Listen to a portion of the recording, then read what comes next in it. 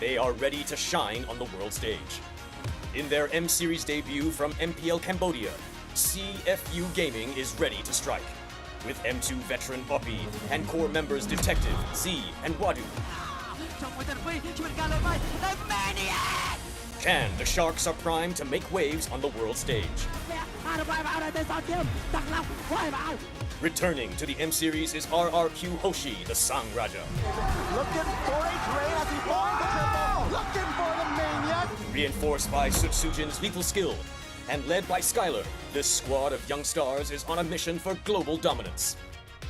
The Indonesian cavalry made a bold gamble by swapping their lineup with MDL rookies, uncovering gems like Fabian, the deadly jungler, a calculated roamer in Witty the Wise, and King Aaron Shiki, the next-level gold laner.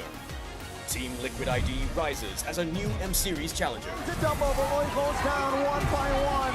It's a maniac.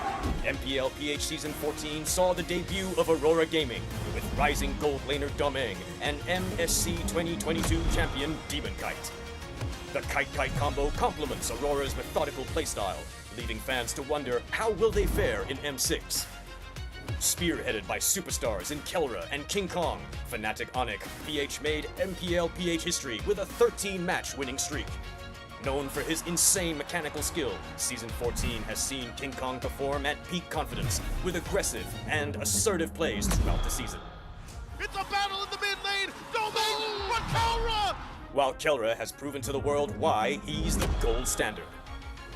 Making his M Series debut and ready to shake the international stage once more is Selangor Red Giant Skies. Known for his signature fanny, Skies is able to switch it up with fighter junglers, enabling SRG to deploy many different playstyles to surprise their opponents. These rising stars have claimed the spotlight, but which player has what it takes to emerge greater than ever?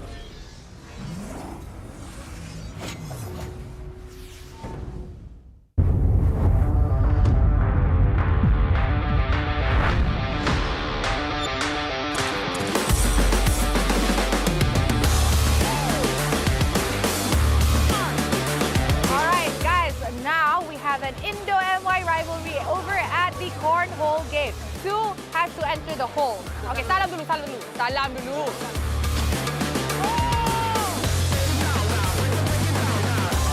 An MYID rivalry at the cornhole game. Okay guys, right now I am over at the basketball arcade machine because we are going to see a 1v1 situation happening, which is going to be Miles from Fnatic Onic Philippines going up against Tarzan from Twisted Minds. 1v1 going on. Who is going to win?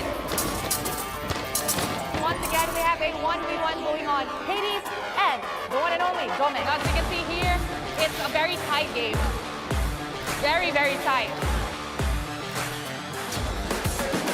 If you guys can do better than them. Here we have And that is Skylar. Nice one. Mantap. All right. Listen, again, Singapore, which I'm assuming they should be very good at because Malaysia and Singapore would pretty have very similar childhood. Oh, nice one.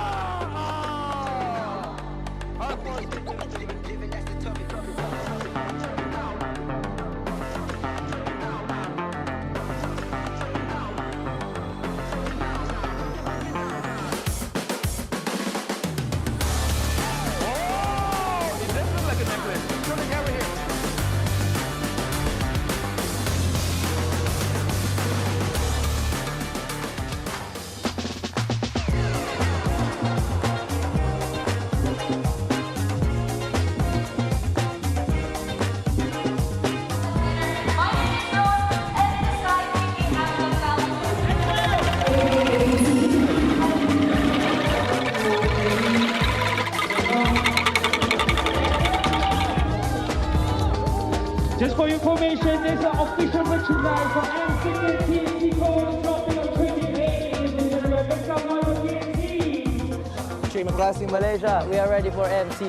Kita siap untuk M6. ML Kitchen Hazardous. Kita udah ready buat M6. We are ready for M6. Handa na kami sa M6. We are ready for M6. M6， 我们准备好了。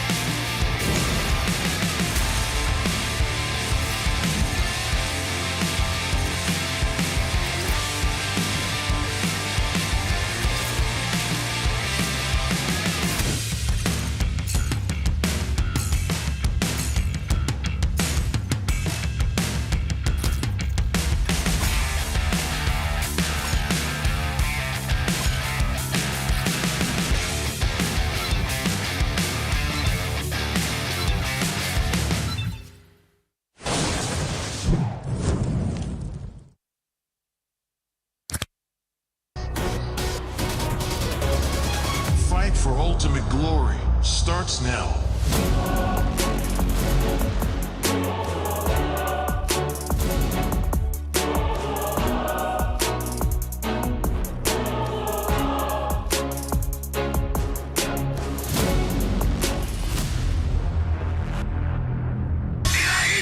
모바일 레전드 M6 スイスウォッチ明治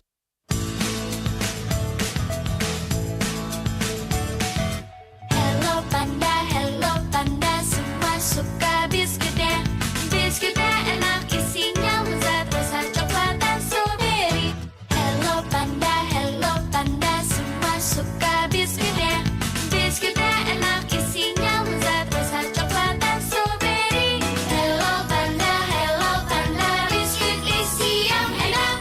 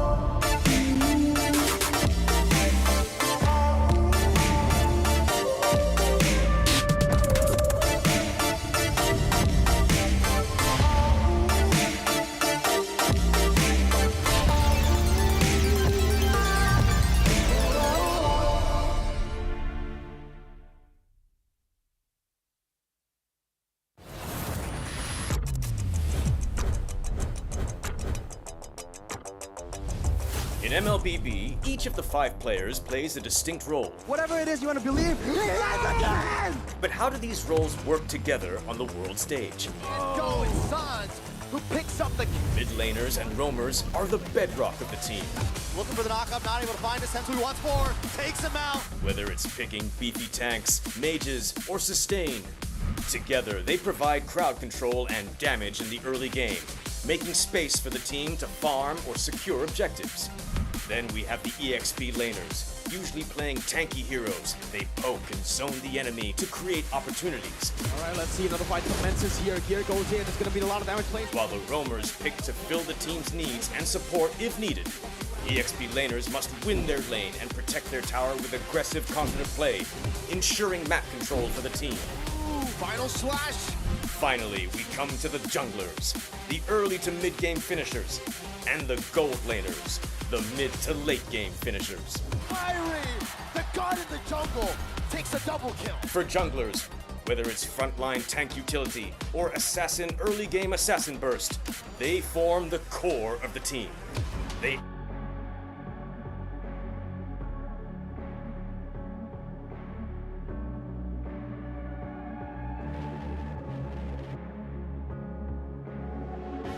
Lost in the shadows, feeling so small. But I've got a fire, won't let myself fall. Every hit taken, every scar earned, lessons in pain from which I've learned. When the world says I'm done, I'm just starting my run. Through the darkest of nights, I will find.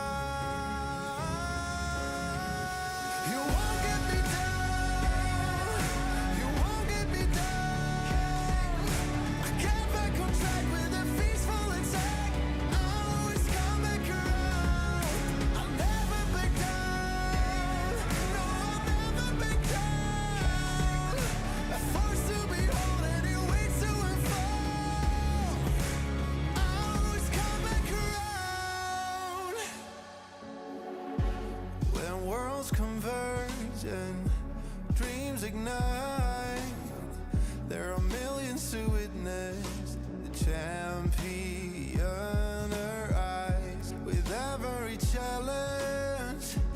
push with all our might, for we have only one goal, the ultimate prize. When hope seems so far, I'll reach for the stars. In the heart of the storm, I am reborn, I am reborn. You won't get me down, you won't get me down.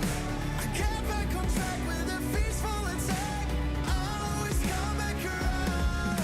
I'll never back down, no, I'll never back down. Forced to be holding it way too and fall. I'll always come back around. Battle, battle, taking the ride, make it, break it, hate it, I shine. You won't get me down, no, I'll never back down.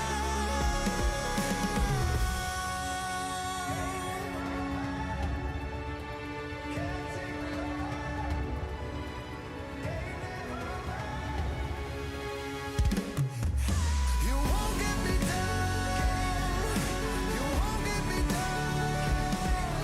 I get back on track with a peaceful attack. I'll always come back around. I'll never back down, no, I'll never back down. Forced to be holding it way too and fall. I'll always come back around. You won't get me down, you won't get me down. I get back on track with a peaceful attack. I'll always come back around. I'll never back down, no, I'll never back down. Forced to be holding it way too and fall. I'll always come back around, always come back around.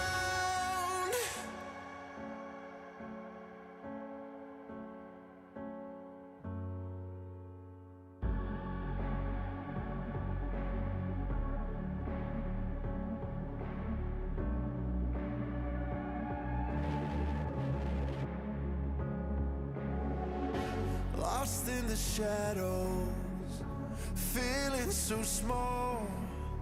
But I've got a fire, won't let myself fall. Every hit taken, every scar earned, lessons in pain from which I've learned. When the world says I'm done, I'm just starting my run. Through the darkest of nights, I will find.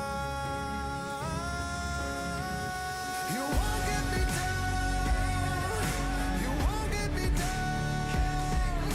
I get back on track with a peaceful attack. I'll always come back around. I'll never back down, no, I'll never back down. Forced to be holding it way too and fall. I'll always come back around.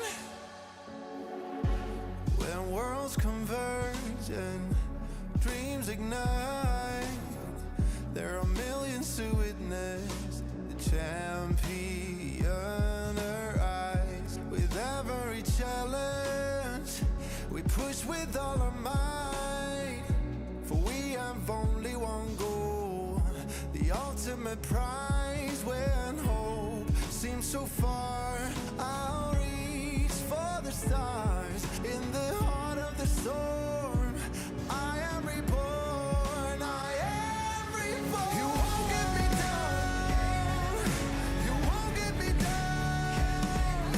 I get back on track with a peaceful attack.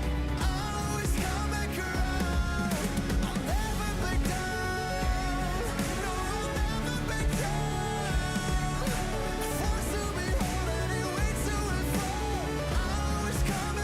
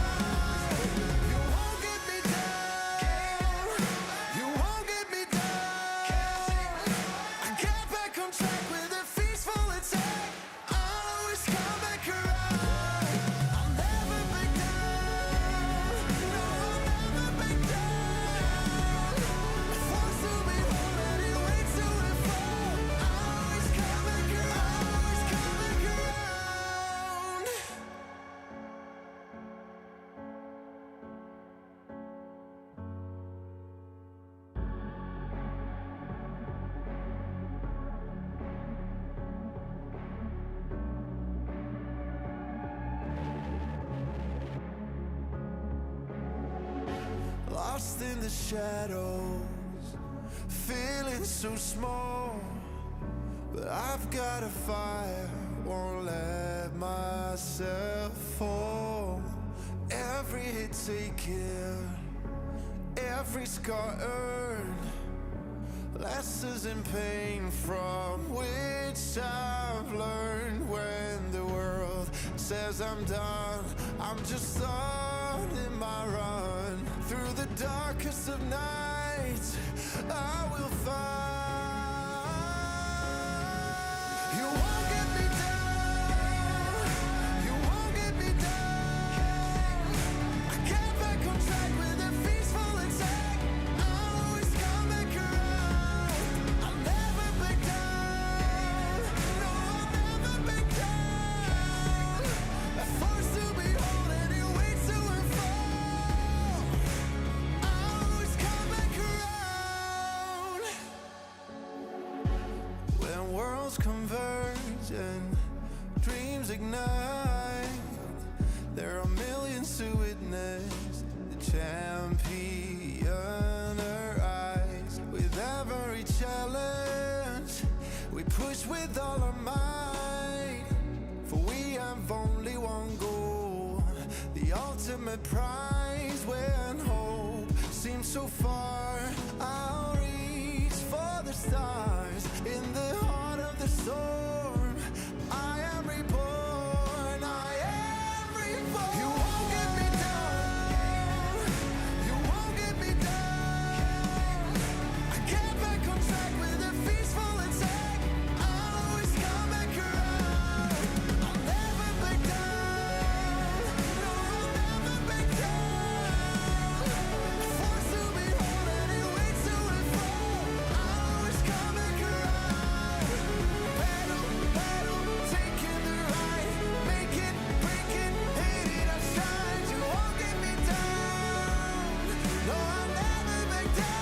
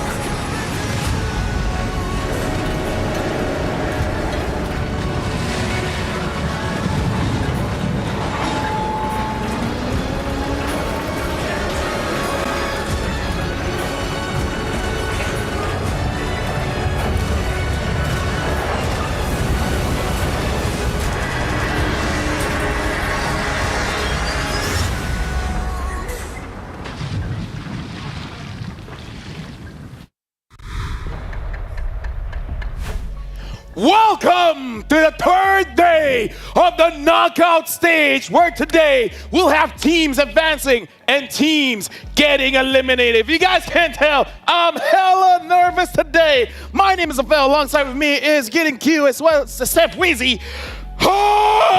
Gideon, how you feeling? Look, I'm just as nervous as you, but unfortunately, I don't have that kind of energy to give out right now, Steph. I know you got no stakes in this match whatsoever, but this is the knockout stage at this point. And I mean, expectations need to be set. I don't know how you're feeling about it, but I'm shaking. I'll tell you what. Okay, no, go ahead. Definitely a lot of energy. I can feel it, and I know why, right? Me, my region's gone. North America's been knocked out. You know, you guys took out BTK. Vamos took down BTK, so we'll see.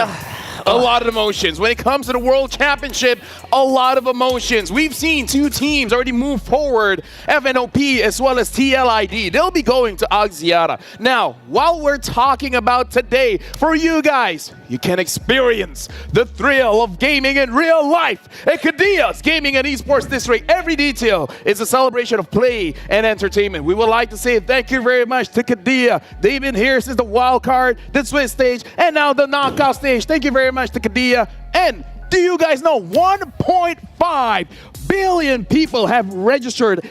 They're registered as MLBB players. So we're celebrating this from the 6th of December all the way to the 23rd of December. Join the event and a complete task to get a random epic skin. It's an epic skin, folks, for free. Thank you for your unwavering support and for being part of this incredible journey. 1.5 billion. Let me tell you, LaFell, every time I get into the game, and especially for those of you who've been playing for a very long time, the one thing that annoys people is, why are you using the base skin? This time around, you're going to get a free epic one, so at least you could swag out with the rest of us pompous pricks. Yeah, you got to go out in style, right? I mean, now's a good time. You said 1.5.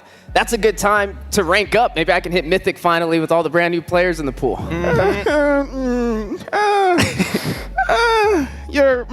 He's being very optimistic, Gideon. Here's the thing: if you play solo queue, then it's an experience for sure. It's very fun. It's very engaging. It's very immersive, Gideon. I mean, yeah, we are the medium server after all. We've upgraded! We've upgraded! That's a plus point, but at the same time, I mean, with today's games, anything could happen. And I think we need to start setting expectations because honestly, I'm really not sure with the inconsistent performance of these teams. Right now, let's look at the brackets to tell the story of what has happened and what could have happened. All right, right now we're looking at the knockout brackets here where no elimination so far. It's all about bracketing here. And now we are at the stage where we're looking at the bottom half of the bracket. Selangor Giants against NIP Flash. Whoever wins that one will go up against RRQ Hoshi. However, the ones that have lost will be eliminated. Same story with Vamos against Team Spirit. Wins, you go up against Falcon. Lose, you get eliminated. Let me tell you, gentlemen, for me, this is one of those situations. If you lose, you lose. And even if you win, you kind of lose. Well, I'll tell you what. It's make it or break it right now. The stakes are higher than ever. I can tell why you guys are nervous, right? I was there with you. I flew into Malaysia. And my team was already gone. Yeah. Oh, well, honestly, I don't know. Even if your team was still part of it, even if it was a lower bracket run, it really is scary. Because usually in these M series, you have an optimistic favorite, and then you have a guaranteed favorite. I'm looking at that upper brackets, and I'm like, honestly, I don't want to see any of these teams in the lower brackets. This is crazy. When we're in the top 8, you kind of don't want to face against anyone. But now we got to look at the schedule for today. We have 2 best of 5 for you folks. Vamos going up against Team Spirit. Afterwards, it is going to be Selangor Giants going up against NIP Flash. And again, all the matches for today is going to be a best of 5. It's elimination day. These teams will play with single best of 5 to determine whether they move on to meet an even more difficult team or instantly get eliminated. And I would say that all of our 4 teams, especially playing in these 2 best of 5s, all have the potential to make it further, maybe even top 4, but it's going to come down to execution. Well, if it's anything like yesterday, we had 2 best of 5s as well, and those both went the distance. You thought it was going to go to one side with the 2-0, and then the other team bounced back, that rubber band effect, and I myself am hoping we see the same thing. I know you guys are a little nervous. There's a lot on the line for you guys. Here's the thing. If Malaysia wins the first game, then it'll be a 3-0. But if we're already losing 0-1, then it's like, okay, what about a 3-1? And then what about a 3-2, you know? But again, for me and Gideon, it's going to be hot racing for all the games today. But for you, Easy, what is the match to watch for you? Oh, honestly, both of them are full of excitement. I think with Vamos and Spirit, Vamos took down BTK, you know? So it's going to be entertaining to watch them, but also Team Spirit because the growth of EECA. Oh, yeah. You know, they've been doing so good. They've been in so many series. They have Sawa over there, a veteran player. And we got to see if they can get the job done up against a team like Vamos, who's been around as well with the revamps of Homeboys. And it's going to be some good games. It is going to be some good games, and honestly, I'm hoping that the teams are bringing their best because some of the teams in some of the series that we saw previously, especially in the decider bracket, some even coming from the upper bracket as well, have been a little, I would say, less than satisfying. So, in this full best of 5, if it does go all 5 games, I'm expecting a lot of it to come through the draft. Oh, yeah, for sure. Like, I feel like we're all in agreement here where we're looking at M6. The players are all good. Oh, yeah. It really does come with the draft where you know, certain drafts put the player in a disadvantageous situation where winning is great, but it's so hard to do. You know, and that's interesting, too, because I feel like Vamos, at least so far, they've been very experimental, right? They've even yes, that's one way to put it. They've thrown in the Hellkurt into the roam position, and they pulled it off. You know, once. Literally once. But do you think the higher we go on this ladder, do you think riskier drafts like that will be as effective? No. I really feel like when it comes to elimination, the only one where you can risk it is game number 1. After game number 1, it's all about understanding your opponents and then play around them. I think that's a fair point. Again, it's scary to do it right now, but game one, all right, let's see whether it's going to be experimental or not. Right now, I'm going to hold both of you to your opinions because right now we actually have to go to the backstage because we got interview with the players behind. I think it's with Poji. So Poji, what you got? Hello guys, and now we're here, me, Poji, and also we got Zons and Nets from Wamos team. So first question to Zon. Yes. Last year, you met with Team Kid Bomba, then lose against them. How do you feel for this year? Can you win against them?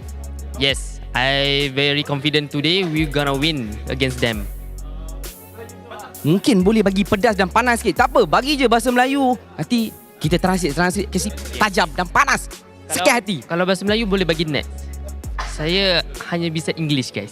Wow, English people. Okay. So for next. This is your time. You're about to go against Hiko, which is the only player in M6 that gets Savage. What do you want to say to Hiko? Hiko, good luck. Good luck. So what do you want to say to Kid Bombay and all of his team? Actually, for the team spirit itself. Team spirit, go back and practice more. No. No one. Next good boy. Good boy. Lepas menang, boleh bad boy. Bila menang boleh bad boy. So, mungkin kata-kata terakhir sebelum kita bermula. Final word before we start the games on. Doakan kita orang menang dan insyaAllah Malaysia boleh. Nice. Both of them squad macam struggle sikit. Sekarang kalau kita nak fokus lebih tak boleh. Nak marah, nak taunting atau nak spicy pun cannot. But then again, we hopefully got something nice from Team Spirit side. So let's go. Apa kata Eterna? Let's go. Surprise, guys! I'm back here for M6 as a courtside reporter, but that's not the only surprise because right now we have Kid Bomba as well as Sawo over here. And now we want to ask, earlier on we had a little bit of an interview with Team Vamos and they said that they're going to be confident to be able to take your team down. Now, let's hear your level of confidence. Let's start with you, Kid Bomba. 100% confident. All right, what about you? Same. All right, 100% confidence. I mean, you guys have been able to take down them in the past, you know, a little bit of a snapback into M5. Now, what do you think would be different this time around? Nothing. All right, what about you? Just saying. Just the same. Okay, we're getting a lot of confidence here. I'm wondering how Team Vamos are feeling right now. But do you have any final words maybe to your fans around the world or maybe some words to Vamos? Good luck to Vamos. Thank you for supporting Team Spirit. All right. Yeah, thank you so much. There's really nothing else you want to say, guys? Good luck. Just good luck? Okay, fine. You know, predictions then. After the win. What about predictions? The series. 3-0. 3-0. Maybe 3-1. 3-1. All right. What's going on? I thought things would be a little bit more spicier, guys. Okay, there's a lot of respect going up in the... Oh, what? Do you see that? They're like, no. What do you have to say about that?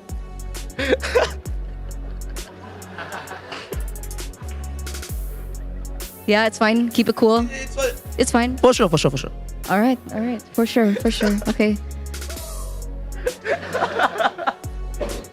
Okay, full respect. Maybe after. Maybe after. So, thank you so much, Kid Bomba. Thank you so much. Sawo, good luck. And we're going to throw it back over to the panel to break it down.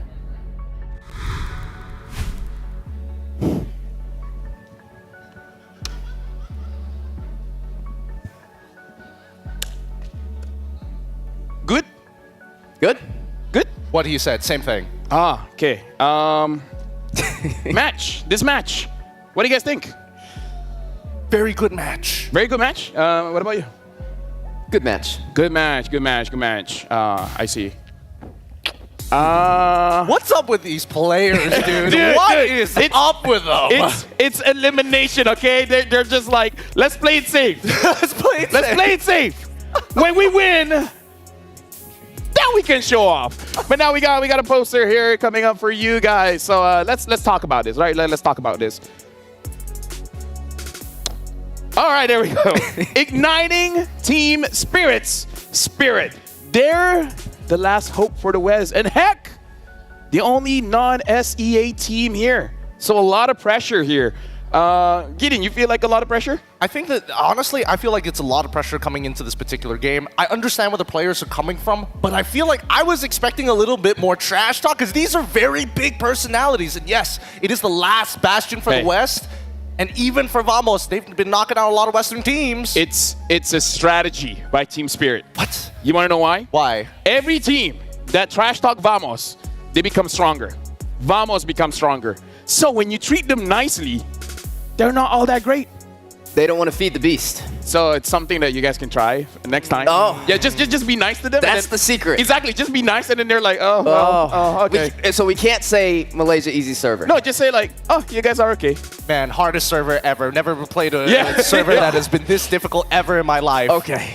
That's the strategy. Against Vamos, just smother it up. Just butter them up.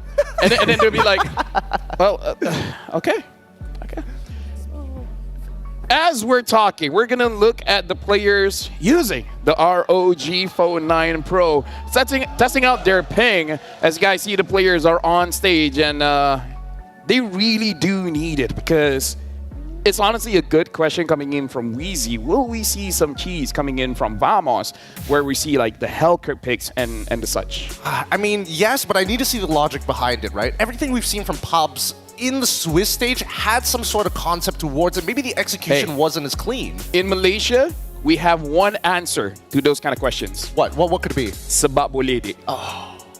Okay, you got to break that down for me. So if someone asks you, right? Okay, what about Hellkirk? And then someone like Gideon comes in and is like, okay, what's the logic behind it? And then you say, because I can. So that's it.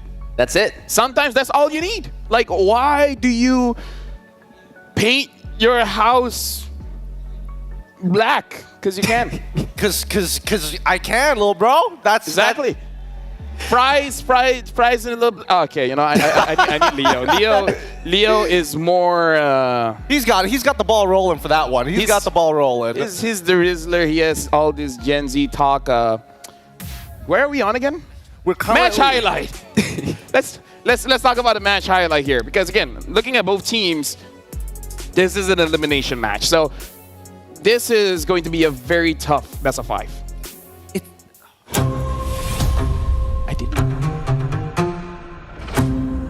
И Серегион не показывал себя так хорошо на М-серии, начиная с М1 до М3.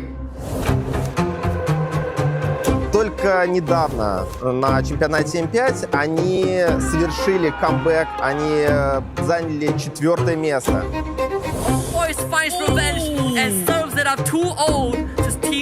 Но после МСС многие забыли о нашем регионе. Многие сказали, что наш регион слабый.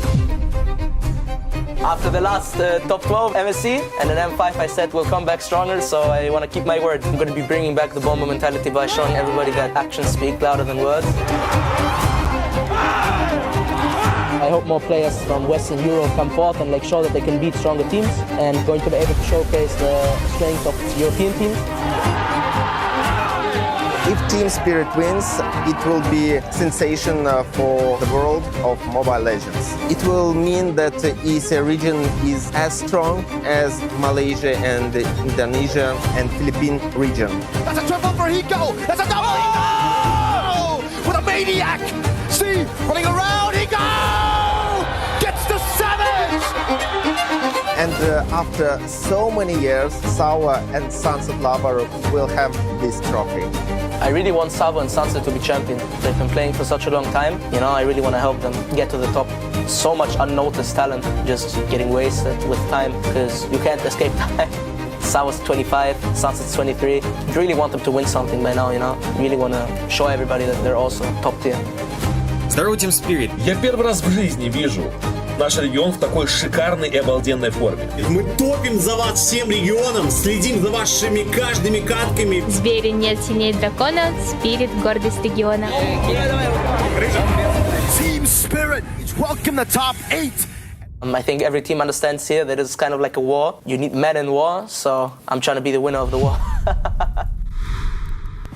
There's so much to break down. First of all, the Bomba mentality.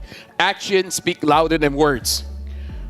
But his words are pretty loud as well, as we can tell. And wanting a W for Sunset Lover as well as Sao, and then saying that they're 25 and 23. Excuse me, but that's still very young. They are extremely young, but especially in a mobile sport like this that goes at such a fast pace, I would say that the duration for a majority of players is a lot shorter in comparison to some of the other games out there. Well, effectively, they're the best in the West right now, right? Yep. The last standing West region. And this is a team that we've seen since the beginning, right? They've been here since M1. The only M series they missed was what, M4? Yeah. And here they are again for another shot at glory, and you can definitely tell the hunger's there. Well, I'm hungry too, but not talking about that. Both teams are ready. So after this, we will invite both teams coming up on stage for their best of 5 elimination match.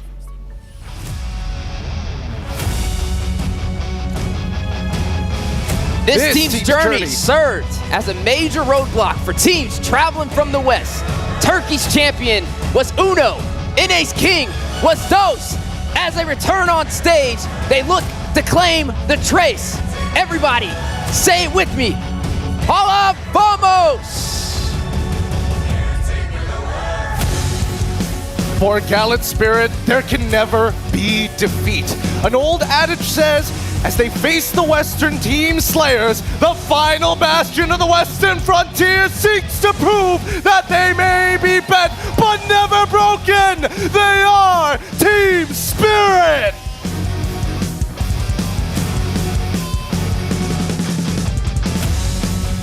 And now, introducing the coach coming in from both teams, Coach Pops and Coach Paui Bomb from Vamos, Coach Friend and DK Lana from Team Spirit. Both teams we've seen, they can definitely go the distance when it comes to the draft. A lot of picks have been picked throughout this M6. Do they have anything more? Are they hiding anything from this matchup? And now coming into this matchup, Vamos as well as Team Spirit. When it comes to Team Spirit, we gotta look at Hiko. Hiko Mania, the only one that got a Savage. But going up against Nets, that's gonna be very interesting because you got a long-range marksman player of Hiko going up against Nets, where his range is more mid-range. Yeah, he is a little bit more mid-range, but at the same time, it's a little scary, right? As much as we want to say that, maybe it's his time to actually pop off in lane, he's going to need a lot of support, and that's why I'm looking towards Chibi to make that happen. And now we gotta look at Chibi here, the jungler of Malaysia that has been around since MPL Season 7. But looking at his achievements here, silver in the 32nd at SEA Games, MPL MY Season 12 champion, Season 13 runner-up. Unfortunately, MSC only 5th to 8th place, and MPL MY Season 14 2nd place. And he wants to make sure that at least for M6, the minimum, he wants top 4 here. Steph. Top 4. I mean, it's one of the Malaysian teams to try and get it done, right? There's a lot of regions that have been knocked out. Malaysia still having 2 teams to get the job done this far in the knockout phase. Yeah, now we got to look at a head-to-head here between both teams. And we're looking at the jungler here, both Chibi as well as One Shot. If we're looking at the numbers, honestly looking at the KDA, One Shot has a little bit more. I feel like the game on the Fanny has definitely got him a lot of KDA on that game. But if we're looking at the gold per minute as well as average turtle, Chibi has been doing amazing, where I kind of feel like this is a testament to his retribution ability. Even in losing games, he somehow finds ways to get turtle and lords. That's the crazy part about Chibi, right? Initially, even before this, M5, he was already looking to be Turtle Mania Lord Destroyer every single time. However, in that matchup, that was against Magister. Coming into M6 with One Shot, he's definitely stood out compared to the rest with his flexibility, but more importantly so, the way the team plays around him. Yeah, we've been seeing, at least so far within the draft, it's had such a heavy impact on the results of the game. And we know when it comes to Vamos, they like to get a little experimental, more in the roam setting than the jungle. And now are they willing to take that gamble up against the last team standing in the West? But for you guys at home, you guys can scan the QR code to redeem your prizes. And we're talking about stats here. Vamos has a 90% first Lord rate. Out of all their games, 9 out of 10 times, Vamos is the first to secure the Lord, and 70% first turret rate as well. So looking at the objectives, Vamos honestly has been looking amazing, and now we're jumping into the drafting phase between Team Spirit going up against Team Vamos. This is the game where you may experiment a little bit, but a reminder, man, this is where you set the tempo. This is where you set your momentum. Vamos, first pick. Team Spirit, second pick. And looks like Vamos, they ban out the Fanny, the Luyi, as well as the Hilda for Team Spirit, banning out the Jushin, as well as the Glue. So far, we've been seeing a bit of a turnaround when it comes down to blue side and red side from Swiss stage, from the wild card, even with a slight increase in red side win. Second pick for those who don't know. And most of the time, it just comes down to no matter what you look for, unless it is Suyo coming in from blue side, there is so much counter interaction from red. Yeah, and then you also get to see heroes like the Cho may walk in there. Could be flex. It's a safety option. We know when it comes to the gold laners, especially Nets, he likes to play a little bit closer compared to Team Spirit's Hiko, the young prodigy. Suyo is open, Bruno is open as well. And so far, if I'm not mistaken, Hiko is the only gold laner that has not used the Bruno, even when it's open. So that's also an interesting point to talk about here. And Vamos, again, Net's specialty isn't really long-range marksmen like the Bruno. He does like the carry, the Harif, those that plays like a fighter kind of range. I mean, we say that he plays at a fighter kind of range, but Bruno really excels in those moments to clutch it out. Because again, if we're talking about heroes who can have sudden bursts of HP regeneration, in this case, lifesteal, Bruno usually follows that lane. So they're going to first pick it this time around. They're not going to experiment it and deny it off of Hiko. I would only assume that now, TS, they're going to be looking to kind of set up for a Beatrix comp, maybe a Granger. Hey, you know what? Listening to the crowd, I think they approve of this pick, Steph Weezy. I think they do too, and for good reason, right? Bruno has just been very effective so far in M6, but there's been some answers. Some teams choose to ban it out, others choose to work around it. We've seen an Angeline come out in the past. We've seen other things like the Granger to possibly counter it out, or even the Beatrix. So there's still some options on the table to be able to give Nets a little bit of a harder time. But it's interesting seeing Nets run on this Bruno, right? It's a little bit further, especially when you get that Malefic gun to be able to work in his favor. Can definitely be a challenge in the gold lane. I do think there's a bit of a relationship here, right? Because now that we kind of know where Vamos is leaning in towards that gold lane, we can expect a couple of things from Team Spirit. Number one, the Beatrix and as well as the Granger. It doesn't have to come out now, so I want to see how they want to build around that. And Matilda and as well as Suyo is a very strong opener for this team. Right now, looking at the draft, there's two good junglers here. Joy is good against the Suyo, but the Fredrin is good for the Bruno. The Fredrin can defend the Bruno in very sticky situations, and when you have a Fredrin, you're allowed to give some of your farm to the other carries of your team. So now the Matilda, Suyo as well, and Steph Weezy, you mentioned both the Beatrix as well as the Granger, and arguably that's one of Hiko's best heroes. Yes, it is one of Hiko's best heroes, but at the same time, I was hoping that maybe the jungle spot could be a little bit more flexible here. I expect Vamos to maybe even lean into the Joy a little bit more. Oh, actually, wait. This is a different side of them. This is interesting because I was expecting if Joy shows up, we're expecting Belleru. But with an early Matilda pickup here, it looks like Vamos has came in prepared for this first phase. You know, it's interesting because I would have said an Eve could have been slotted in for the side of Team Spirit. But now that you're going up against a Hayabusa and a Sicilian, first of all, Sicilian's going to fight from afar. So it's going to be hard to get inside of that RWM. And then you have a hero that's very effective of getting to the back line with that Hayabusa. So it may be a little bit of a challenge for Team Spirit. Let me just say, if Team Spirit doesn't pick up their gold laner here, probably going to get banned out. So they pick up the Granger very, very smart because I really see a future where Vamos is pretty okay with banning both Beatrix as well as Granger. But now, Team Spirit, what are the options? Because we've seen the Sicilian Carmilla combo, but is that something that Team Spirit will respect? Well, it's a little hard to say. Yes, it is a very interesting combo, but at the same time, I feel that right now that they've already secured their jungler, the question is, how are they going to take control over the lane? You see the Sicilian, even if you play with the RWM, there's a good chance that, at least from Vamos' side, they could turn into a pure dive composition. And not to mention, Hylos hasn't been touched just yet. I'm expecting one of these teams to get rid of it for the sake of their gold laners. Just to touch on that, that's where I was looking too. The Hylos could be very effective here, especially into the hands of Team Spirit, considering you're going up against an assassin. You want a hero that can, you know, maybe you have to stay in the XP lane now since you have the Matilda, but you can still invade effectively to kind of slow down that Hayabusa on these objectives.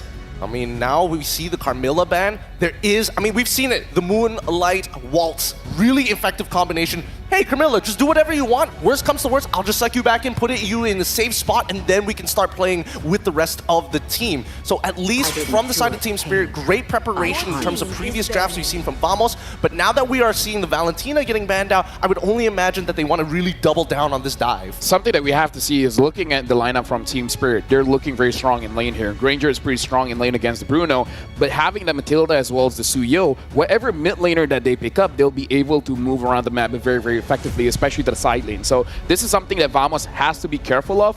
Whatever EXP laner that they have and the roamer that they have need to be able to either withstand the speed of the rotations or be able to slow it down. Yeah, it's definitely going to be a little tricky, but there still are some options on the table. The Aurora's available. We've seen that kind of sneak up into the scene. The Vexana is still up for grabs right now, but we still also got to see what's going to be put in the XP lane for this. Farza too, that's definitely a wise option, especially with the Wings by Wings. There goes that Cho ban though. I was wondering when that was going to get knocked off the table, which really leaves us Hylos up for grabs. All right, Gato Kacha, another pick that Zorn has been using a lot. Both of which are real good here, but at least for Vamos' side, they're less worried about the Gato in comparison to the Hylos. The Hylos denies you, especially when it comes down to nets, that space to play with. Walking out of it and forcing you to use your slide tackle from sticky situations puts you at odds against the rest of TS, and not to mention, they might even consider just going for Purify at this point of time, but we don't know just yet. As you mentioned, LaFell, the EXP lane matchup, I think, is going to be the big difference maker. Somebody needs to have Concussive Blast, and I would only assume that Vamos wants to focus on their support first. Yeah, something that is very interesting here, the fact that Vamos is on first pick, they can't really flex their EXP. We can't see something like a Benedetta all of a sudden to match up against Kit Bomba in the EXP. Kit Bomba so far has been using those set heroes, something like an Arlet, so some kind of crowd control enabler for the team, especially now that Sao is on that Matilda. They need some form of initiation. So this is going to be very interesting for Kit Bomba. He can pick up something like the Hylos, a very good front line, but it looks like, yep. He's going to pick up the Hylos. They're going to prioritize just big bodies for Hiko. Now, a couple of responses from Vamos' side. Either they can go for two setting heroes for both Roam and EXP to kind of force out a lot of spells, and they know that even if one fails, Matilda can pull them out. CC is another good option, but that's assuming that they're going to hard win that lane and actually put resources on that side of the map, which is something that we haven't seen teams do too often. They get a little greedy. They want to win every single lane rather than just focus on two. You know, and the question is, does Vamos go experimental? Because we have all this in theory.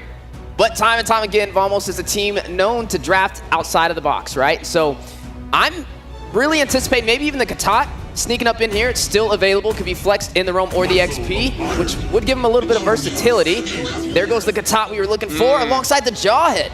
All right. So looking for a pickoff here, Gideon. Yeah, they are looking for pickoff, but they want to play some form of early game. The last time we've seen a similar composition from this from Vamos was when they were up against S2G, and we saw a lot of macro feints to actually snowball that early game. TS, at this point, it's about lane control. If they can control the lane, then the early game is a free bypass. Now, honestly, this is a very smart EXP lane pickup by Team Spirit because we saw the amount of pressure on the EXP with the Hayabusa, so they're trying to mitigate that a little bit. But now they got to focus on Hiko, making sure that he doesn't get caught. And now, time to draw the beat of the flash. Looks like it's going to be a Joy. Where's the Joy going? Is it going to be a Joy mid? Or Joy, EXP, and then Matilda mid? Oh, look, I thought Vamos was the experimental one, but looks like it's going to be Team Spirit. Joy mid! This is going to be a wild one. Didn't expect that from Team Spirit. Well, looks like it's time to drop the beat of the flash. Thank you very much to our panelists. But now we're drawing over to Brigida as well as Mirko to call the match.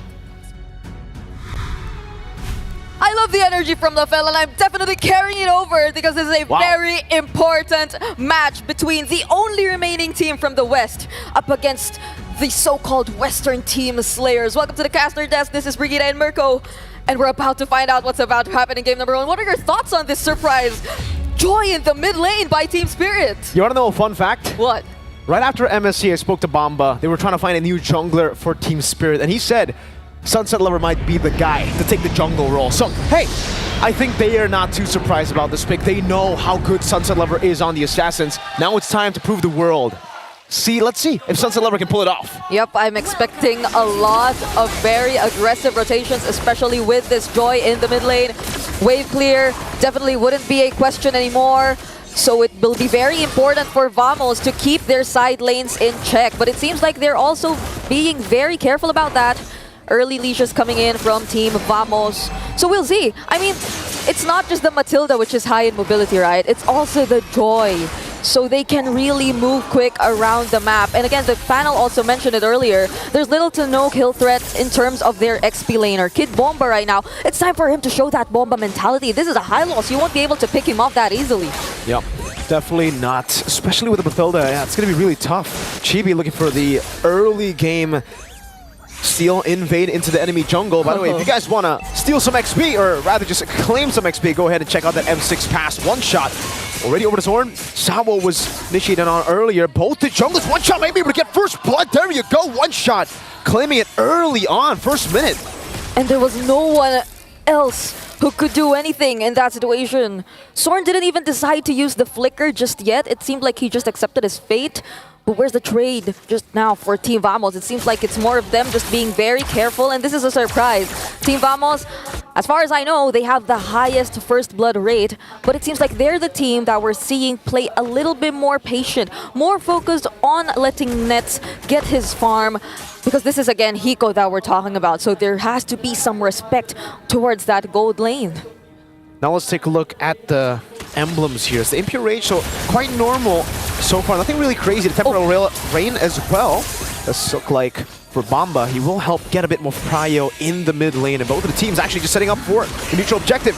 Bomba with the Revitalize, already the Glorious Pathway to another Retro Battle. Whoa! One shot, so able to get it. Sunset Lover jumping in the back line with a Vengeance 2 and the Electrifying Beats. Zorn very low, last shot over.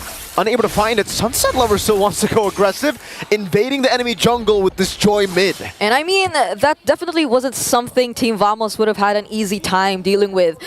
Their Roamer wasn't level 4 just yet. Smooth also isn't level 4 just yet. So they didn't have as much resources compared to Team Spirit in terms of taking that turtle. And that was something we definitely saw, because Team Spirit, even though they were able to poke, or even though Kid Bomba was very, very low, he received the he received the ejector and was thrown under the turret, he was still able to throw out and put out that Glorious Pathway just to zone and even keep all of the members of Team Spirit intact. So now they're clearly in the lead so far up against Team Vamos. They're yet to find a single pickoff even with the Jawhead in their lineup. This has become a pretty good answer to— oh, what is that damage? That was just a Soul Sever, to hold on to Soul Sever. All right, yeah, Vamos have to respect Spirit's damage right now. They're scaling to that mid-game power spike really well, and it's exactly how Gideon put it. If Team Spirit can actually win in the individual lanes and translate it over to neutral objective wins, it'll be very tough for Vamos, because usually it's okay with the composition with Sicilian to be behind here. But the fact that Spirit have so much dive and there's no real response if Sunset Lover jumps in because of the Vengeance, it'll be very difficult. Unstoppable Force, one shot just blinks out of it. An ult baited out. Yeah, and that's also perhaps why Team Vamos, they feel a little bit limited in terms of the movement that they can do, because who would have thought that they'd have to go up against the Joy in the mid lane matchup? Like, probably even Warlord didn't think. He would have just probably played it very, very safe, but that's the ejector. It's only on to Bomba though. Sanguine Claws will catch him. That's the full chain CC.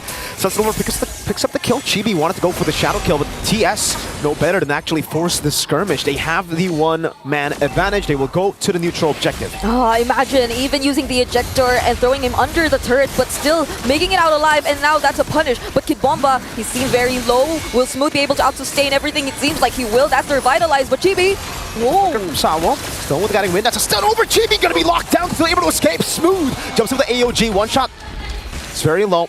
Vamos will not continue the chase. They got the kill. That's a pickoff, and now they will look towards the neutral objective. Full control now for Team Vamos. That felt like Zorn just accepting all of these early kills onto him for the sake of Team Spirit showing themselves up, and Team Vamos finding a way to reset and work around all of the positionings from the members of Team Spirit. But still, that's the Blade Surge going in. Oh! John's gonna be careful. One shot taken down. The circling eagle from Sawo. They didn't expect 3 members to be in that push. That was like, that was the best possible way to actually anticipate and deal with all these aggression coming in from one shot. I mean, for the past 5 minutes, we've seen him just keep on using that Soul Silver head-to-head up against whoever member of Team Vamos that he finds. But then now they have to acknowledge that Team Vamos, especially if they were able to pull out that beautiful chain CC, that layering, similar to what we've seen earlier, they actually have a way to deal with all this. And I mean, for the past few minutes, they've been so focused on making sure that lane doesn't lose in the laning. So they're definitely confident in terms of the damage he's probably able to put out right now, but man, we've been seeing a lot of action here in this mid-river side. I mean, it's almost as if the rotations aren't really happening. It's focused on the mid lane. You can see one shot there trying to read Chibi's movement too. He has to be careful here. If he stays too long, Chibi and Zorn can actually threaten him with a kill. Chibi going back into the bottom lane. One shot trying to just steal a few of these camps. Zorn doing a good job at delaying it, at least for a bit. But the wave in the bottom lane will be cleared out, and now it's back to just the waiting game. Waiting for the neutral objective. Hiko's farming, Nets is farming. And once we get into the mid game, I guess the question is, who's going to start popping off in these team fights? Yeah. We heard just from Skylar that for Nets himself, Skylar's opinion is Nets is amazing in lane, but in the team fights, sometimes he doesn't do as well, you know, compared to the lane. Yeah. Meanwhile, for Hiko, it's the opposite. He's great in these team fights. Yeah, and I mean, even looking at the gold rankings right now, it seems like Hiko's ahead, but Warlord, oh no, wait! No, Sunset Lover was ejected towards Warlord. Still becomes a kill, but two members are down there.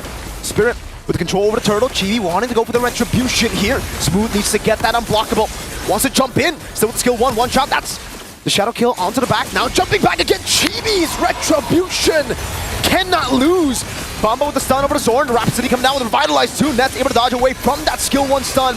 Now it's the AOG to the back. Hiko gonna be caught as well. Now it's gonna be the quad shadow from the back. Chibi with a flank. The assassination. Nets falling Sawo down, and it's a win for Vamos. And when it comes to sustaining the team fights and prolonging everything else, Team Vamos, it seems like they're well equipped to do just that. Oh, the ejector misses. But Sunset Lover, will he be able to clear the lane? Because it seems like he will be bursted down by Team Vamos, and they have their eyes set on taking that mid lane turret. 1v4, 1v5 even earlier. Sunset Lover without the vengeance, he's got to respect Vamos, man. I mean, at this point, Vamos have damage to actually deal with Sunset Lover. When you don't have the vengeance, you're very, very vulnerable. Chibi as well, just always threatening Hiko here, rotating, showing up, forcing Hiko to fall back a bit. And we can see that Vamos have actually taken control of the mid game. Yep.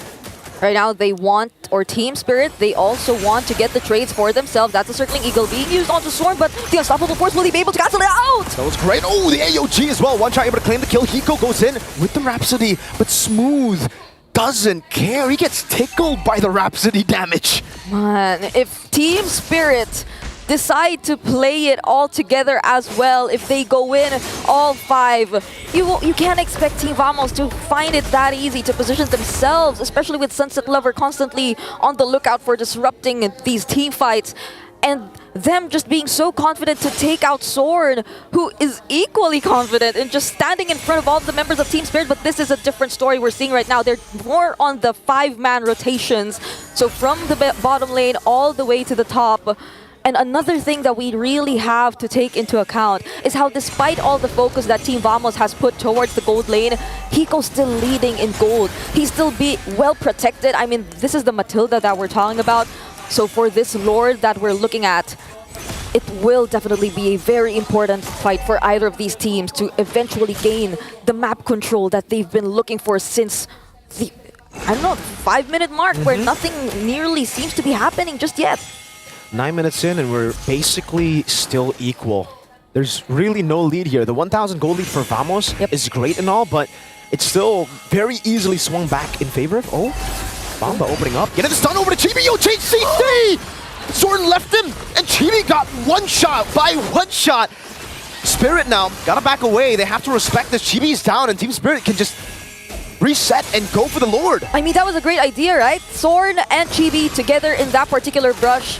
Probably they could have went for the sandwich play if Team Spirit had decided to show themselves towards the other side of the Lord pit, but it was a different story. They decided to check all the brushes, and now Zorn, oh wait! It's a vengeance, and electrifying beats over to Zorn. Smooth pops into Revitalize, now circling eager to lock him down. One shot gets the snipe out to Zorn! Smooth low, poke down. Chibi is back up again. Warlord pops in the Bat Feast, wants to join in the team fight, and Sunset Lover again is in the bottom lane, so TS will decide to reset again. I just remember that this wasn't... Yeah, it really isn't a Jungle Joy, so the Vengeance, that's an additional layer of problems that Team Vamos would definitely have to deal with. But we're still here in the Lord Pit. They don't want to... Either of these two teams want to give this up. That's the glorious pathway once again, but Smooth will be able to sustain this. He's in the middle of everything. And, oh, wait, it's from behind! Quad Shadow, AOG, he go with the flick around Smooth. That AOG won't connect. The Sanguine Claws will bomb up! One bad impact. Kid Bomba still surviving with just 1 HP, a sliver of health. Warlord's mana is going down quick, but he claims the Lord for Vamos. Earlier, it seemed like Team Spirit were able to set things up for them to have that Lord take. But Team Vamos, they were just able to buy enough time. They were the ones who were able to turn things around this time, and currently Nets is in the lead in terms of gold. And Team Vamos, they will definitely make use of this Lord, possibly taking out almost all of the inner turrets whenever they gain the chance or the access towards it. This is a very difficult situation for Team Spirit. The sustain that Team Vamos has in their hands and the lack of burst damage that Team Spirit has as of now, it seems like it's starting to become a problem. Tier 2, number 1, down below, taken out. And you can see the itemization here for Nets too. I think he's building towards an endless battle. He has the mana beats. Zorn walking up, now stunned up. That's a double stun from Bomba and one shot, but it is just Zorn. He can take that. One shot again with the arrow. It will be TS allocating most of their resources into the bottom lane. A full dive! One shot caught on the AOG. Now that's the taunt as well. Going to revitalize from Bomba, but that's going to be a turret taken down. Sunset Lover walking back and forth now in the midst of it all with the Vengeance and the electrifying beats over the net. Sunset Lover able to dive all the way. Now it's a killing spree. Hiko gunning them down. Sunset with a triple. One shot with a double. Team Spirit had wiped Vamos out. The definition of punish and timing proven to us by Team Spirit. Wait. There's no way. They're looking for the end. There's a big wave in the bottom lane. TS, they're going for the gamble. Wait a minute. The minions will spawn. Team Spirit in the mid lane. Oh, wait. They're already on the base turret. Oh, wait. Is this it? Are they actually going for the end? No one's going home. The minions spawned in their base and they're just going for it. Zorn needs to get the nice shot. Eco is just targeting the base. One team fight. And they turn it around. They secure game 1 against Team Vamos. What an unexpected turn of events for Team Spirit.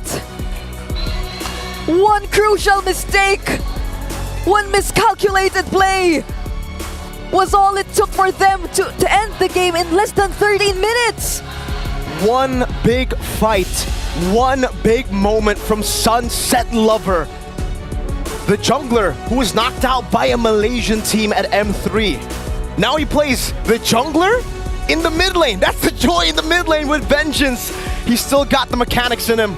Definitely, the mechanics were there. So now let's break down what happened in game number 1 together with our panel. Thank you very much, and that's what happens. This is the life of a Mobile Legends player now. It only takes one mistake. Like, this is the definition of life. You do so many things, and people will forget about it. But you do one bad thing, that's gonna be the biggest thing that people will talk about. And I kind of feel like people will talk about that.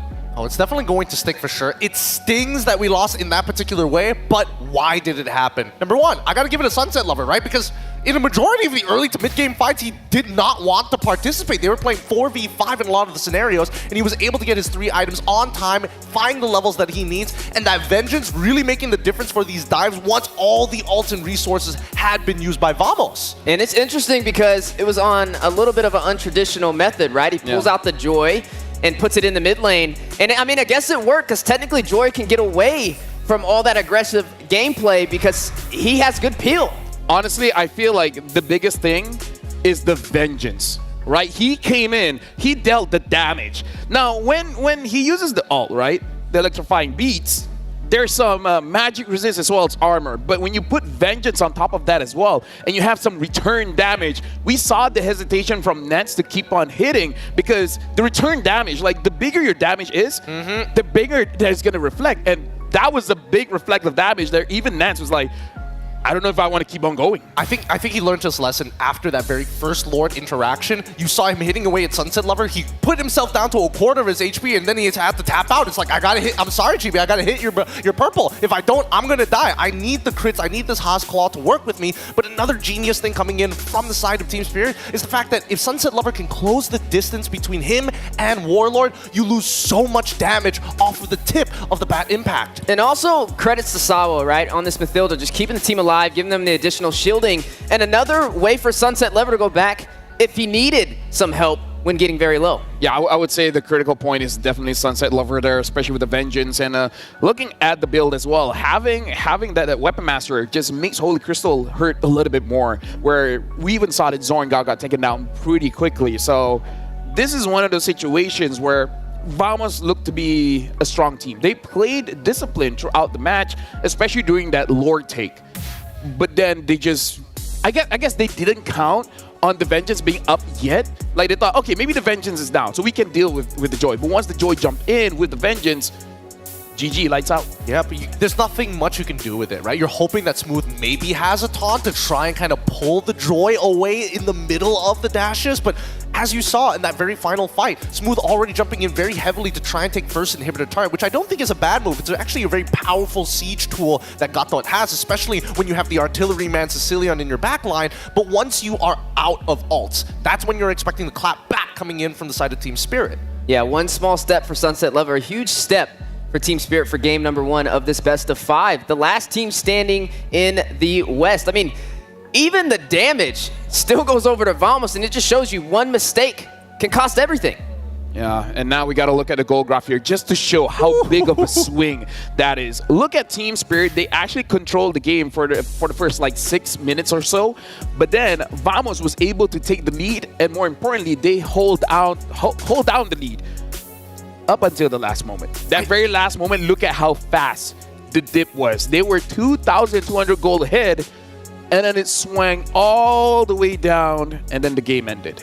I think that Vamos in this particular matchup was actually trying to find angles to get in an early snowball, maybe for Chibi, maybe even for Nets in the early game. But I think that Team Spirit, they've done great preparation. You could see the movements on the map to deny them, body block them, always marking each and every man, understanding that if somebody's standing on one side of the wave, we're not falling for any macro feints anymore. We need to keep our minds very elevated and stay on what's important, and that's keeping Hiko alive. Once we get into the mid game, we also saw a bit of personality from Vamos. Hey, you made one mistake, now I'm going to take your mid inhibitor. Now I'm going to start pushing into your jungle. Now I'm going to start taking every turret on the map as quickly as possible. Yeah, there were a lot of times where you saw Vamos just bounce back, even if they fell on an objective. The defense was definitely there for them to be able to come back and take the Lord away from Team Spirit. A lot of those occasions worked in their favor, but then at that end game toward that push, that's when you got to see Sunset Lover come alive on this Joy. And now we gotta jump to the beat of the flash, where we're gonna look at the MVP for this game, and I feel like it's gonna be Sunset Lover, because I gotta say that play was the game-winning play. Like, if you want to see a play of the day, that's play of the day material for you. It's so good. It was so very, very good. I mean, look at his item build, right? We know that his emblem was my Weapon Master, but he doubled down on getting not only a Holy Crystal, but even the Blood Wings. And it's important to understand that with this emblem, you're multiplying your damage really, really quick. But he's not just greeting out. He's not like, oh, I want to get a lightning charge. I want to get the extra movement speed. I don't want to cut through with a Holy Glaive. No, he does initiate starting off with the glowing wand. He still understands, hey, I need to reduce your healing first before I can guarantee the one shot. Yeah, and then he runs the Temple of Rain as well, right? So when he uses that ultimate, that electrifying beats, his ults or his skills are going to go on cooldown, so it's going to be even more damage, and that works really well with a hero that gets up close and personal. Yeah, like, we can definitely see it at Sunset Lover. He was completely fine. If I die, I die. As long as I take someone with me. And he took out 3 people with him, and then the rest, one shot just clean up. We're going to look at the highlights here, and I got to say, this is a good way to start game number 1, where you really can't expect anything, because if you're looking at the game, it starts off with Team Spirit doing well. And Vamos, they were able to recover the lead and then just lose it at the end. Yeah, I mean, we also have to talk about the full composition coming in from Team Spirit, right? How does all these heroes interact with each other? I would say, yes, it does look a little bit like a dive composition. It's pretty good at diving overall. But the beauty of it is how they run them down. Look, the inhibitor breaks at this point, and once the glorious pathway is through, that's when you're waiting for Sunset Lover to jump into that line. Oh, I just saw a mistake. Yep, they forced themselves into a choke point, and even worse yet, even Hiko was able to get free Death Sonata shots to allow the rest of Spirit to catch up. No, that was not the mistake. Was it the ejector? Yeah, like he wanted to eject the Joy, but he ejected Nets. Oh, yeah. So Zoran, instead of tossing the Joy, he accidentally tossed the Bruno. I mean, it's a double-edged sword. Yeah, if he threw the Joy up, they would have won the fight. But he actually threw the Bruno. Oh, that was... I feel like we're going to have to ask him later about that. No, I'm pretty sure it was like... Because the thing about the ejector is that once the Joy is completely on top of Nets, it's really a coin toss, right? Like, it could literally hit anyone unless Nets buys the potion to make sure that he doesn't get... But, oh, that was unlucky. Yeah, that's why. When they were walking off the stage, it's not like they were, we're really disappointed. It's like, all right, we made a mistake. We knew exactly what happened there. And honestly, TS, they played a strong game. They knew what they were doing, and it benefited their composition. Move on to game 2. Yeah, I feel like it was one of those situations where there wasn't too many wrong answers for Vamos, right? There was a lot that went right in that game for them. Yeah, there were some mistakes. There were some times where Spirit was in the lead, but it wasn't a one-sided story. And I think even with the draft, I'm okay with the way the draft landed for both sides. Yeah, so one thing that we have to say, they got to be careful here. They want to make sure that they don't get tilted because losing in that kind of way kind of messes with you. But something that we got to talk about, we have the ROG phone. No, physically, but unleash unmatched gaming performance with the ROG Phone 9 Pro mobile masterpiece that seamlessly blends high-power gaming with sleek, modern aesthetic. And this is how you use a Joy Mid, right? Get yourself an ROG phone so that you can drop to the beat of the flash. But to let you guys know as well, from the 18th of November all the way to the 29th of December, participate in M6 Lucky Gift. Join the draw for a chance to win Claude's new Epic Skin, Challenges Flare, and Beatrix's new M4 Epic Skin, Lightseeker, which I personally have tried out. I haven't gotten it yet. I have no idea how Husky got both of them, but it is what it is. Don't miss out this rare opportunity to get Beatrix M4 exclusive and M4 Prime skins returning for a limited time. With my luck, I don't think I'm going to get it, by the way. Hey, just a couple more rolls. You're going to get it at some point, right? And that's not the only thing people should be excited for because a new optimized game has come also by MLBB, Magic Chess Go, a multiplayer strategy game. Now soft launched in both Malaysia as well as Singapore. So you can pre-register. The pre-registration is actually underway for other APAC regions, so no need for fast fingers. You don't have to worry if you're not a big Joy player. Take your time and really focus on your compositions. In one day, I went from a warrior, now I'm Grandmaster. It's an amazing game. It's an amazing game. And like you said, it's optimized. It didn't really use a lot of battery. With just one single charge, I played like 16 games. What? On one charge. 16 games? 16 games. And I've been top 4 every single time, by the way. So just saying.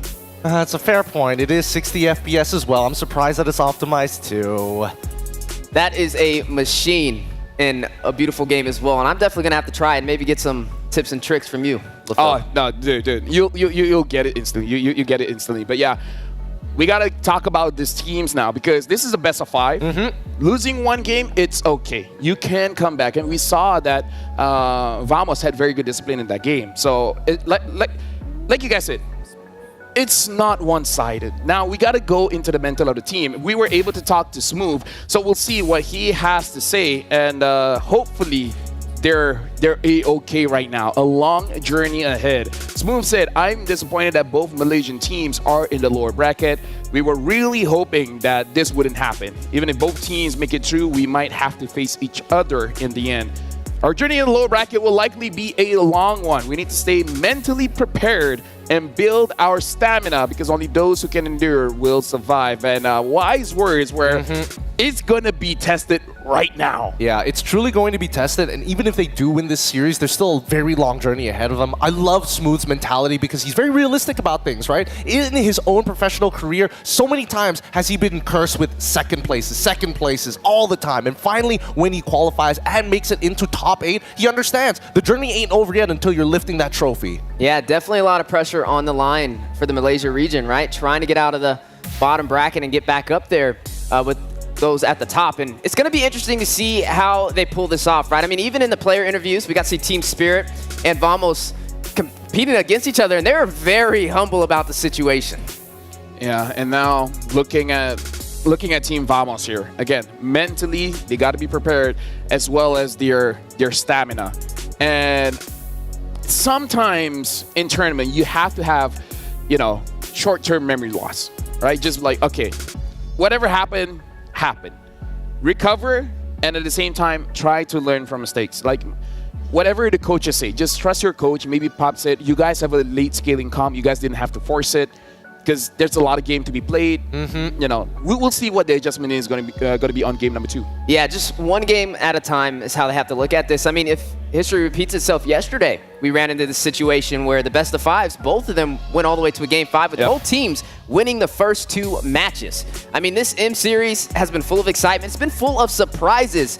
And we're only in game 2. They definitely have enough time to bounce back. Absolutely. But, I mean, on the opposite end, right? Team Spirit, they're playing on Malaysian home ground against a home ground team. The crowd is definitely not going to be on their side for a majority of these matches. If we're talking about a test of mentality in terms of stamina, you also have to make sure that overall your emotional state is not going to be shaken by the crowd screaming for every single play, every single success that the crowd is excited for. And now it's going to be much more difficult in the draft. Who would have who would have seen that the Joy would be coming up in mid? I know I didn't. I didn't either, honestly. I mean, like, we've seen Joy mids before, but not in M6. I agree, but at the same time, it's not like it's an impossibility. We've seen the draft actually, well, not even the draft, the meta right now being pried wide open with a lot more interesting red side picks and even blue side picks. And I think that even Joy, after we've seen BTK show off that it can go into the EXP lane, it's a late scaling monster. And if you want to play long range and you lose damage when you get shorter, Joy's a pretty good option. I'm wondering with game number 2, if Vamos is going to take red side or if they're going to go blue side. They were blue side for game number 1. They were kind of forced to pick up that Bruno. We know Nets, that's not really his specialty play style. So maybe if they take the red pick swing, it could work in a totally different favor. Yeah, honestly, red side so far has been looking very strong for M6 because, again, that final pick can really screw with you. But now we were able to talk to Zorn as well. We have an M chat with him, and let's look at how he's feeling right now. How do you feel about the team dropping to the lower bracket? And Zorn replied, I feel sad that we didn't make it to the upper bracket. We need to review our strategy and gameplay. It will be very important for us to figure out how to recover if we were to lose the early game and focus on playing for the late game, where we definitely saw that they lost a bit in the early game and they were able to recover come mid game. Now they just got to be careful not to make unnecessary mistakes or engages come to the late game. I think we can definitely see, the discipline being shown by this team. I mean, even prior to M6, we were always wondering if this team had hit a plateau because all they were focusing on was the early game for a large majority of the year. So coming into this, now I feel like Team Spirit is really testing that. How much have you evolved to your mid as well as your late games? I think that game 1, we saw a little bit of it, but now, since it's a best of 5, we're going to see a lot more, and I don't think Team Spirit is going to change the strategies. I mean, Team Spirit's comfortable. You saw Kid Bomba. He told Eterna, I plan on winning this 100%. I plan this to be a 3-0. And then you see beside him. Yes, I was like, maybe 3-1. He's like, I'm confident, but not that confident. He's a realist. That's why he's the godfather. All right, coming into this draft, I want to see which side they decide to be on. Initially, we saw Team Spirit going on red. I would only assume that Vamos probably also wants to go on the red side because, again, even when we look at statistic win rates, both teams have a higher win rate on red side compared to blue. Something to note as well. Thank you for the production team bringing this up. The last time we saw a Joy mid was Troublemaker from Umbrella Squad during M5 Wildcard. That was M5 Wildcard. So that's quite a while ago, literally last year. Oh boy. Maybe that's where the inspiration came from. I mean, they're all from the same region, right? So information spreads quick. And now Vamos is going to be on first pick. This time they ban out the Bruno. So maybe this is just, they haven't gotten used to it yet. They haven't gotten used to Bruno's power spike and etc. I suppose, but they're also banning out the glue. So I'm guessing that at least for Vamos, they want to make sure that even if they do have a tank EXP laner, they're not going to get punished too hard. I like the response because this is right after they get rid of the Phobius from the side of Team Spirit. But now in this very final ban, it feels like there's too much to give away. We could say, yes, they could lean back into the Matilda once more since Vamos was pretty adamant on getting the Bruno the last time, and they could have gone for Suyo as well. Yeah, I mean, you could go Blue Yo, take that CO up, or you could go the Cho route.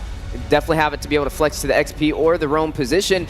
I feel like right now, picking up the marksman first pick, you can wait a little bit, right? I mean, you can get the Beatrix, you can get the Granger, you can get a Harith. You know, Nets likes to play a little bit more up close and personal. I don't feel like they have to rush this. I just think this is a great time to maybe go in for the mid laner, but they're going to go in for Blue Yo. So CO is going to be in the jungle for Vamos. Maybe it's to make one shot a little less comfortable. I mean, he was technically, in terms of clear speed, doing a much better job at clearing his camps in comparison to GB on a Hayabusa, but that's just the nature of the hero.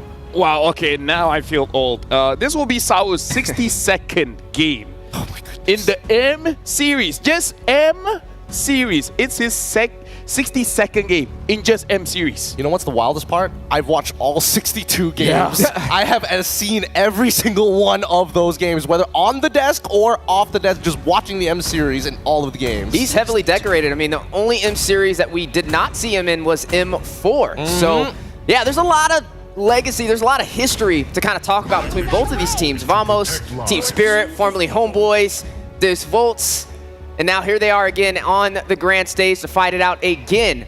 As you are going to see that Mathilda picked up with the Hylos. They're going to go ahead and show some of these cards early. Team Spirit, they might pick up the Granger as well because they banned out the Hilda. Hilda has been good, making sure that Granger stays far away from the team fight, but without that Hilda, he's going to be free hitting here. And Team Spirit kind of feels like having the Matilda as well as the Hylos is a very good answer to what Vamos shows on the table. Yeah, I think that, you know, Team Spirit is going to go back to the previous comp that we've seen in game number 1. They want to be able to punish their opponents. They want to be able to run them down. So I think that Vamos may have to pivot in terms of, hey, we need a composition that can fight on a dime but isn't reliant on our ults too much, so we don't give a clear flag to TS when they do decide to unleash upon us.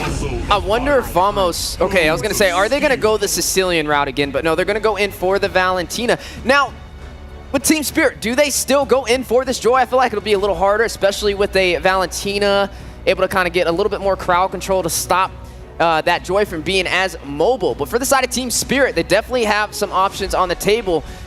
Technically, the Aurora could come out here. We've seen that picked up a lot, especially up against the Valentina. The Eve would have been a great pickup, but you have to risk giving Vamos the RWM. Yeah. I mean, we saw that Team Spirit is pretty open to pick Sunset Lovers hero last. Like, that's just the Joy. Maybe they have something even crazier for us. Like, I don't know. Who should? Well, they show up the Joy. Oh, fun. No, here's the thing. It's flex, which is crazy. It's flex. It's flex. It poses a lot of questions whether or not Vamos is going to be able to handle it. Can they even find an early game opportunity against TS? If not, they're going to have to play mid to late. And even so, right now, I'm not seeing a lot of scaling on Vamos' side just yet. And right now, I feel like the high-value targets are going to be what's going to be ran in the gold lane. I mean, technically, you could go in for the Harith in this situation for Vamos, maybe something that Team Spirit wants to take off the table. The Granger, a high-value target as well, that's still walking for either side, and we have yet to really see what could be in the XP lane, because, I mean, the Katat could be roam still. Also a possibility. At least we understand that Vamos wants to hold back on what that gold lane pick is going to be first. I like the fact that, you know, Team Spirit, they're just covering their bases, make sure that you start limiting down on the potential options when it comes down to just the roam supports. Maybe even the Tigreal might be a follow-up ban afterwards. We'll see what Vren has in mind just a bit, because now we're looking towards Pops' side, right? If you make the comparison, we don't know where this, we're not exactly sure where this Joy is going to be, but more so the jungler is going to be a lot slower in comparison to the CEO, unless they're trying to play for something scaling or map heavy, like a Ling, or I would hope Alpha. Something crazy, like maybe Vamos can pick up, I don't know, Fredrin EXP.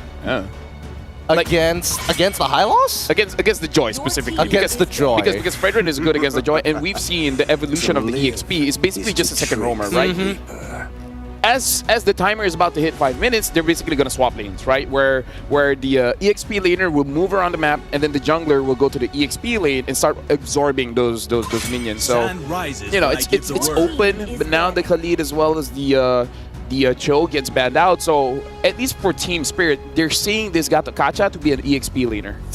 I mean, options are wide open on the table. In terms of the gold lane, the only thing you've seen take out so far was that Bruno in the first phase of the ban. So definitely a comfortability for both Nets and Hiko to be able to get the job done. Now, we got to see, right? If you do go the roam route, I believe Tig is still there. So Tig could go for the side of Vamos. Wait.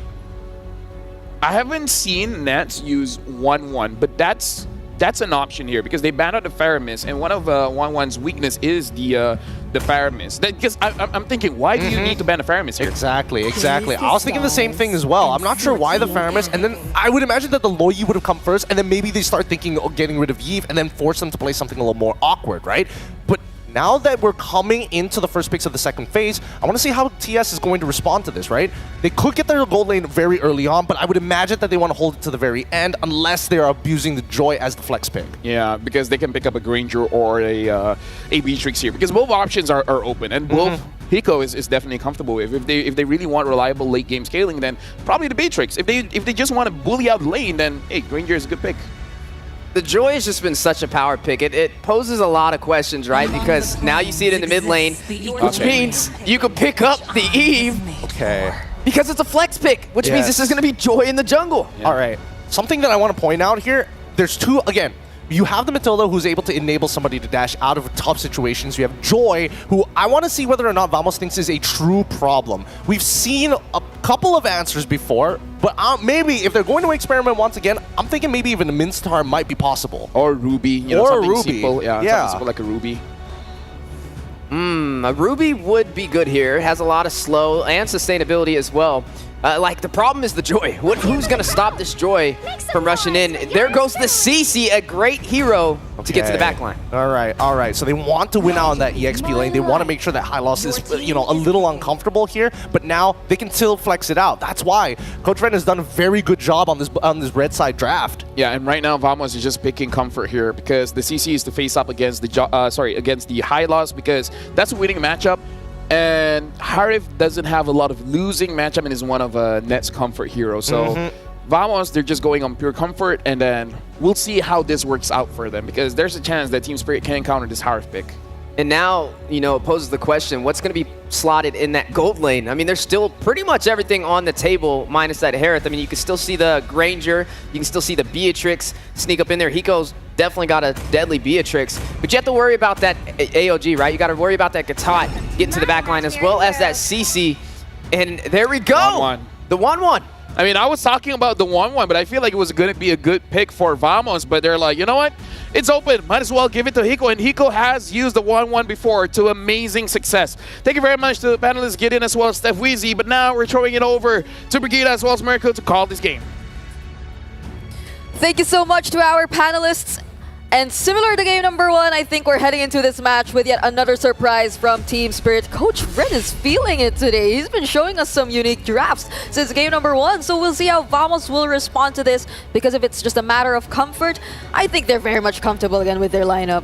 Technically, Ren is the defending champion, right? He was the M5 World Champ, so he's a defending coach World Champion here at the M6 World Championship. And you can definitely see the experience here. I was thinking maybe something like a Clint to go and double down on the front to back with the Yi, but they go for the 1-1, so extra aggression. Say One Shot wants to go in, 1-1 can do that. If they want to kite back, 1-1 can do that too. I mean, they didn't really decide to go for a safe option, right? Even the Granger, in terms of range, if we're talking about range, those are some of the options that they can potentially pick up, but they really wanted to go for the aggressive plays. So we'll see if that will really happen in this game, because Vamos, they should have learned their lesson.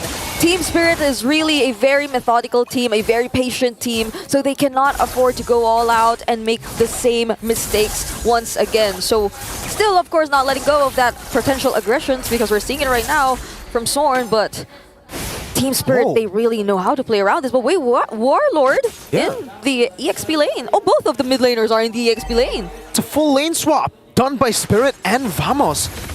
I think maybe it's because Team Spirit initiated this, right? Because there's no way Vamos wanted the mid lane to be where CC would be. He wanted CC to go lane up against Bamba, but because it's such a bad matchup for the Hylos, they decide to lane swap over to the mid lane to give Bamba a better laning phase. And up top, it's basically the same, right? Valentina, it'll go as is. Great setup too, by the way, for a skirmish. Zorn gets in the taunt. One shot, still able to dash back and forth. Oh my goodness, that damage smooth with the yo-yos. Even with Bamba and Sawo to provide sustain, it was not enough. Even with the Revitalize, even with all that, Team Vamos, this is clearly the type of early game that they want to play, and it's something you would expect with the CC in the mid lane. It wasn't directly towards interrupting the jungler of Team Spirit, But then the moment that they saw each other in that Riverside, it inevitably led to that death by one shot, and that's not a great start, definitely, for Team Spirit here. So they would want to get the upper hand for this upcoming turtle that we are about to see. And now that Warlord, though, he's yet to get his level 4. Let's see how they're gonna work around this, because they're bursting it down and they're not letting Team Spirit get near it at all. Okay, Zorn is all alone. That's the art of UM2. Oh, smooth. Pops in a vengeance. Great stun from Chibi. That's a kill. It's a current call. Locks Sunset Lover down, but whoa, Bamba able to get the kill back on Smooth. Becomes a 2-2 stat line at this point, but Vamos did take the turtle. Now Chibi trying to go for this invade, but Sawo and Sunset Lover will be able to keep it safe from that invade. Yeah, and I mean, they tried to at least play it safe, but still get some sort of trades against Team Vamos, even despite all that. And I feel like they wouldn't really want to mine their gold lane as of now, but this isn't quite the best possible scenario for Hiko if we're just going to base it in terms of the matchup. But we've seen a similar scenario for Hiko even in game number 1. Regardless of what kind of matchup you put him against, regardless of the amount of focus you put towards the gold lane, Hiko will just be able to maintain that lane and stay stable throughout the entirety of the game until the moment that you will need him. But Team Vamos, will they proceed with the aggression this time around? Will they want to go for the invades? Because as we're seeing it right now, we're back to the usual laning. And both side lanes of Team Vamos are having a relatively good time. It's a very good time for Vamos right now. The Harith winning in the lane, up top to CC. That one is the lane we kind of predicted to actually go in favor of Vamos. But even in the jungle, Chibi out farming one shot after getting that kill Smooth early. It does look like Chibi is just very, very comfortable. Oh, certainly Eagle over to Warlord. It's going to be the one shot with the electrifying beats as well. No real kill threat as of right now, though. Both teams are able to disengage whenever, and one shot will just bounce away. Chibi stealing it away. Oh, Eco getting punished quite a bit on this 1-1. Not popping the Inspire, and up top, it's a yo-yo battle. Bamba will just accept some of that damage. We're seeing just what we were all expecting to happen, but this is space for Team Vamos. Oh, but Rico gets spotted by Chibi! What a read by Chibi! And that sets up perfectly for the next neutral objective. It spawns in right as Hiko died. That should be a free neutral objective. Yeah, I mean, no one else is probably going to attempt to contest this turtle, knowing that even all the side lanes, the mid lane even showing himself in the mid lane, it's only just Chibi taking that objective. Now they will immediately transition to stealing away this purple buff from a one shot, but will they be successful in doing so? One shot still has the retribution, but so does Chibi. And the skirmish is really happening. Oh, they take it away. That's the combo. The arrow into the retribution. Great usage of the arrow. Get a bit more HP to secure it. One shot will use the retribution on to another camp. And right now, Vamos are leading just with the sheer amount of neutral objective control and farm speed. Does seem like Chibi, every time he gets the Suyo, by the way, he's a neutral objective god. Even when he was up against the Suyo in game number 1, he secured more neutral objectives than one shot. Yeah, and honestly, this is a great scenario for Team Vamos because even Nets is having a great time. Like, both of them, they're just really able to perform this early into the game, but the real-world manipulation, though, they go in! Zorn, very low, circling Eagle Horn coming down, real-world manipulation as well. There's AOG, Sunset Lover, flickering out from Chibi. Now it's Hiko, looking for all the weakness points. That's just one more, but he is able to dash away. Now in the mid lane, it's a battle, one shot, taken low! Taken down by Smooth, Sawo, cut down by Chibi and splashed by Warlord. Vamos getting everything on the map. They're definitely back in the game, and Smooth just denying the rest of the members of Team Spirit from catching up, even being able to handle them all on his own. So that's an immense amount of pressure that's coming in from Team Vamos right now. I feel like for Team Spirit, they really want to play into the team fights. But Team Vamos, they're handling all the split-up fight skirmishes really, really well. And now they're slowly able to convert into objectives. They might want to go for the defense, and they will successfully do so. But the other turrets, they won't be able to save them anymore. They even need to, use out these retributions inside of their own jungle just to secure it. Chibi, the British pathway is placed down by Bamba. RWM as well. The AOG will catch Sunset Lover. Oh, the ton, and that's the chain CC that we saw from Spirit, and now we see from Vamos. Sunset Lover down. Vamos controlling this mid lane. They don't care about the turtle. They want to get more structures. Now they're the ones doing these 5-man aggressive plays towards Team Spirit. Imagine 6 minutes into the game, exposing one inhibitor turret already for Team Spirit, and they could barely touch Team Vamos' outer turrets. That's how that's the struggle that Team Spirit is actually facing right now. They can't do anything. Literally, even if they want to commit onto Smooth, there's a vengeance. He can sustain all day. And unfortunately for Spirit, we're just so far behind. That's a 6,000 gold deficit for Spirit. Vamos are going to dictate every step of the way in this game. Yeah, and if you were Team Spirit, probably just really want to wait for that particular opening. But I'm liking how Sorn decides to time all of these Avatar of the Guardians, even Sunset Lover not having the best time just yet in this game. Look at that 2k gold lead in Net's hands compared to Hiko. That's a lot. Hiko only got his hands on the corrosion side, and imagine Net is probably looking to build his Holy Crystal. Yeah, that's a quick Holy Crystal if he gets it before the 8th minute mark. Yeah, Harith is snowballing. One shot. Dashing forward, Chibi. Oh, they get the retribution, gets stunned down. Oh, Chibi, this might be a mistake. Strictly Eagle knocks him up. One shot gets the kill. Smooth the backline, looking for the flank. Will tie both of them up, but one shot on Hiko will get the help to revitalize to escape. So they get Chibi, but there's no shutdown. So Vamos are still chill with it. Yeah, and the second skill really helped a lot for Hiko to be able to find his way out of that curtain call. But this is how you visually see the goal differences that are existing between Team Vamos and Team Spirit right now. Even in terms of their junglers, Chibi, with all the objectives that they were able to secure with the 3 turtles that are in Team Vamos' hands right now, this is one shot. He's finding it very, very difficult to dive in, to look for the targets. Aside from the fact that they're very high in terms of mobility, I don't think at this point One Shot will want to go in alone. Like, Team Vamos, they're doing a really great job just trying to protect nets. And Team Spirit, Hiko, I don't think he has the liberty to actually just jump around and dance around Team Vamos, considering the amount of burst damage that they could probably throw out at him. And now it's all about the farming game for Spirit. For Vamos, they can just take it slow as they want. They can constantly just play in the side lanes. And I think even if they force out a team fight, they have the tools necessary. A 6 that okay, that's a sign. That's literally the green light with the Holy Crystal to actually go for a fight if Spirit wants to contest. And yeah, there's absolutely no way Spirit wants to contest this. This is a free neutral objective. 4 out of 4 neutral objectives. 3 turtles, 1 lord for Chibi. And when you see Team Vamos spamming the recalls, or better yet, forming the letter V, that's the indicator that they're definitely in the lead, that they're really dominating the game. And as of the moment, it's looking very much possible because they're just trying to manage the lanes. This is discipline from Team Vamos, but again, they cannot repeat the same mistakes. Yeah.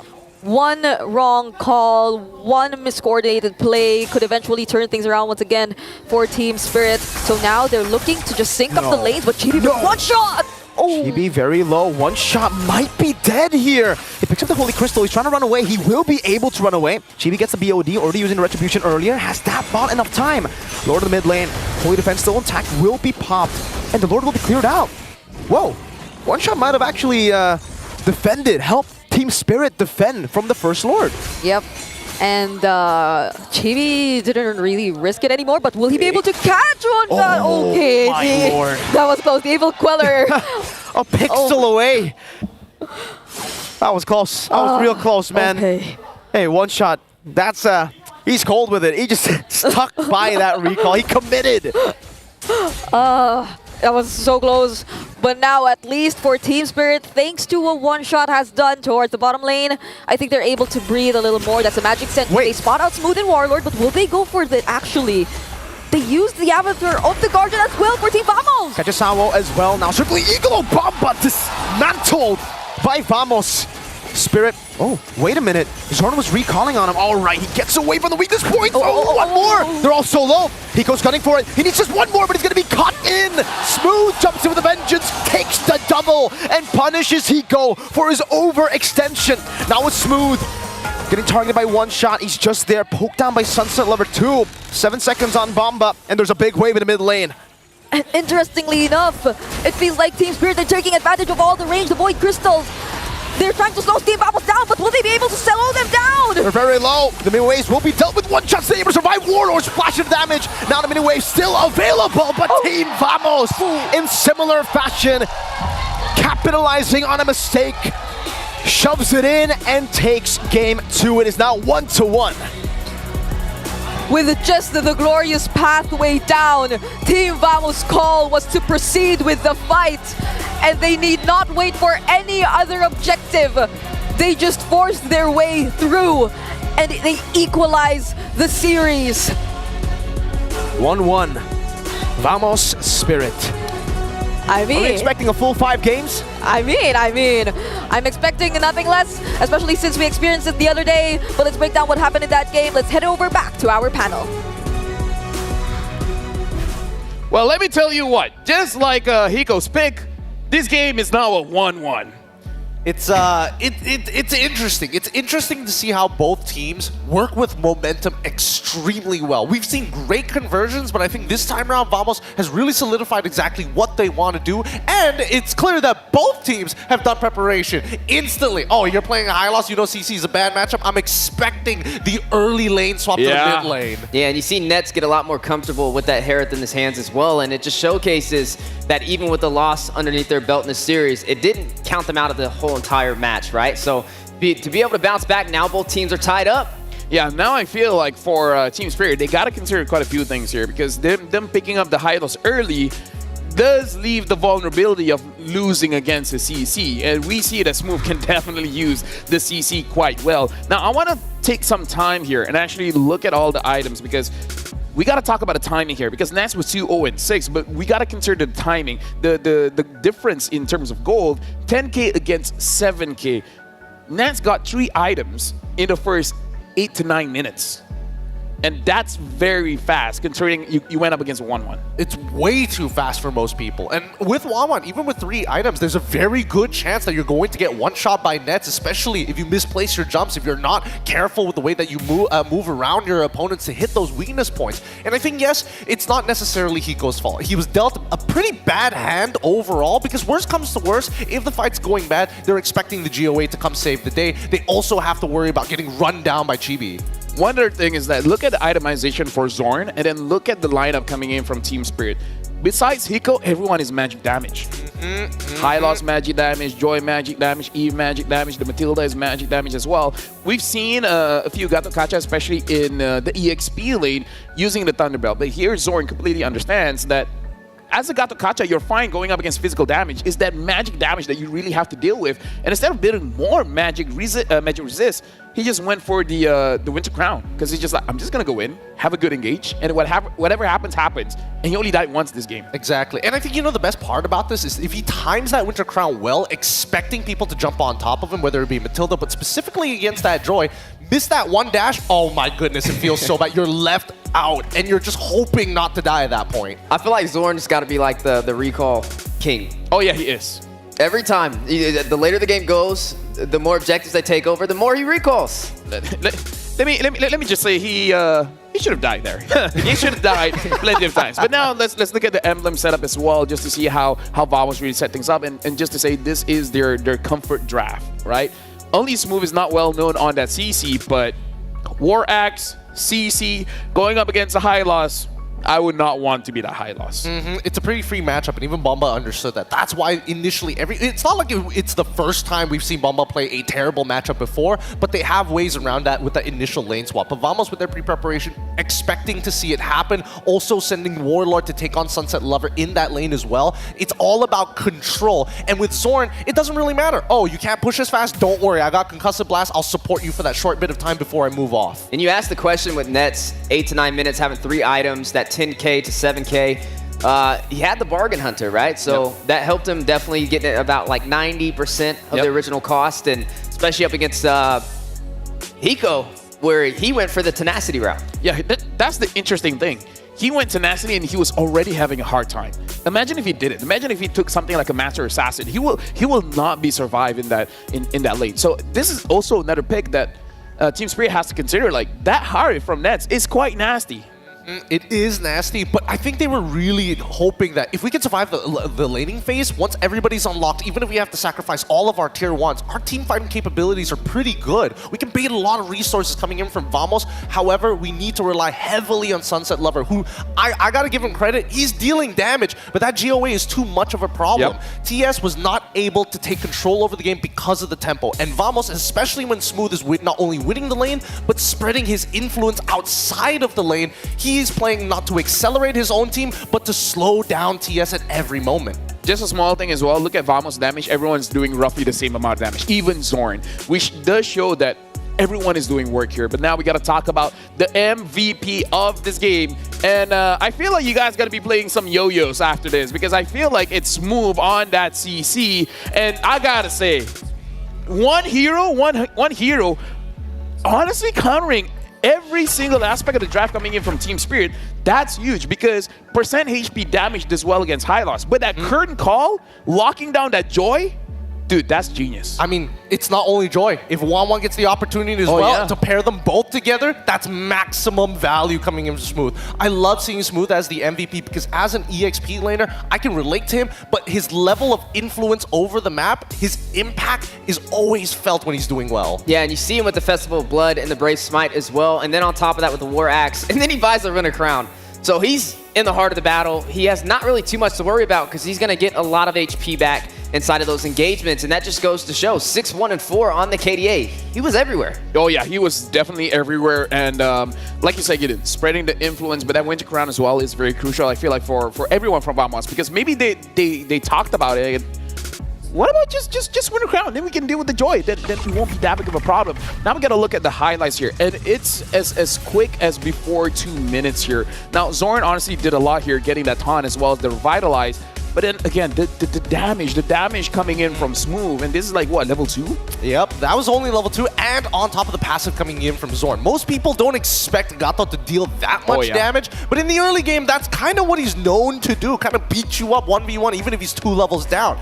Although, we did see a couple mistakes coming in from Team Spirit, and a lot of it just came down to how hard do you want to force against your opponent. Their targets, Chibi and as well as Smooth. Smooth is a little hard to catch, Chibi may be a little more punishable, but at the same time, we heard from the cast itself, as soon as Chibi doesn't have that shutdown gold, there's not much value. And we've seen that even Chibi understands, hey, there's nothing to fight on the map. What I'm going to do is throw my body in, steal away your orange buff just to slow your EXP down. 3-level difference. Something that's nice to be seeing there is that Hiko got the weakness tag onto Nets.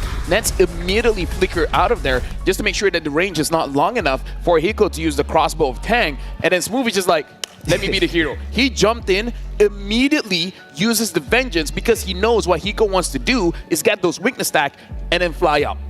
Vengeance killed Hiko first. And taking him down, I mean, it's huge, right? Without having him in the game, with Hiko falling, that led to them being able to pull off that victory, and it just showcases, and that's he had the tenacity, right? On top of that. And still to be able to be bursted down first. A major victory for Vamos to even out this series. The Battle of the Vengeance, man. Oh, yeah. Game number 1, it was on the Joy. Game number 2 is on the CC. Battle of Vengeance, there you go.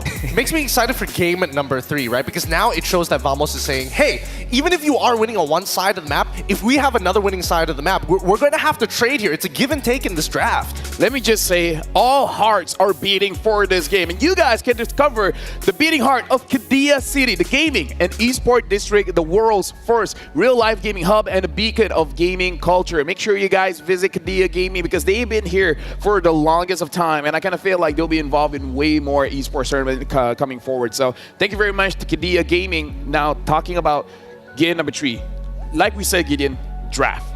Game number 1, Joy mid, unexpected. Yep. Game number 3, CC, it might be unexpected coming in from Team Spirit. But you know what can be expected? What can be expected? A lot of guests for you guys at home. From the 22nd of November all the way to the 29th of December, the M6 support chats will be available for a limited time. Limited time, again, up until the 29th of December. Purchase the support chats for 50 diamonds only to get a large amount of past EXP. That's the best way for you to actually get the clock kit as well as the figurine up in front of here. With the chance to obtain a basic M6 pass, use the basic M6 pass to instantly activate the M6 pass and then get all of the goodies. It's the easy way of doing it, and honestly, 50 diamonds, not that much. Now, one more game to see who's leading the tempo for this series. something we saw different in game number 2. We still saw Vamos on the blue side, but they banned out the Bruno. Yep.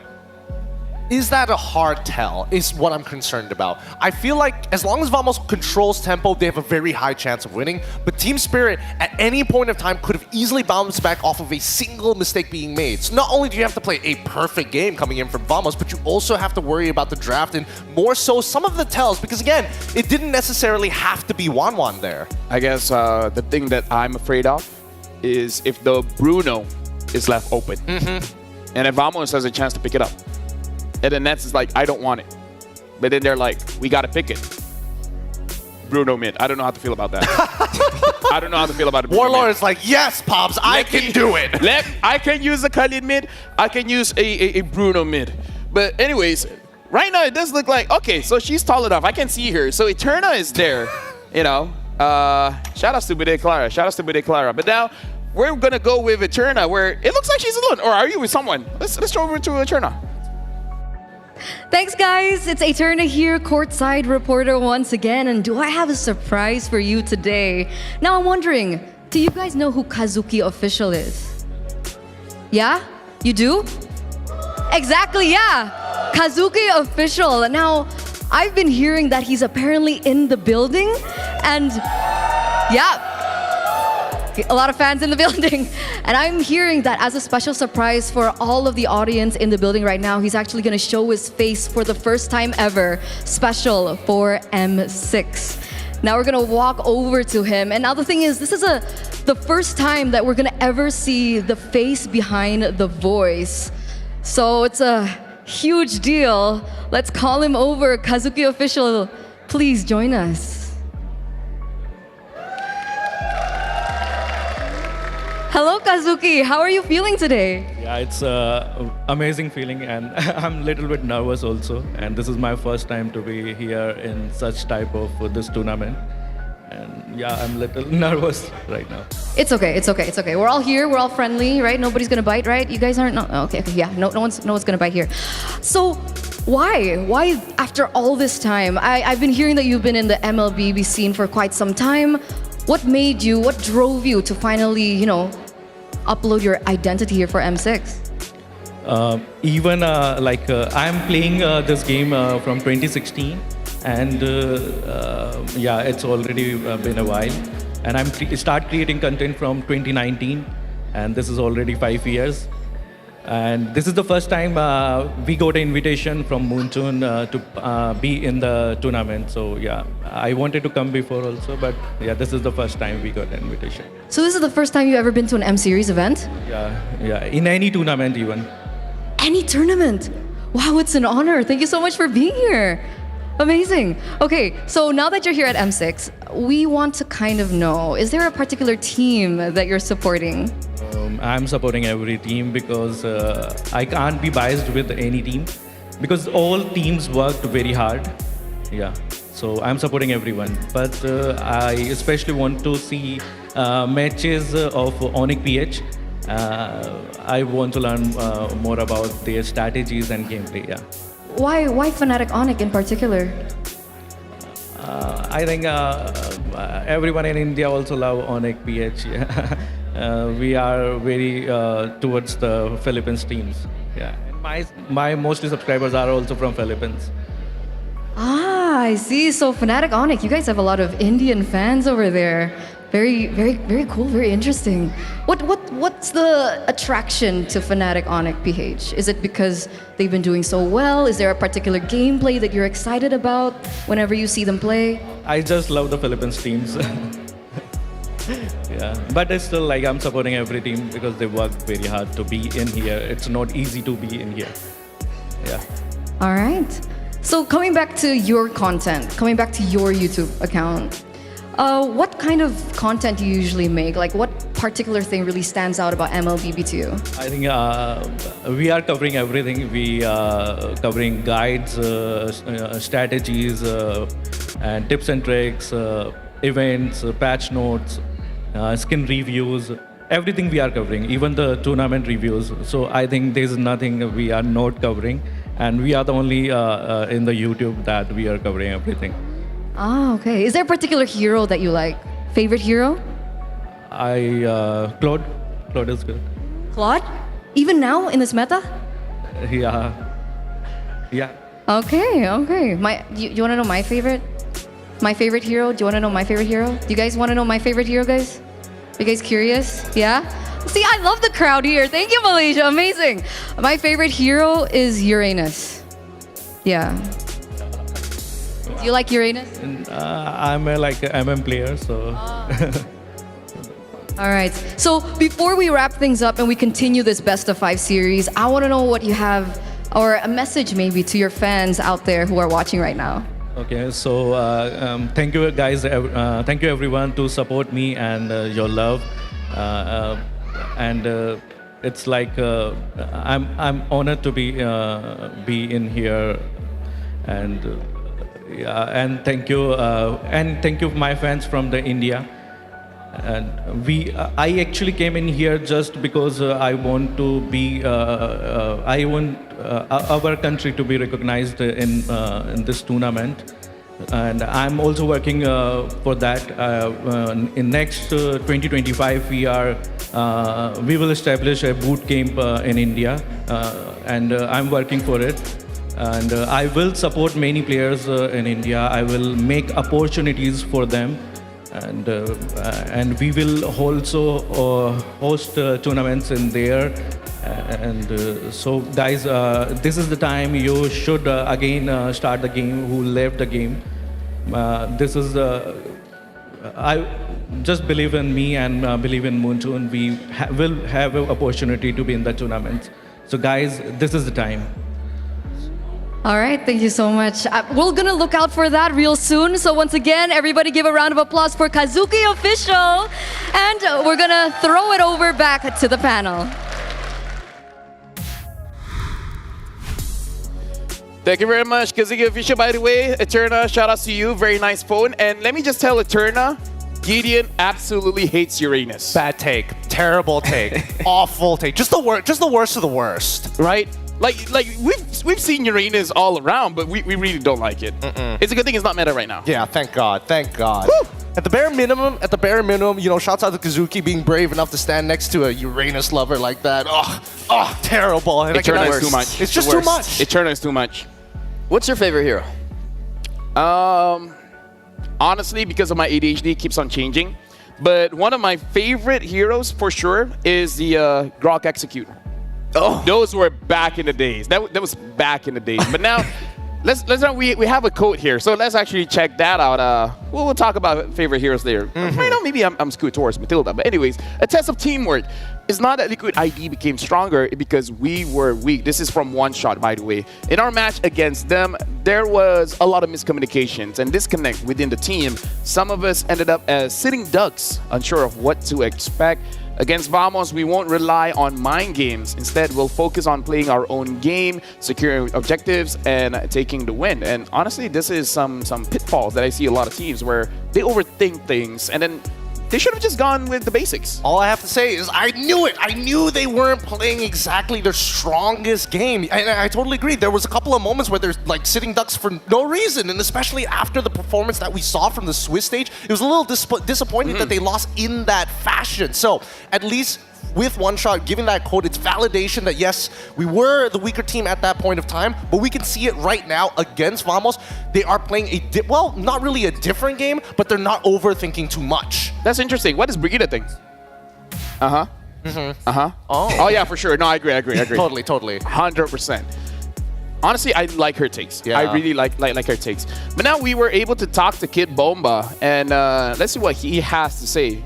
Could you tell us the reasons for your loss against TLID? And he said, we lost because it wasn't a team effort. Not everyone gave 100%. We'll also make little adjustments to our draft. I hope we can come back just like how we did after losing to RRQ. So looks like they're on the same page here. You know, it's like they understand where the mistake is. So step one is understanding where it went wrong. So step two, we got to see how they fix it. Well, at least they acknowledge it. And we're hoping to see that as we progress through this series. Now, both of these teams tied up 1-1. Today, it's make it or break it. Whoever wins this series will move on forward. The loser will be going back home. Man, it's going to be a very painful loss no matter what, but I think it's time. Everybody's been waiting for this. Let's get into the drafting phase between both of these teams. First things first, who is blue, who is red, who is first, and who is second? It's so important to see whether the adaptations in this game is going to say, hey, maybe we're going to show a different card, or are we just going to slightly adjust it? It looks like, for the side of Team Spirit, it's going to be slightly adjusting. So we got to see if Team Spirit will bat out that Suyo, because just like what Mirko said during the game, it's like, if he gets his hand on Suyo, every objective is for him. Win or lose, doesn't matter. He will get that objective. It's tough, but I think there's one more pitfall, and I think that's the Matilda. Showing it extremely early tells you, hey, it's not a flex pick, you know exactly what we're doing. And then also for Vamos' side, do they ban out the Bruno? Yes, they do. Bruno will be banned out again. Definitely has been a heavy hitter so far in the M series. Now, yeah, the Matilda is still on the table.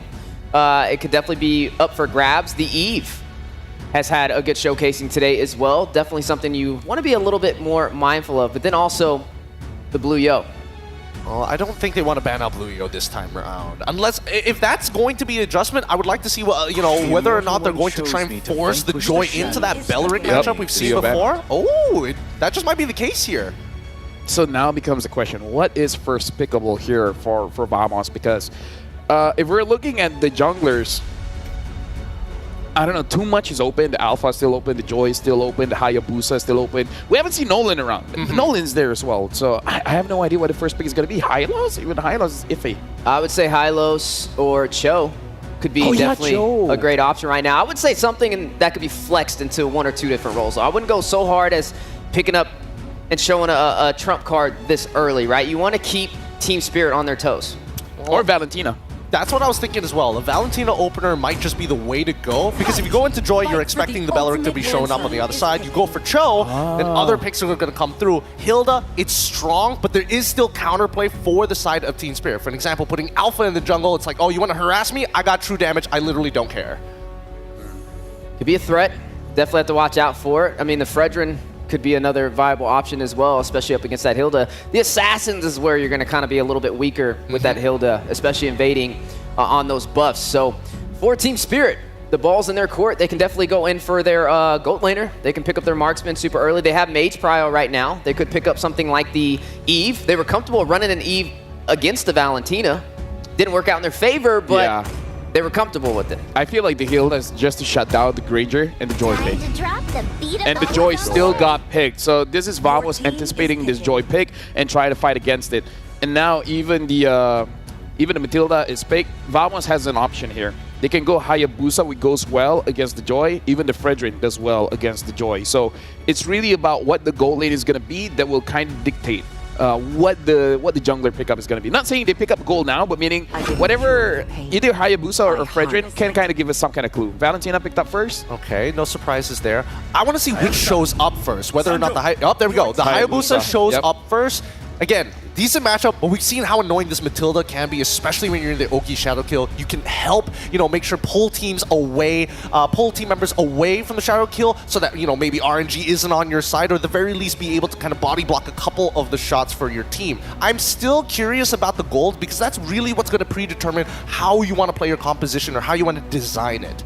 Now, you might want to go for a marksman with survivability, just because not only you're going against the Hayabusa, but you're also going against that Hilda as well. We haven't seen a Natan in a while. Natan has kind of slipped through the cracks. The Claude has been a little out of the ballpark for a while, but things we have seen, the Beatrix still could be picked up, something that is definitely a comfortable pick, or the Moskov as well, but they're going to go in for that Alpha, and this just seems to be the case because of the Hilda. Is it too early to show, though, Gideon? I mean, you already have the Joy. Now you're just saying, yep, this is Joy mate. What are you going to do about it? I mean, it could be Joy EXP for all we know. That's true. That's another possibility. I don't want to keep speculating upon it, because at the very least, here are some of the perks of having the Alpha. The Alpha can only go in one direction. He's not very good at pulling himself out of hard scenarios, but at the same time, does that mean that they're looking towards that mid lane? Are they going to try and set up potential gank angles, or at least cut out supply routes, because a lot of the movements from Vamos are predetermined by the mid lane anyways? I'm expecting Team Spirit to go for, I would say, maybe a Hylos in the XP lane if they could pull it off, because it's still up for grabs. Maybe something that Vamos wants to take off the table. I mean, with the Matilda, they don't really have too much crowd control aspect. Yeah, you have the Alpha, the Spear of Alpha. You get a little bit of a knock up there, but they need a little bit more oomph when it comes to crowd control. I could agree with that as well. I mean, Kid Bomba can still pick up something like the Arla or Charizla. That's what I was thinking as well. I feel like the Arla would make a little bit more sense, but we're going to need to see those gold laners first, and that's the beauty of being on that red side. At least you get to see the full composition. So I'm assuming that they're going to wait until the very end to reveal it. They're probably going to pick 4th pick for Sunset Lover, and then 5th pick for Kid Bomba. But now looking at the bans, right? Banning out the Hylos, banning out the Harith. They want to give Hiko a good matchup at the bare minimum. Now, they could pull the okie doke on the Vamos, right? You could put this Joy in the mid.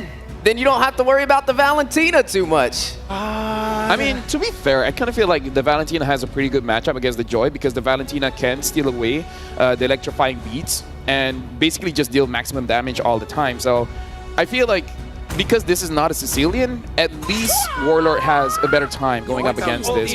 The Joe has been banned out, so Vamos has options here, right? The Gator is still open, the Jawhead is still open, and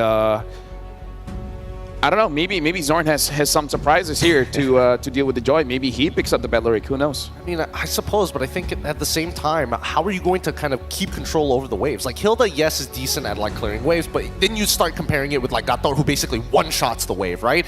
Even Charizla is able to kind of hard sustain. We're not seeing enough of Vamos on ways to actually pressure the enemy jungler, or at the very least force out that priority, right? And I think at this point, now that they've gotten rid of the Hylos, that's one problem out of the way. But the Khalid, yes, this is something that I was expecting to be banned pretty early on. So does this mean Vamos, they're going to probably pick up... Well, no, the Harith is gone. So, I mean, yeah, maybe Beatrix... Carry? Yeah, Carry would probably be next over there for Nets.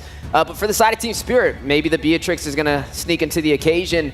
And then we got to see what's going to be put inside of that XP lane. Now, also, the question still is, yeah, the Joy with the Valentina may not be the best option, but there's just so much flexibility with Team Spirit's composition so far, right? Not only do you have sustainability with the Alpha and the Mathilda, but you also have that Joy and not too many heroes to kind of slow them down.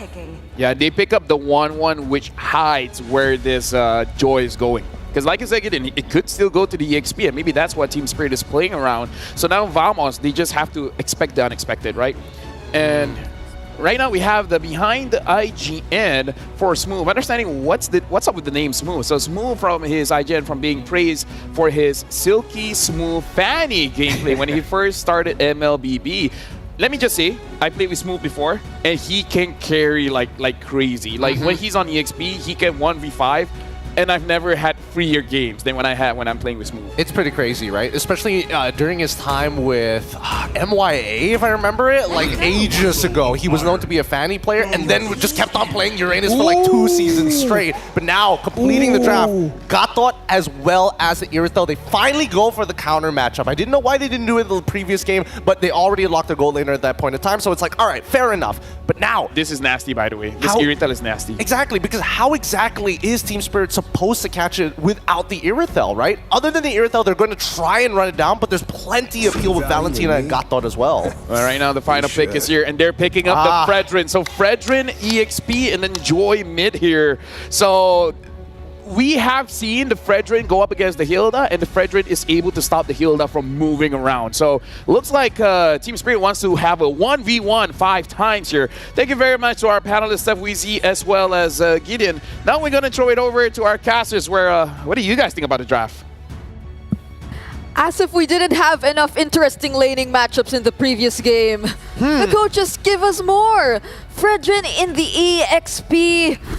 And another Joy mid lane for Team Spirit. Hey, usually for Fren, he has someone stopping him from all these, mad scientist choices, right? Usually Stucky, maybe few for AP Bren. This time he's like, I'm gonna go full Fren. That's a Fredrin Revitalize in the XP. The first of its kind. When was the last time we saw Fredrin XP? That was like back in the MSC 2023 Onyx days when Boots always played it. Oh, definitely months ago. It has to be at least months a year ago. Or a year ago. At the very least, for perhaps some of the local regions, they might have seen it a little more recently, but at least for M6, it's the first time we're seeing it.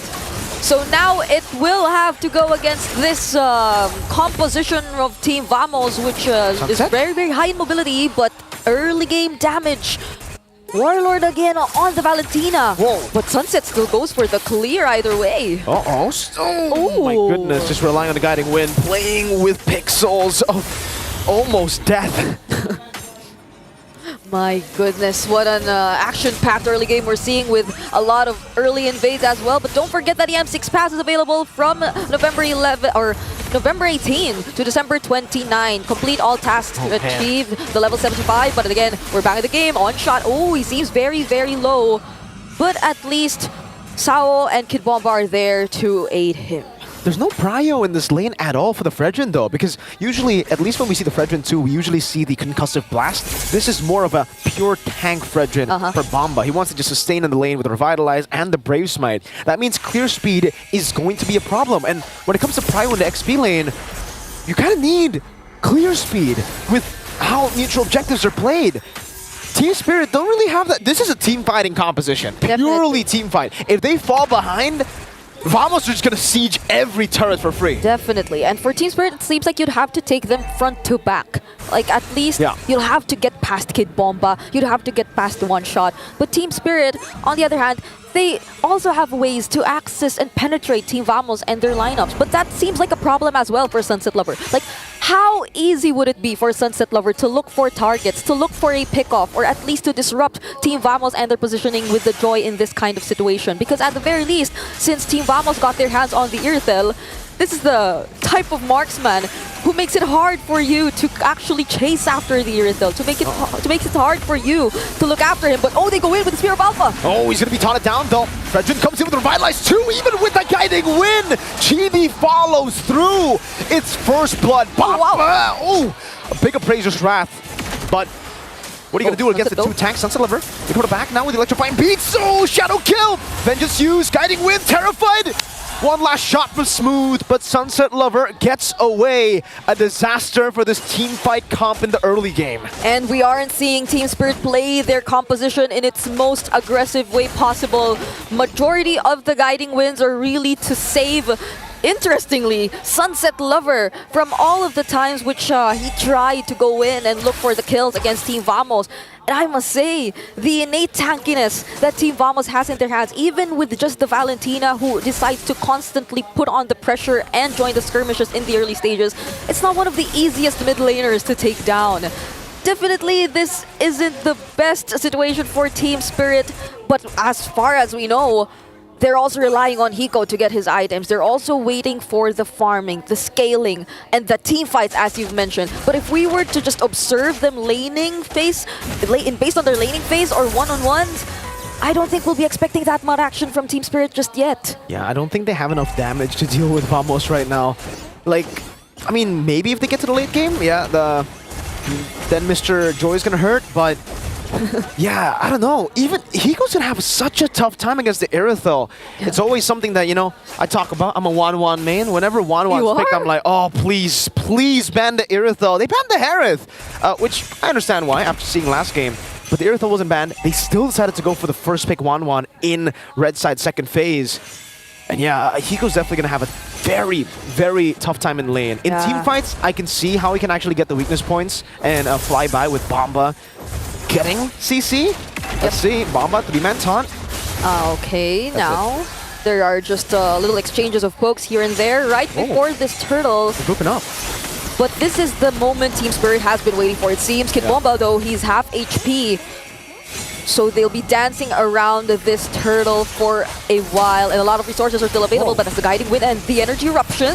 They're gonna use the resources on the Smooth. AOG coming down, locking Kid Bomba down there. Oh, Sunset Lover very low. Chibi wins out the retro battle again.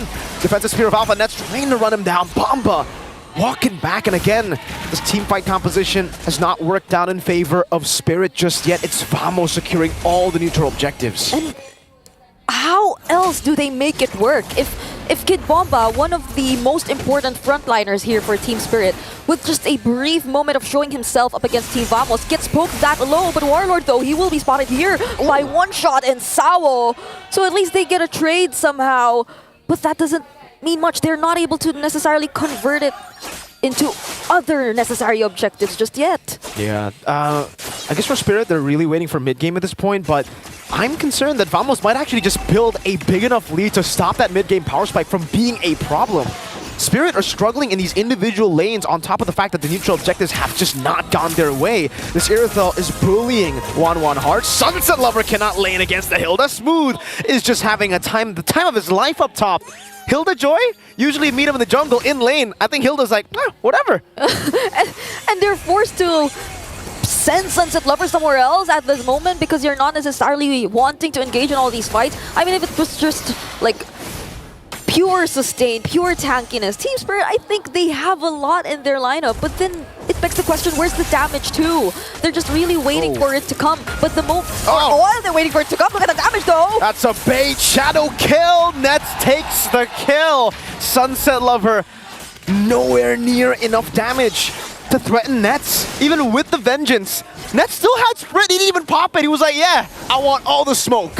And I mean, Irithel, it's not like it's the type of marksman that you could just force to stop all those attacks from coming in, right? You'd have to find a way to stop it, but it's okay with them and Smooth. Forces to revitalize. Two-man taunt, one shot already. AOG from Zorn catches two and Smooth bonks him in the head. Sunset Lover walks up. The electrifying beats is just the song of victory so far for Vamos in Game 3. They're just standing there. They're okay with tanking all the damage from Team Spirit because there's not much. There's not much damage yet from Team Spirit. At the very least, Hiko, he's untouched.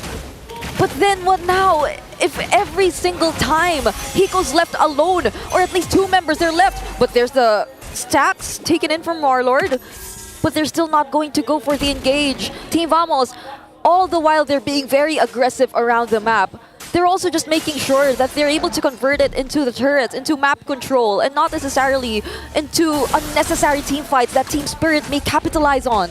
3.5k gold lead.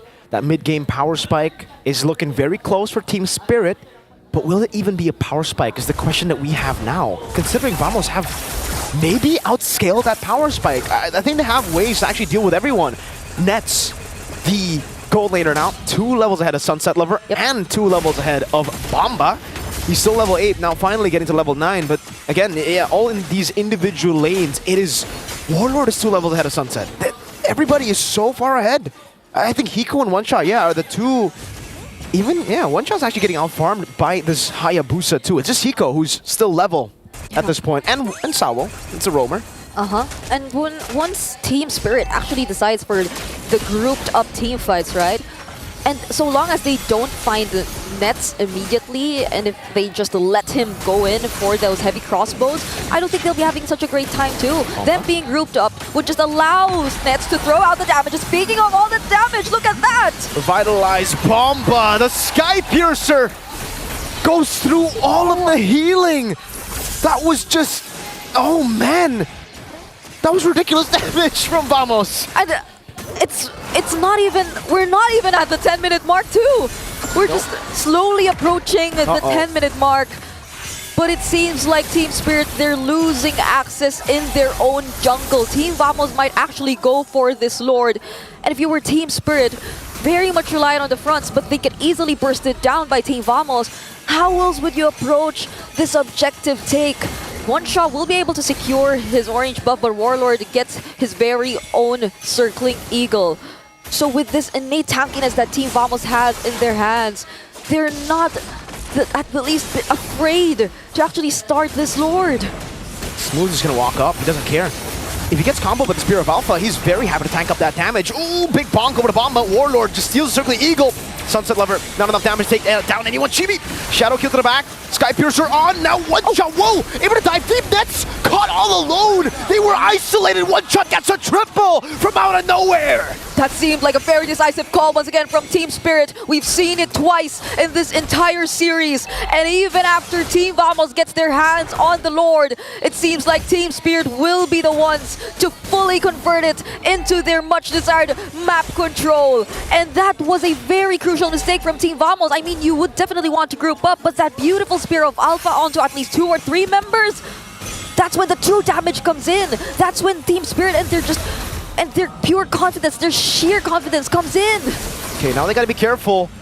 I guess the mid-game power spike matters a lot. Even with the 3,000 gold lead, Vamos chose to fight, and Spirit were like, we got our items now. We have that power spike we were waiting for. I guess the 10th minute mark was it for Team Spirit. I want to see a replay. What happened? Nets still didn't sprint earlier. And it seemed like just a very decisive call again after Warlord has already used that circling eagle that he copied away from Sao. It was just Team Spirit going in. They already knew that they had no chances of contesting for that objective. So at the very least, they wanted to get some kills away from Team Vamos. And still, it seems like Team Vamos, though, will try to make use of the Lord, but they get the staff. They get the staff to the crossbow. Damn! Crossbow tang over the nets now. Over to Chibi too. Okay, they get away. The waves are cleared out, and Team Spirit are able to defend the first Lord, keeping 2 of their base turrets alive, only sacrificing the bottom lane. So they're equal in turrets, just like that. 4-4. And even the gold lead, it's negligible at this point. I mean, at least for other members, it's quite significant. But other than that, so long as they play the team fights, they can go for the protect. They can go for the create space kind of approach. And look at that double circling eagle, but they get to somehow pressure the purple buff from a Team Vamos. So we're seeing a closer fight right now. We're transitioning into the mid-game, and this is the game that Team Spirit wants to play. Oh yeah, definitely the game they want to play. With that one triple kill, One Shot has equalized his gold deficit against Chibi, who was 1 level ahead of him over the course of the entire game up to that 9th minute. So now that he's equal, they have... Shadow kill. Sky Piercer not enough. Chibi! Caught in the bad spot, Spear of Alpha, circling eagle! One Shot gets the shutdown! They just waited for the quad shadow! And Sao was just there to provide the additional sustain, the guiding wind, healing a little bit back of HP. The timing, it's a Lord! And that was the perfect timing for Team Spirit, as you've mentioned. One Shot also has his hands on the Winter Crown, so they can make some plays if they want to be more aggressive, but it seems like they're just going for the zone. So One Shot will be focusing on the Lord. Sunset. Smooth has some vision. Sunset Lover goes for nets! With a full dive! Sunset Lover with the vengeance again! He finds the hits, now he's jumping back again onto Warlord. It's baiting in everybody. Bamba catching Zorn, the cancel on the CC, the AOG gets him out just barely. Such a close call for Zorn, but he gets back to the base.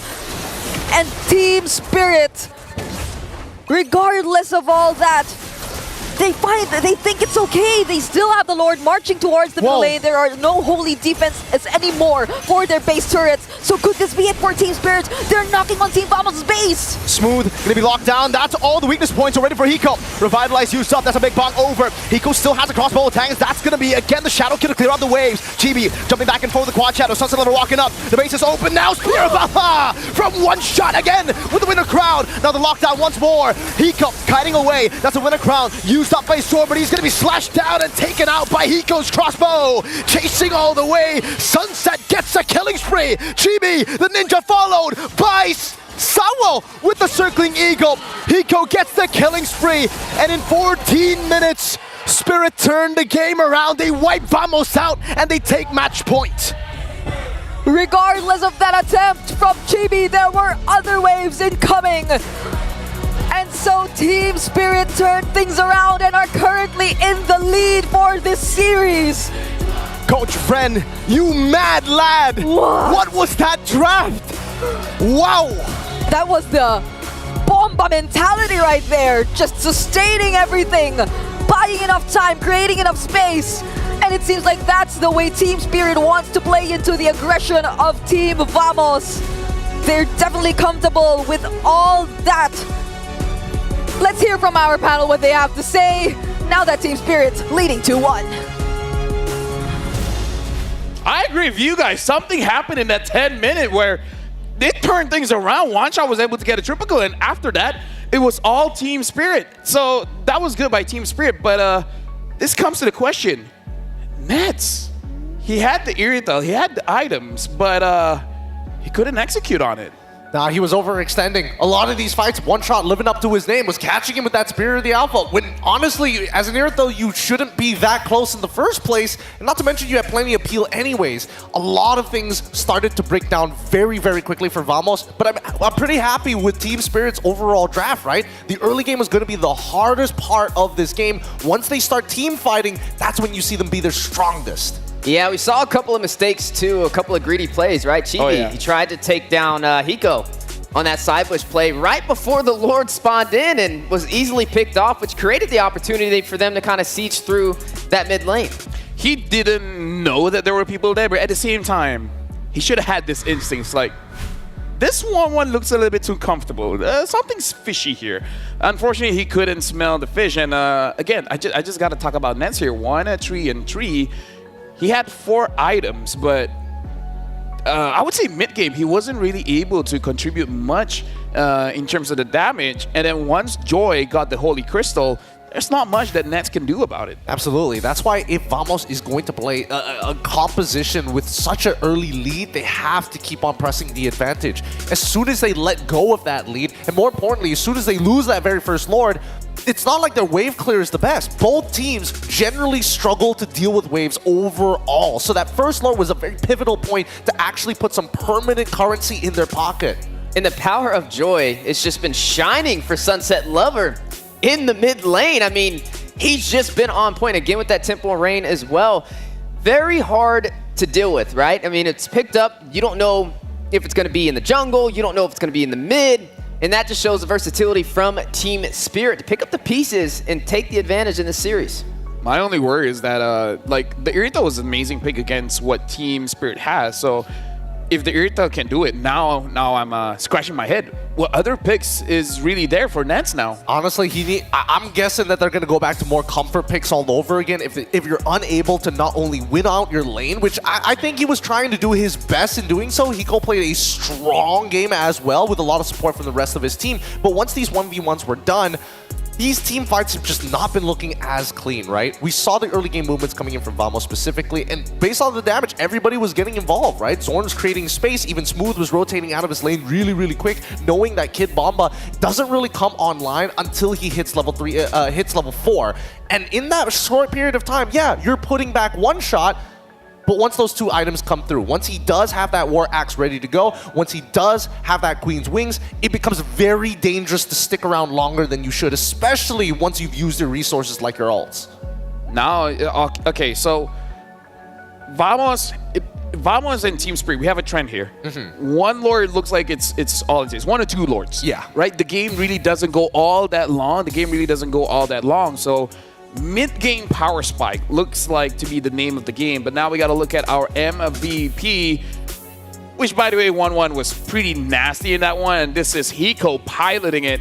So the MVP is going over to Hiko on that 1-1, and again, like, he went deathless on that 1-1. He went deathless, even in a losing matchup in lane, which is very surprising. It means that there was a bit of sacrifice, there was a bit of give and take during the laning phase, but he still hit his item power spikes on the right time, right? He never felt like he was behind. It never felt like he was, completely out of these fights, but he was very intelligent with the way he's going in and out. He's looking for angles to kind of split the formation of Team Vamos away from not only Kid Bomba, but his general frontline. And that's when Sawo can kind of fill in the gaps with the help of the Guiding Winds. Yeah, I was going to say, with the Mathilda pickup on top of him already having the tenacity, it's a nasty combination. I mean, he was all over the place, and Hiko, what he couldn't get done in the previous match, he was able to get done here for this game. And now, it bids you the question, is Mathilda worth the ban?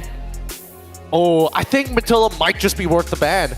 It's putting a lot of stoppages and more so creating more opportunities than I would have liked to believe, because just look at the way these fights are playing. The front line is sustaining despite being 2 levels down. They are able to come up with very creative angles. Okay, so for some reason, Vamos didn't have enough damage to do with Team Spirit, and Sunset Lover was actually able to dish out majority of the damage, and then one shot just came in, and this is the pivotal mistake where yeah, I kind of feel like we're at that part of the tournament where no way will a marksman be all alone in the map. So maybe GB thought like it's just one other guy, so his OG Shadow Kill will be able to handle 2 people, but that was basically the whole squad, man. Yeah, he was banking. I mean, he even picked up that Sky Piercer within like 3 minutes plus in the game, and maybe he was just hoping for that lethality to kind of latch on and deal the additional damage to take down Hiko. But Mr. MVP was able to get the job done and close out the game with that full wipeout. And now we're looking at a 2-1. I think at this point, there's a couple of things that need to be solved. Number one, this Joy is too annoying of a flex pick to deal with unless you have a direct counter towards it. And I think that, yes, getting the Winter Crown is one way of potentially, disrupting that combination. But I think there needs to be a valid argument of banning it out entirely, because now their backline, and especially Nets, he's struggling, and he's struggling in a way that I wasn't expecting. This is the best thing about a best of 5 is that adjustments can come in, right? You saw what was the problem, and now it's really on you guys. Do you guys acknowledge it to be a problem, or are you just like, we just made a few mistakes, so it wasn't that big of a deal, right? It's a good thing that after this we are going for a break, so both teams, honestly, Team Spirit as well as Vamos, can really consider it out. So we're gonna go for a short break. After this, we're coming back. Right now, the score is 2-1. One more win, and Team Spirit moves through. We'll see you guys after the break.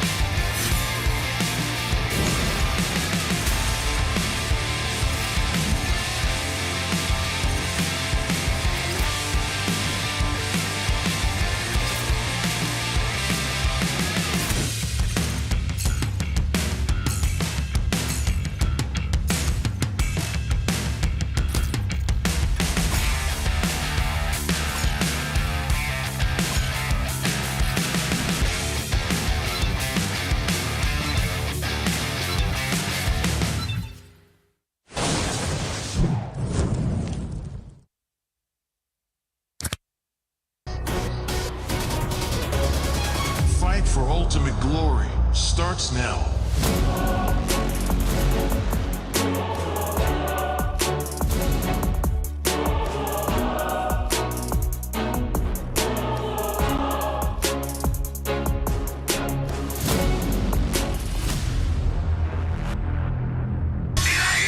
Mobile Legend M6 スイスウォッチ明治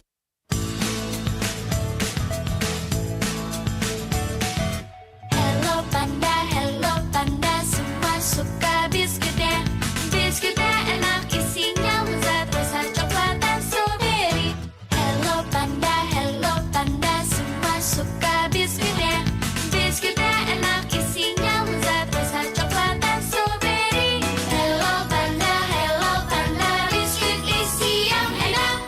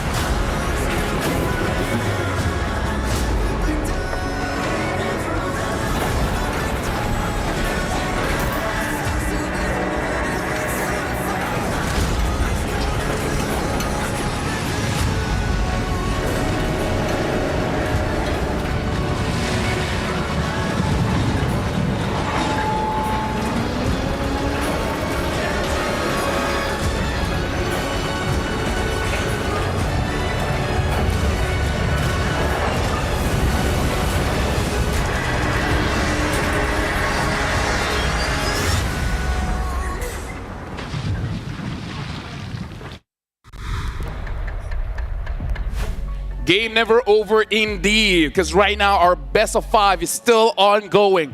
But for Team Spirit, they only need one more win to move on forward. While Vamos, they need to climb up. If they lose one more game, that's it.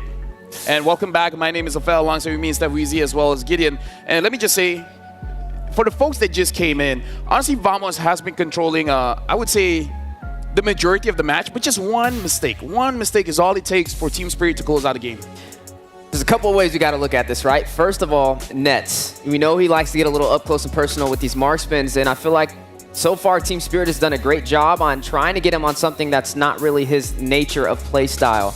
You don't really get to see him pick up the pace on these pickups that he's had so far, and I think that's one of the many aspects to kind of look into as we progress through this series. I mean, the same thing can be said about the draft, right? Both sides. I think the Team Spirit overall is much better at staunching their bleeding every single time the early game goes out of control, because most teams usually fumble, and we saw even in game number 2 where Vamos was able to find the victory, it's all about holding the tempo against their opponents. Right now, we got to look at both coaches here, where we got to look at how Coach Fran as well as Coach Pubs looks on paper. And this is a good segue because, honestly, throughout the break, that 5-minute break, I kind of thought about it. And I feel like Joy should be banned. Because it really does shut down Nance. Right now, you guys are looking at the numbers here. When it comes to the first pick rate, Pubs has more of it. Looking at the second pick, looks like Coach Fran really likes that second pick. And when it comes to the win rate, it's more equal, but it's definitely more towards Team Spirit. Oh, yeah. I mean, it's just by 0.7%, right? And as more games come by, the stats are always going to change. But at the very least, the stuff that we've been seeing from Vren has been extremely interesting, right? I think, you know, even Pobbs has taken a little bit of inspiration previously, but now coming into it, they are established coaches in their own individual regions. And now, as Vren comes into the ECA, he's sharing that knowledge alongside with Team Spirit, and they're executing it very well. You are allowed to sacrifice the early stages of the game. You are allowed to lose lane. As long as you execute the comp perfectly, then you find these small opportunities. And that's the issue that we're seeing here today, because even though second pick hasn't been going too well specifically for Vamos, Team Spirit is utilizing that 45.5%. Yeah, I mean, every single game so far, Vamos has been first pick, right? And they tried to ban out the Bruno. That one did kind of work in their favor, but other than that, it's just been Team Spirit's ball game, right? You got to find a way to disrupt them. Maybe even try to get on the red side. Maybe that could be the difference to get Net something he's more comfortable on, to deny this Joy from being picked up. The thing is, I was even considering, what if Chibi just pick up Joy, because Chibi can use the Joy, but looking at the hero picks coming in from Team Spirit, they have a lot of picks that actually counters the Joy, even the EXP Fred. So yeah, I feel like even taking away the Joy is actually quite a risk. I mean, that's why we haven't seen him actually pick up the Joy initially, right? Previously in the Swiss stage, we saw that if given the opportunity, it's not too surprising for Chibi to actually lock it in pretty early on into the draft. But as we've seen time and time before, Team Spirit has direct counters to the Joy. Not only in that Fredrin, but prior to that, the Belleric as well. Both of which, what this team does especially well is predetermine where we're going to fight, and we know exactly how we want the fight to look like. And then to hit you with another element, the Mathilda. How do we feel about that so far? I mean, I feel like it's been pretty successful today. I feel like it really shuts down the Hayabusa. Like, I already feel like that's it, because as much as the Hayabusa damage does, but shield and heal is a little bit too much. If it's just, I don't know, something like a Hylos in the roam, something like a Belleric, it's gonna be difficult, but it's doable. Against the Matilda, it looks like you're about to get it, but then the shield pops up, and then while the shield is there, the healing is gonna come in. It really disrupts your plan, making it so that Chibi alone, that's the problem. Chibi alone can't do it. He needs help from Nets, and Nets has been dealt with the Joy. So it looks like the Matilda is to go up against Chibi, and then the Joy is to go up against Nets. Both damage leaders are not in the fight. How are you going to win? Yeah. And I think that's, right now, I think that Vamos is trying to figure out the best solution because they have to invest in one of these players. We've seen games where, as long as Smooth has a winning matchup, maybe we can influence the lane even more. But you got to win 2 out of the 3 matchups, whether it be gold lane, EXP, or even in the jungle. And really the question is, most of the time is that mid trio. Now, so far we've been seeing that at least for Team Spirit, they don't mind losing the early game. They expect Vamos to do a very good job of the way that they rotate. But at the same time, they're also investing in their players like Sunset Lover to give him farm on the opposite side of the map to make sure that he hits that item power spike on time. And same goes for Hiko, even willing to sacrifice jungle just to make sure that he has enough funds in the bank.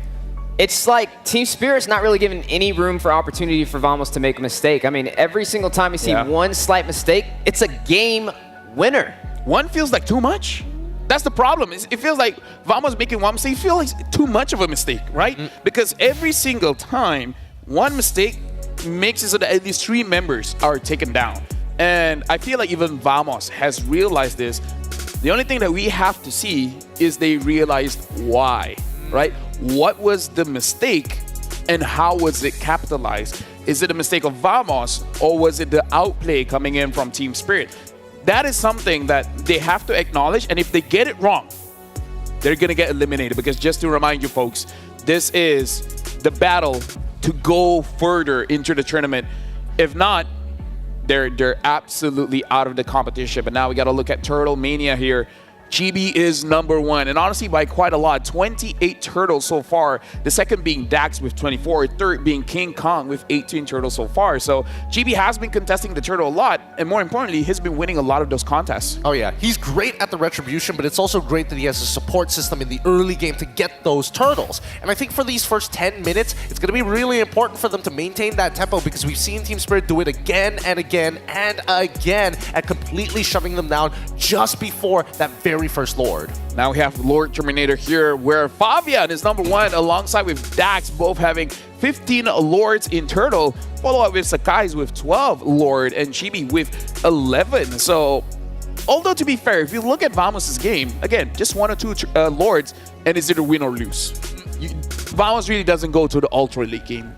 Yeah, you got to be careful, right? You want to not overextend, but you also don't want to miss an opportunity by not taking one. And I feel like right now a pitfall for Vamos is the mind games that we're seeing Team Spirit play so far, right? I mean, even when it came to the M-Chat and it came to Team Spirit's players, looking through where they went wrong in some of their previous matches, they never said that they didn't have the talent to pull it off. They said it was more of a mental game that was the issue. And it seems like they found their composure. Yep. And now coming into the drafting phase, the true test is whether or not Vamos has not broken underneath the pressure. This, again, home crowd, home soil as well. They've got the supporters by them, but pushed against match point, a single mistake is all it could take for them to get eliminated here today. This is going to be very important, folks, because now we're in the drafting phase. Team Spirit banning out the Suyo as well as the Jushin. Vamos banning out the Fanya as well as the Glue. Now the last ban is on Vamos here. They ban out the Bruno twice now. And Vamos is red side again. Blue side. Vamos is blue side. Oh, blue side again. I mean, like, to be fair, I'm colorblind, so you could be right. No, you're right. Vamos is blue side again, which means every single game so far, they have had first pick priority. Do they ban out the Bruno here? Do they go for something like that Joy from Sunset Lover? Because it looks like this side is blue. Yeah, don't worry about it. Don't worry about it. Vamos is going to be first pick and Team Spirit is going to be second pick. But they ban out the Joy and leave out the Bruno. The real question is whether or not they're going to first pick it this time around, because if they don't, we know for a fact that Hiko more than happy to pick it up. I mean, like, to be fair, Hiko has not picked it up so far. And Hiko, on an interview, he did say if he gets the Bruno, it's over. He hasn't shown it just yet. But on an interview, he did say, like, don't give him the Bruno. Most people don't give him the Bruno, unfortunately. Well, you can get the best of both worlds, right? I mean, you banned out the Joy, and you still can get the Bruno because you have first pick, so that should definitely be the move from Vamos, but we know it's not a Nets specialty. I'm just hoping. We're hoping and praying that Nets is going to be able to first pick it this time, unless Team Spirit decides not to and bans it out here and really breaks open the draft. At night, your team is Sicilian. Oh, very clever draft here. So we've seen just Cecilia and Valentina. I'm not counting those tanks. I don't care what you say. Yep. I'm not counting those tanks for the Warlord hero pool here. Unless Warlord has something crazy as well, like a Xavier or whatever. But the Bruno has been picked up. Nets wasn't able to get the W in game number 1. Although, to be fair, it was against the Joy. The Joy really did take him down very, very fast. Yeah, it chunked him really hard, but they are giving Hilda this time over to the side of Team Spirit. Yeah, now we have behind the IGN for Sao. Sao actually means sapodilla or chiku, a tropical fruit in Bahasa Indonesia. Pretty sure it's Bahasa Malaysia as well, but oh well. Chiku. Sao means chiku? No. Sao really? Sao means chiku. Huh. I wasn't expecting it. the ultimate answer. It doesn't have as nice of a ring to it, but I get where it's coming from. That's actually really interesting. I would have never expected it, especially for someone with his level of veterancy. But as expected, the Hilda comes out, and they're going to be pairing it up with the Matilda. Okay. So here's the thing. Hayabusa against the Matilda, not so well. Alpha maybe, though. Right? Because you can stay in the fight for a little bit longer, where the Hayabusa is... Like, skill-based heroes that has very long cooldowns don't do well against Matilda. Agreed. There's two ways of taking it. It's either you take the alpha, or maybe even consider like picking up the Suyo once again to kind of fulfill Suyo that bad. flexibility. But I mean, you're kind of forced in that position, and hopefully, I would imagine that Vamos, and yes, Suyo is banned. If they do decide to go for the alpha, there are still other picks that they can go for. Something a little bit more passive. I would say even a Bane does pretty decently into this matchup as well to sustain and even disengage. Even the Fredrin can technically walk here. They're going to go in for that show. Oh, the Hayabusa picked up yet again. Not too worried about this Hilda. I mean, Hilda and Matilda, there's two ways to shut down the Hayabusa. So Vamos has to play this very, very cleanly. And it's to the point where I feel like Chibi just has to play the side lane. They got to give Warlord some kind of damage dealer, which maybe Team Spirit saw through, and that's why they banned out the Sicilian. This is going to be challenging. Side lanes. Meaning like just split push, you know? If they are going to try and split push here, I feel like they need to break the composition, right? It's all about timings, and I think more so it's priority. Can they shove out these lanes a lot faster than their opponents? With the Hilda, you basically got a winning matchup. So the real question is whether or not EXP, smooth side, can he find something that can actually match up against the Hilda? And as expected, Beatrix is going to get locked in for the side TS, so now they can force out the gold easily. Single ult clears the way if they move out from there. And now Team Spirit just bends out the Hive, and then what else does Nets have? They're going to have to dig deep, really, really deep on this one. We could expect, something along the lines of... Carry? No, I mean, they've already locked in the Bruno for their side anyways. What am I thinking about? Sorry. No worries. We all get one. We all get one. But at this point, the mid lane is just so valuable right now. They could play for a traditional teamfight composition, but now with the Beatrix, it doesn't seem likely. EXP needs a winning matchup, but the Hilda's already there. It's not checkmate just yet, but I feel like Vamos, at this point, getting a Yve might just be the way to go. Yeah, and maybe Hylos could be a pickup for the side of Vamos. Just considering the show, I mean, again, with the G Kondo, it's great for setup, but they may need a little bit more in their arsenal to go up against Team Spirit. You know what else they could pick up here? Technically, you could go in for the fairness in this situation. You can throw an element of sustainability on your side as well, and go with the Hylos to top that off. could be a pretty solidified draft. I was thinking about that, but then the only and the counterplay would just be picking up Valentina on your side. At the very least, you're able to kind of punish melee heroes coming into that range while still having the Netherrealm ready to go once stolen. It forces an interesting playstyle, but I feel like Vamos, they got to double down. They've already locked in the Cho. It's single target lockdown. It's all about controlling those waves and making sure that they can visibly see where Team Spirit's motions across the map are going to look like. There we go. CC banned off the board for Team Spirit. This is definitely due to that Hilda, right? They don't want to have the easiest way to match that mobility to go up against it and get to the back line with some great pills. So now we got to look at the mid lane matchups, right? Sunset Lover, he's been on fire with the Joy, and this time around, it's taken off the board. What does he run now? Because if he goes in for something like the Eve, there's a lot of answers from Vamos to shut that down. Yeah, they can still pick up the Gatakacha and the EXP, and then the Valentina coming in from Warlord. Again, unsure if Warlord has a different hero up his sleeve, because against the B-Trace, you kind of need range. You're talking about Eve, Farsas, the likes. Your team is And now the Fredrin gets banned as well. Pretty smart ban. Yep. They want to make sure that they don't have the lockdown, right? What Beatrix really needs right now is a setup for her to land very easy ult. Then you have quick bursts, two synergies, and fights and skirmishes that happen along the riverside. Bane is still on the table. That's what I'm thinking of as well. But it doesn't have that setup. You're expecting at that Nolan point. is there. Oh, that one's not bad as well. Yeah. Nolan is up for grabs. We haven't seen too much of Nolan. If we dig in even deeper, something like that Akai could be a very cheesy pick. But yeah, I'm thinking of Nolan. Bane is a good shout out as well. They can delay it for a little bit and just pick up their mid laner. But again, I would say mid lane is kind of good to keep it a secret for now. Your team is Never mind, they pick up the Valentina. So not giving it over to Warlord. So now it's on Warlord's hand. Whatever mage she picks up undoubtedly will give a very good ult towards Sunset Lover. I'm curious why they want it, because again, I feel like Valentina super safe here. It could have gone to either one of these teams, but at the very least, it's an admittance of we want to hide our jungler first. And the question is, why exactly do you want to hide your jungler? You already know the alpha is pretty much gone. You've banned out the Suyo on your side, so we don't have the fighter-style traditional junglers as we usually expect to. Does that mean that you're going to have to play an assassin on your side of the map and look to kind of split up formations, or more of a setup, which could have been the Akai for all we know?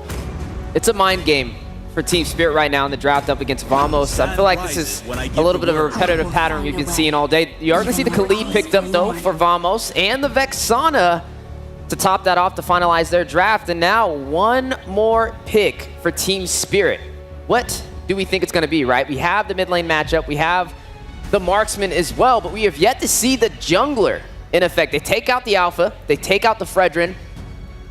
LaFell talked about some cheese picks. He talked about the Akai possibly rising to the occasion. We mentioned maybe Nolan. even a Bane or a Nolan to sneak into the scene to finalize this draft. But Vamos has put him in a tricky situation on limiting the pool.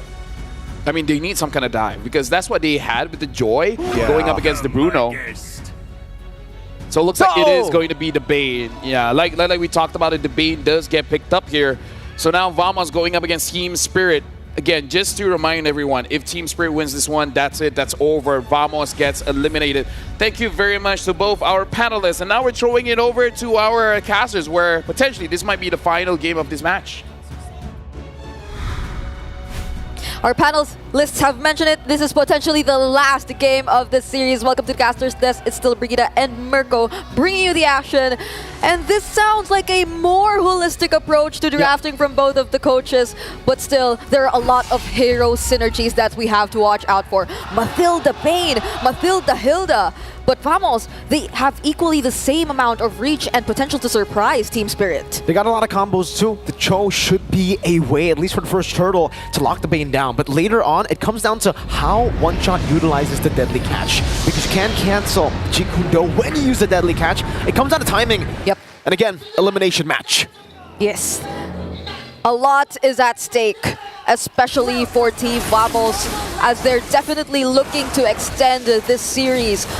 Fighting in their home ground, they definitely would want to proceed in the lower bracket. But will Team Spirit let that happen? One thing I would definitely want to talk about, as mentioned by our panelists, is wait, sword? An early steal from Zorn. He didn't even let me finish my sentence. That's the... I would say that's why a lot of jungles don't go for the retreat early, right? But One Shot went for it, wants to go for the fast clear. In the end, it backfired by a lot. Zorn claiming first orange. So far, a really great start, aside from the fact that even Smooth is able to cut his lane immediately. So Team Vamos, they're playing the early game really well. Man. One shot. Oh no! First orange buff and first blood to Team Vamos. And now Team Spirit, they're in a bit of a pickle. Zorn wants to continue this. Bomba walking forward against 3 members. That's the guiding win to get him to safety. But Chibi's already level 4. 2 whole levels ahead. Whoa, Bomba dealing a lot of damage now. The Revitalize as well. Shadow kill in towards the camps. Bomba surviving the Curse Blast, not connecting. Smooth! Unable to get the kill to Terrify as well. What? Sawo gets the kill back on Chibi. I think... Oh! One shot with the bounce! Kid Bomba was okay with that. I mean, they went in for the skirmish right inside the bushes, and we know how the passive works. And even towards the bottom lane nets, it seems like he's having a great time up against Hiko. But after that moment, Team Vamos, it seems like their momentum was suddenly halted. They're not as aggressive anymore. Team Spirit, you can't afford to make those mistakes. The panelists have mentioned it earlier. Such expensive mistakes, Team Spirit, they punish it really well. Oh my goodness. One shot, still not level 4. Chibi level 5, so at least it should still be an advantage to Vamos. Zorn's getting chased out by 3 members. Raging Sandstorm from Sunset Lover 2. A bit of an over-chase situation for sure there. Zorn definitely happy with that. Raging Sandstorm coming down. Now Deadly Catch as well. One shot taken down. Sawo very low. Chibi! Quad Shadow and the Shurikens. Bomba on Smooth. Just needs a few more hits. That's a great quick Sand Guard to get him back to safety with Warlord disengaging for them. So in the end, it's still Vamos who get the turtle and survive with that 1.5k gold lead. And I mean, that's exactly the reason why we said timings are definitely important here for Team Spirit, right? That was the Deadly Catch. Oh, the Renner's Apathy misses, but then again, that was the Deadly Catch, which was casted a little bit too early. So Team Vamos, they're just able to go in with the aggression once again, but there's the Way of the Dragon used onto Sawo. So now Team Spirit, it feels like they have to watch out for One Shot. It seems like they have to accompany him in order for him to successfully be able to take his very own objectives, in order for him to farm. Because they're not stopping with the pressure. The mere fact that Smooth has this much of an advantage compared to Kid Bomba in the XP lane, we're seeing a lot of rotations, a lot of perhaps even double lanes, and you want that to happen to Team Spirit, but Sawo, he gets spotted out! Great combo, Raging Sandstorm, Terrify, Eternal Guard, Zorn G Kundo, and that's a double for Chibi. A great start for Vamos, despite a few mishaps there, back and forth. One shot will only get 2 hits on the turret. And I like how they're really trying to pick up the pace, right? They're trying to be really fast in terms of rotations. Team Spirit, you would expect with the amount of mobility that they also have, with also Hiko and the composition of their lineup, that Hiko would want to rotate out of his lane a lot more often, just focus on clearing the waves, not entirely picking up a fight against Nets, and potentially even going for the double lanes. But since Nets is also handling the laning pretty well, and Team Vamos, they're really going for the evade, similar to this. Whoa, Terrify, Deadly Catch! One shot gets the shutdown again! It's all about the Deadly Catch timing, and that one was perfect. Bomba walking up the Terrify to disengage. Turtle number 2 has spawned in the game, and Chibi is down. Yeah. He won't be there, so Team Spirit, they want to get this turtle for themselves. Kid Bomba zoning 3 members, but will they still go in? They don't have the retribution. Bomba's cool with taking all that damage. Bomba wants to walk back in. Gets the guiding win as One Shot takes the neutral objective, and we are back to almost dead center. Equal game. Yes, Hiko's able to breathe too. He's able to attempt to go for the double lanes. He wasn't for like the past 5 minutes. He was just restricted in his own lane, even under the turret even, because like there's just so much rotation, so much pressure coming in from Team Vamos. But that's also one of the advantages we're seeing. That One Shot still goes for the engage with 3-man knock-up! Great kick into the Curse Blast. Nets takes that kill away. And Vamos are now trying to grasp onto that lead. They want to hold it for as long as possible. But that big lead that Chibi had over to One Shot, is no longer present, right? One shot is also level 9. That's a good shot from Hiko too. Nets, though, is doing a very good job right now on the Bruno up against this Beatrix. Zorn, he needs to be on point with his picks. Every single mistake, a wrong targeting on the way of the Dragon, and especially if it's not well coordinated with the other members of Team Vamos, Team Spirit, they have a lot of ways to punish that. Aside from the Deadly Catch, once it's timed really, really well, there's the Terrify and the AoE ultimates coming in from Hiko. But we'll see how this goes, because Team Vamos, they're starting to group up a lot more often. Checking out the items, there's not much of a difference in terms of the lane-to-lane matchup, but oh wait! Oh, Bennett's Rage! It's actually going to be turned around. Kid Bomba taken down though, Smooth, able to chop enough damage. Sunset Lover goes over to Terrify. Chibi! The assassin coming in the end to assassinate Sunset Lover. That's a 2-for-1 as the Bane gets a turret up top, but it is traded by Vamos in the bottom lane by Nets, who is still free farming. Team Spirit, they have to be careful with this. I mean, I think they're sort of willing to accept all the pressure and all those kills that Team Vamos are getting off them, since one shot he's really consistent in looking for the trades. He's just trying to always make sure that at least the opposite lanes are shoved and at least a turret is taken down for Team Spirit.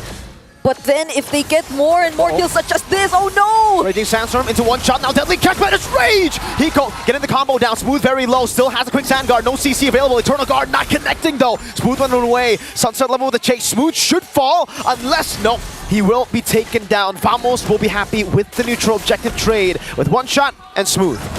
Smooth and Zorn, I'd say they're really doing a great job. Amazing.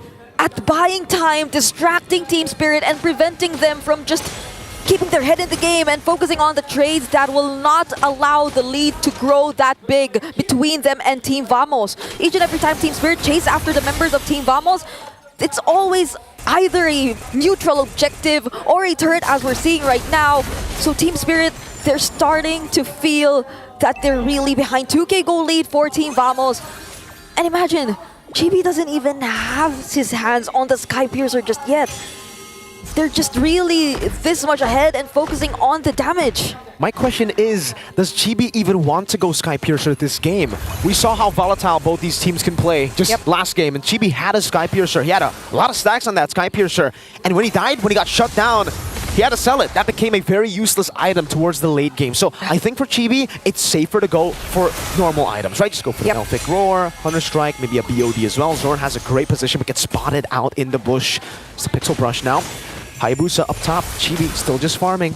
And based on the items that I'm seeing, yeah, Chibi is not going for Sky Piercer. Yeah, he's not. They're just going for sheer aggression here and damage. Both Chibi and Nets are doing really well. Nets hasn't even been picked off by Team Spirit just yet. Not to say that they have the pick-off capabilities, but oh, the way of the Dragon, onto he go! Raging Sandstorm though, only connecting on towards Mr. Bamba. Raging Sandstorm from Sunset Lover! And Hiko gets the Nibiru's Passion! Bamba still surviving, Sawo with the save! Wow! Warlord down. They want to go for the chase, it seems. Hiko, no flicker, has to be careful. Team Spirit, they got that fight turned around. Clutch Flask of the Oasis. Sawo even using the flicker to ensure that Kid Bomba is within range. So now it seems like they will be accompanying each other a lot more often, trying to make use of the range of their capabilities to take some objectives away from Team Vamos, but they have to be wary of Zorn. Zorn's been on point on his targeting in terms of the way of the Dragon, but oh, there's the Medic Rage already used! Red Tree for one shot, the Deadly Catch catches on the Chibi. What happened to Smooth? Evaporated. Eternal Guard connecting on a Bomba. It will be a kill over. Smooth for Bomba, but Spirit get the Lord. Sunset Lover always just scheming in these bushes. Yeah, and it seems like this is the way to play around this Bane lineup that Team Spirit has, right? If you just overextend a little bit, they definitely have the tools to be able to answer back.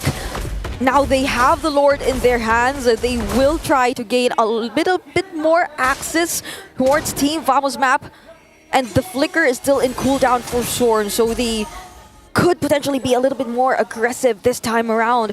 One thing to note, if you let Hiko and one shot within range of a turret, they will definitely seek to take it down. What turret, right? Which turret? That's That's what Spirit will be asking every single time if they have the way, or wave rather, to siege in. They'll just be like, turret? What turret? It's gone. That's a minion to us. Even without minions, maybe. There you go. Oh my god. Turret tier 1 in the mid lane falling down as well. Team Spirit, they have match point. Lafelt spoke about this.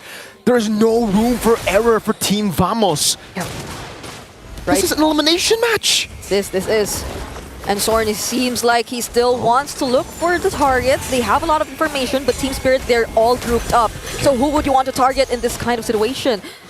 They don't want to let anyone behind. They don't want to let Hiko become an easy target anymore. And Kid Bomba, he's just going for it. Poking Soren down really low. They have another wave in the bottom lane.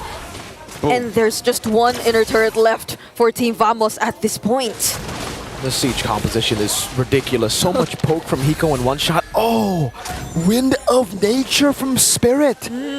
So the big problem, I would say, for Vamos now, another big problem to add onto the list, is the fact that there's a Wind of Nature for Hiko. Yeah. Most of the members, if not all the members from Vamos who can dive to threaten Hiko are all physical damage. Nets, Chibi, Smooth.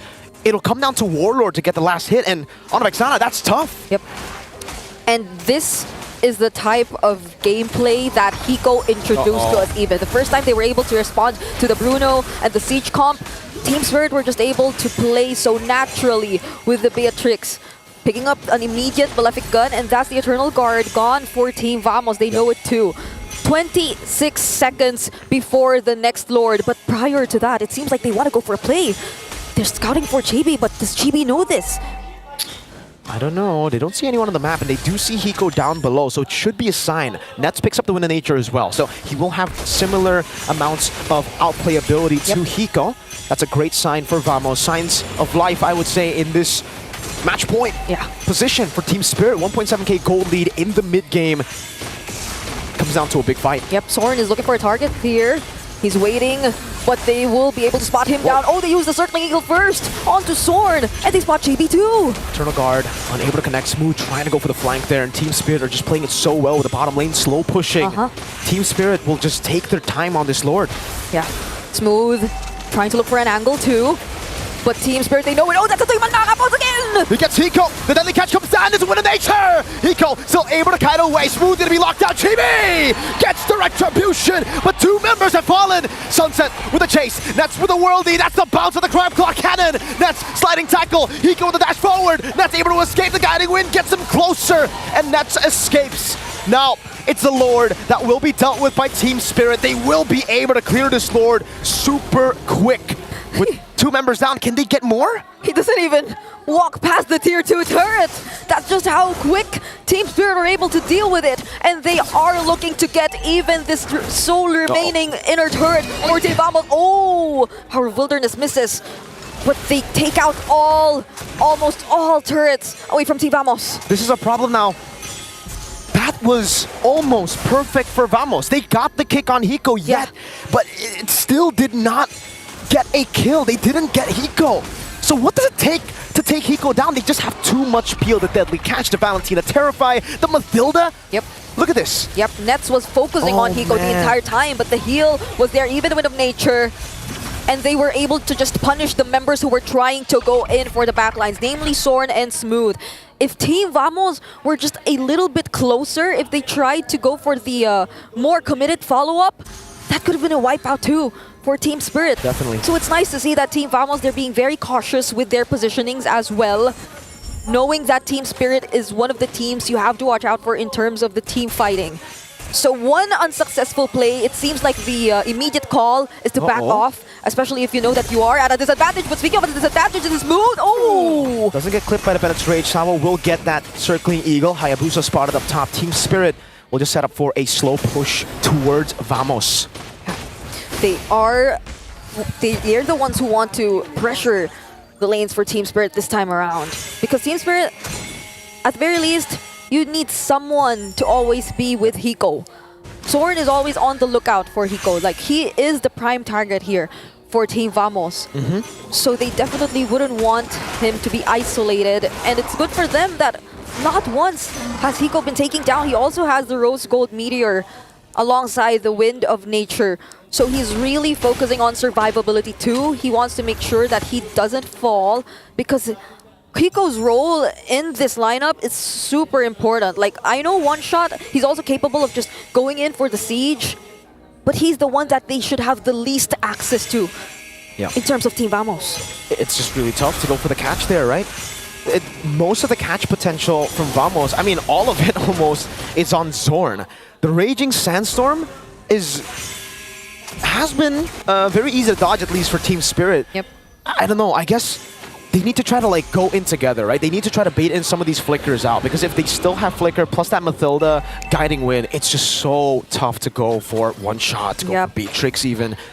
And man, I guess for Vamos, the advantage that they have is not a team fight in a 5v5, but it's in the side lanes. CS though, they don't care. They're gonna go and try to blitz it. Nah, they really want to go for the team fight. Oh, Zorn will he be bursted down? Smooth. Oh, Raging Sandstorm. Oh, flickers out that. Oh my crap, Claw Cannon! Oh my god, that was almost a one-shot by one-shot. That wasn't even a full-on team fight by two of these teams, but the amount of poke, the amount of burst damage, it's enough to zone Team Vamos away from the Lord, and it seems like they won't gain any access towards it. Team Spirit, that was a clean take on the Lord. That was beautiful, a phenomenal take for Team Spirit, and now all questions are back to Vamos. Can they defend? It's a Vexana, it's a Bruno. They do have ways to deal with the waves, but then you look at this composition from Spirit. They got a Beatrix and a Bane.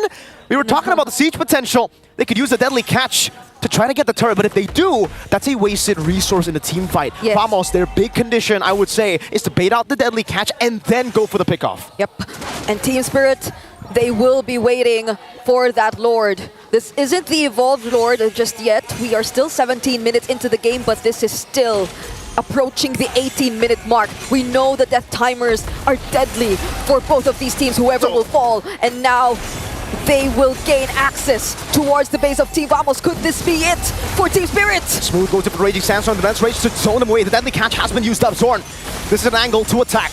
Bomba, Smooth loses the immortality. Bomba's on the turret right now. Smooth is down! The Lord taken down, dealt with the Terrify and the Wishing Lantern. Over to Hiko. Nets gets the Rose Gold. One last attempt. Oh my gosh. They're spamming the recalls. Team Vamos, is this it for the hometown villains? Zorn able to get in the way of the dragon, but he gets the kick back towards the team. Hiko with a nature. Nets gunned down, but the Mirror's Passion still able to slide tackle forward. Hiko gets caught by an Eternal Guard. Nets is fighting for dear life. Dashing in again. Hiko very low. Hiko going for it, but Chibi shuts it down. And it will be a defense for Vamos. They stay alive at the M6 World Championship. Warlord focusing down onto Hiko, preserving the Eternal Guard and showing us how it's done. Team Vamos, they prolong this game. And Team Spirit, we have to see what happened. Let's look in for that instant replay. They definitely wanted to go in for the siege. There was a switch up, going in for the Bennett even for Hiko here. But there was just such a well-timed Eternal Guard and that defense from Nets as well. And the follow-up from Chibi, that cleanup, that was immaculate for Team Vamos. That was so well played. Nets, and Chibi. Great ultimate by Warlord, like you said. If it wasn't for that Eternal Guard, I think Hiko would have actually gotten enough space to maybe not kill Nets, but maybe kill the base. He was locked in. He was just so focused on it. We mentioned the switch up. So now Team Spirit, they'll have to back off once again. And we're probably waiting for the next objective, which is this time around, an Evolved Lord. Yeah. So you'd want to accompany this if you were Team Spirit. That's where your strengths lie too. It's really in your siege potential. But for Team Vamos, would they want to just burst it down the same way? Because I feel like if you were Team Vamos in this situation, Hero is definitely one way to approach it. But it seems like it's been unsuccessful for them. You've mentioned the countless times the Way of the Dragon has even landed onto Hiko. But the follow-up seems to just be absent for Team Vamos. So how will they deal with this time around? They're so grouped up, it hasn't even really been the follow. Oh no, Zorn! Able to dash out. Kid Bomba was walking forward, one shot. Raging Sandstorm onto two. No follow-up, Eternal Guard. He goes to able to flicker out. Liberty's Passion, Smooth flickers out as well. Now one shot, no immortality. Chibi with the Retribution saves the game once again! And that was just consecutive layering of crowd control to ensure that one shot will not find his way to the retribution, to securing the Lord for Team Vamos. Now they're able to breathe and they get another chance at fighting back.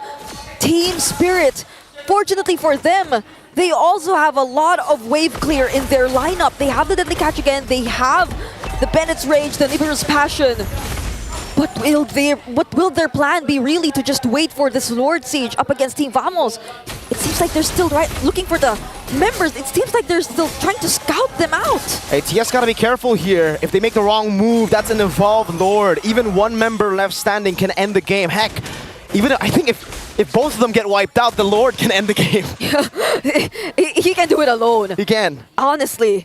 So they will be a little bit more careful, but Sao and Kid Bomba still trying to get some information. Okay. It's Guiding Wind. Okay, so they will try to head back. They need to be safe in terms of positioning this time around. Team Vamos, they're the ones who will potentially be a little bit more aggressive. Sorn as the Flicker even. So he can go in for a Flicker knock-up on the Jeet Kune Do or even a Way of the Dragon if he wants to. So Team Spirit, they have to be careful this time. Flicker on Hiko, 26 seconds. That's the real resource that they want to try to, bait out here for Vamos. Oh, almost. Great Terrify, great Disengage. Circling Eagle already baited out the mid lane. There's going to be another wave coming down. The tier 2 should fall as Vamos take their time to build up this Evolved Lord. I think it'll be a base turret take for Vamos. Yep. Now they will eventually be the ones to pressure. That's the Conceal. Sword goes in, but he gets revealed.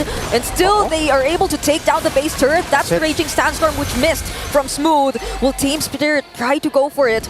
Because they'll just be focusing on defending the Lord for now. What a close fight. We're beyond 20 minutes in this game. So I think the statement, you cannot afford to make a mistake, matters all the more now that the death timers are probably taking more around 60 seconds if you fall in this particular situation. Wow. One shot. Topping the damage dealt ranking here. 71,758. Did he build full damage? Not even. No, he has a brute force breastplate. That's just a crab claw cannon for you. This is why Leo loves the Bane so much. Zorn's going to be spotted out. So what's good about Vamos' turret take up top is the fact that they got the far lane, right? So at least the minion waves will not be slow pushing constantly towards Vamos. That will mean that Vamos can actually play with it. They also have the Hayabusa, so I would personally think that the Hayabusa will be staying up top for a while to try to threaten a split push. Yep. And they'll have to deal with that. And for Team Spirit, who always wants to group up, that'll be a problem. But now that they find GB away, they seem like they want to go in for the fight! Turn a guard, Bomba's here able to actually dash away from it. The wave up top is still in equilibrium, no Flicker on Warlord. Immortality both taken down. In the back is a Shadow kill over. GB still able to survive, Warlord is down. Hiko getting them down slowly but surely. Revitalized, GB, can he run away? He buys the Immortality. Hiko has the Flicker. That's a conceal defensively. Warlord is down. What is the decision by Spirit? Team Spirit might just want to go for the Lord, but Smooth is there as well.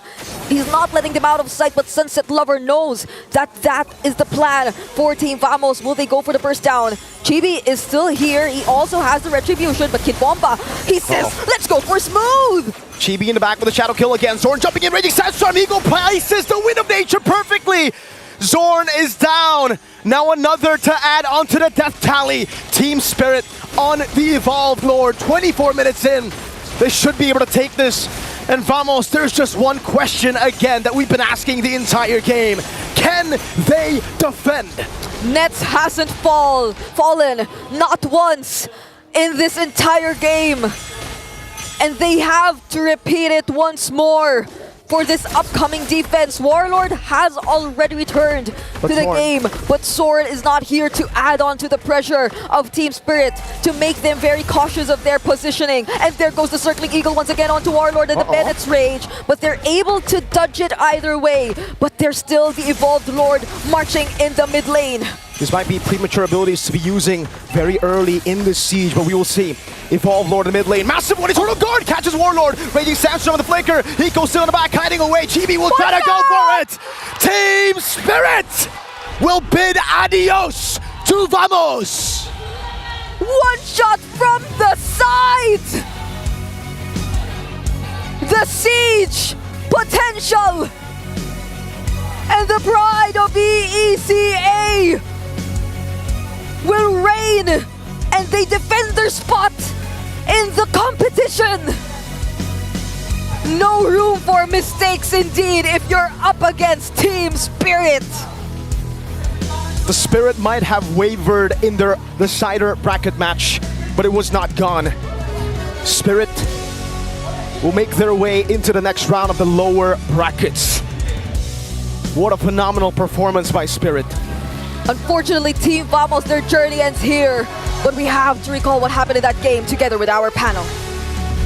Out of all the games in that match, that last one, like if you were to get out of this competition, that's a good game from Vamos. If there was any team that we're going to lose to, at least it was Spirit, because they put on a show. Both sides played an incredible game here. Congratulations to Team Spirit as they move on to the next stage, an exciting time for their region. A major step for EECA, and also, this is kind of giving some nostalgia, right? This is kind of feeling like M5. Back when we got to see Davis Foltz go up against Homeboys. Yep, a good time that was. But man, it does break my heart to see Vamos lose in that sense. But at least they put up everything on the table, making sure there's nothing to regret at the end of that game. Yep, hopefully they'll keep on trucking and actually improve as a team. Because I believe coming into M6, a lot of doubts were thrown over to Vamos, but they've really showed up. They tried their best, only up until this point. But again, now we just got to see what happens in the future. Speaking of which, looks like Rose is already on stage. So we're going to throw it over to Rose alongside with Vamos and then eventually Team Spirit.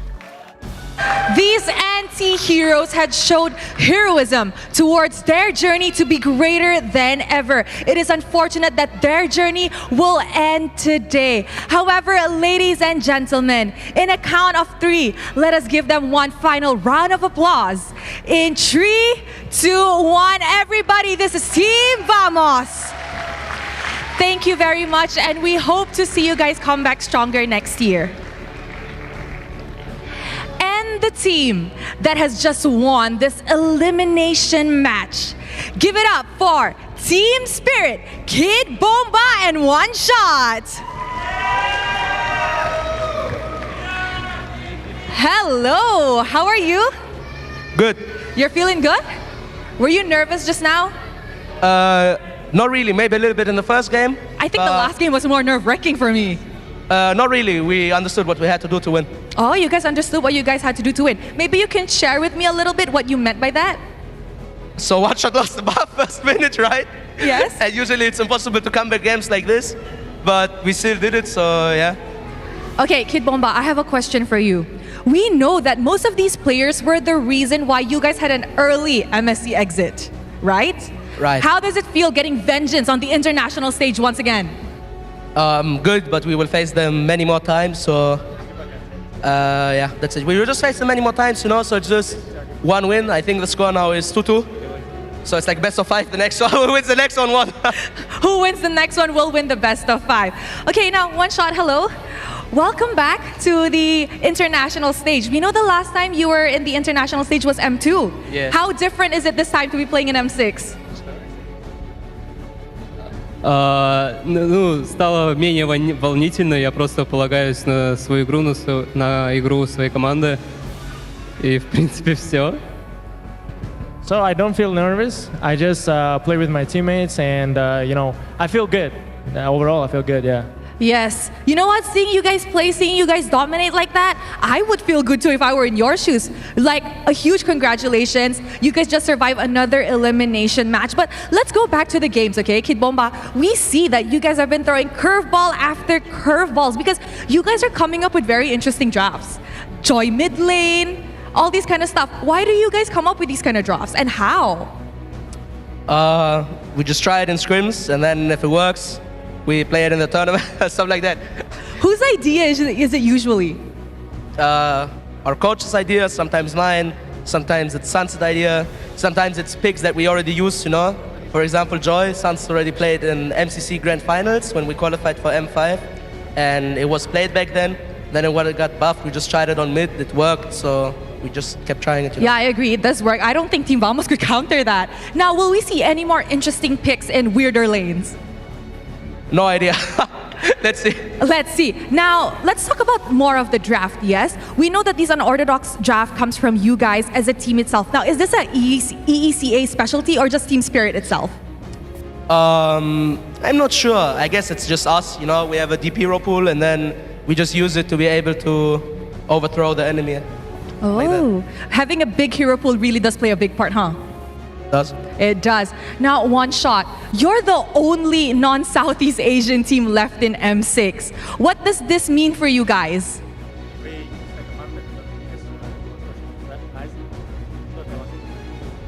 Мы хотим показать, что наш регион очень сильный, и что с нами надо считаться.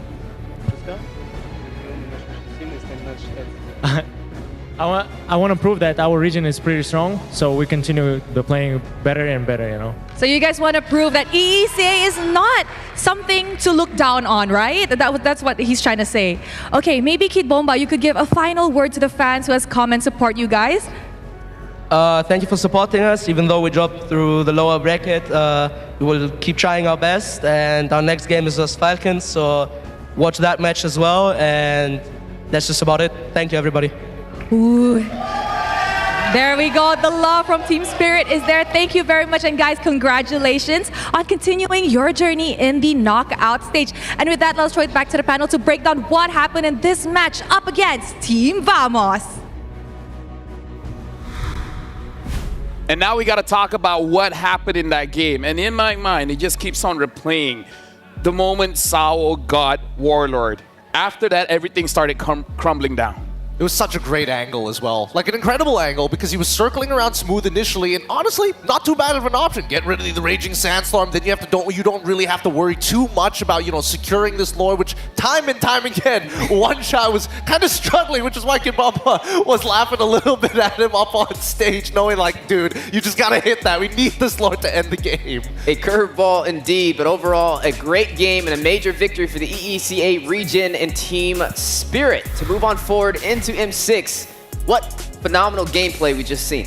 Now, honestly, I want to look at the items a little bit longer, especially for Hiko, because this is a bit of a different build coming in from Hiko. The one that I really want people to pay attention to is actually that Hosclaw, because having that Hosclaw, having that Wind of Nature as well, and before this even had the Rose Gold Meteor, that's a lot of defense for a marksman, where the Hosclaw gives crit, but more importantly, gives that lifesteal. And having that BOD, the Blade of Despair, every single basic attack is going to hurt quite a lot because that's how Beatrix's passive works. And having the Hosclaw just makes it so that even though Zorn was able to catch Hiko, what are you going to do about it? Like, once Hiko is free from the Way of the Dragon, he can lifesteal back up. If he went for a 100 strike build, then he might have died. Yeah, let's not forget about the consistency of his item swaps as well. Like, he is fast on it. He doesn't miss so far.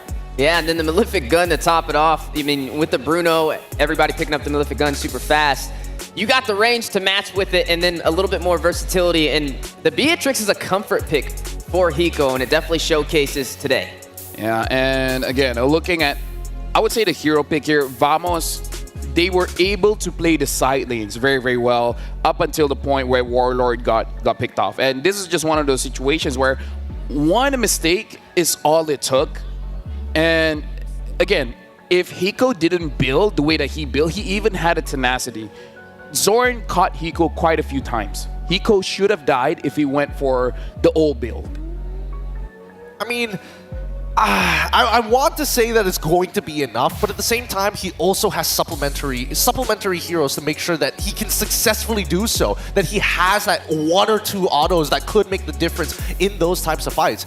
Number one, coming in from Sawo, Matilda, it's obvious. But most importantly, it has to be One Shot. The utilization of the Deadly Catch has been used in many different ways. You walk up to that Lord, you're like, okay, when it gets low, we drop this ult, we walk alongside the Sharks, then we go for the retry. Or we use it to actually position it to save Hiko from some pretty terrible situations. So you don't need to be as scared, right? Not to mention the Revitalize coming in from Kid Bomba made the early tomato slightly better, but generally, Vamos was not able to break apart their composition battle lines. And that was the most difficult bit, because Zorn, despite hitting so many of those Way of the Dragons, unfortunately, they didn't have enough people to actually follow up. And as soon as Warlord lost his position and got compromised, it becomes very difficult to start falling back. Just a mind game overall for Team Spirit up against Vamos, starting all the way in the draft. And then we saw a few mistakes slip through the cracks, and Team Spirit was able to capitalize on that. Having the Matilda in the mix definitely made things a little bit more challenging. The sustainability, the later the game went, the harder it was to deal with. The curveball shots with the guiding winds and the circling eagles from Sawo were challenging. And then looking at Vamos, I mean, look at Nets. He, overall, we saw that crit come alive when they were defending for that base crystal, and he even has a higher damage output than Hiko on the Beatrix. The other, like the entire team, 77, like in terms of damage, Vamos did quite a lot, but now we got to look at the MVP, and let me just say, he got the Matilda all this while. It's only a matter of time until Sao gets the MVP. And again, that very last catch. Woo! Talk about game-changing. That was incredible. I mean, we've seen a lot of impactful plays coming in from Matilda players. Sao now joining the ranks of them as well. With it. Again, most people wouldn't have seen that angle as well. The fact that he was able to get the knockup and understands how much range he has really shows mastery over the hero. Like a magician, like, look at this hand, and then the other hand does the magic. Yeah, I mean, man, Warlord, he didn't even see it coming. He thought, okay, I created enough distance, right? Like, I'm already in the mid lane. Smooth is already by Pixel Brush, past Pixel Brush. It's totally fine. And then the support system comes in. It's Mr. EECA. He's made multiple M-Series appearances. The only one he missed was M4. You heard Kid Bomba's promise, right? He wanted Sunset Lover and also Sawo to be able to make it to the grand stage, to be able to make it to Axiata, and now they're one step closer to that dream. And now we got to look at the highlights of this game. And honestly, this game, there's a lot of highlights. Oh, but yeah. Again, like, this is just one of those things. You just take one play, and then that kind of describes what really happened in the game. Yeah, but both compositions were pretty difficult to pull off, right? Team Spirit is expecting these responses from the side of Team Vamos, but if they group together, they give up side lane pressure. So it's this awkward balancing act between both teams as Vamos wants to be able to kind of pick apart the members from Team Spirit to create 4v5 advantages. And even so, despite everything that has happened, the likelihood for a team fight composition like Team Spirit is extremely high. But GB, with the rest of his team, creating not only opportunities of finding Hiko, but stealing away the Lords when it seems nearly and virtually impossible, helped drag this game longer than it should have been. Yeah, that Matilda was a problem, but again, we talked about it before the game starts. Pick your poison. Do you want to ban out the Joy, or do you want to ban out the Matilda? And Vamos picked their poison, then they took out the Joy, which again, looking at the game, it extended for quite a long time. So maybe it was the right decision.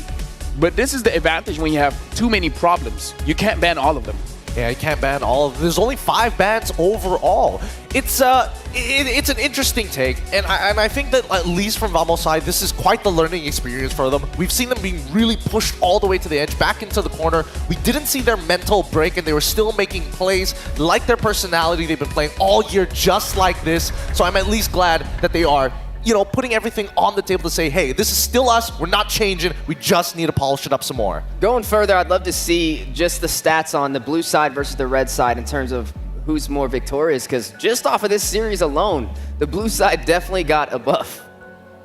Or actually, no. They got second a nerf. Second pick. Yeah. Yes. It's because it's blue on.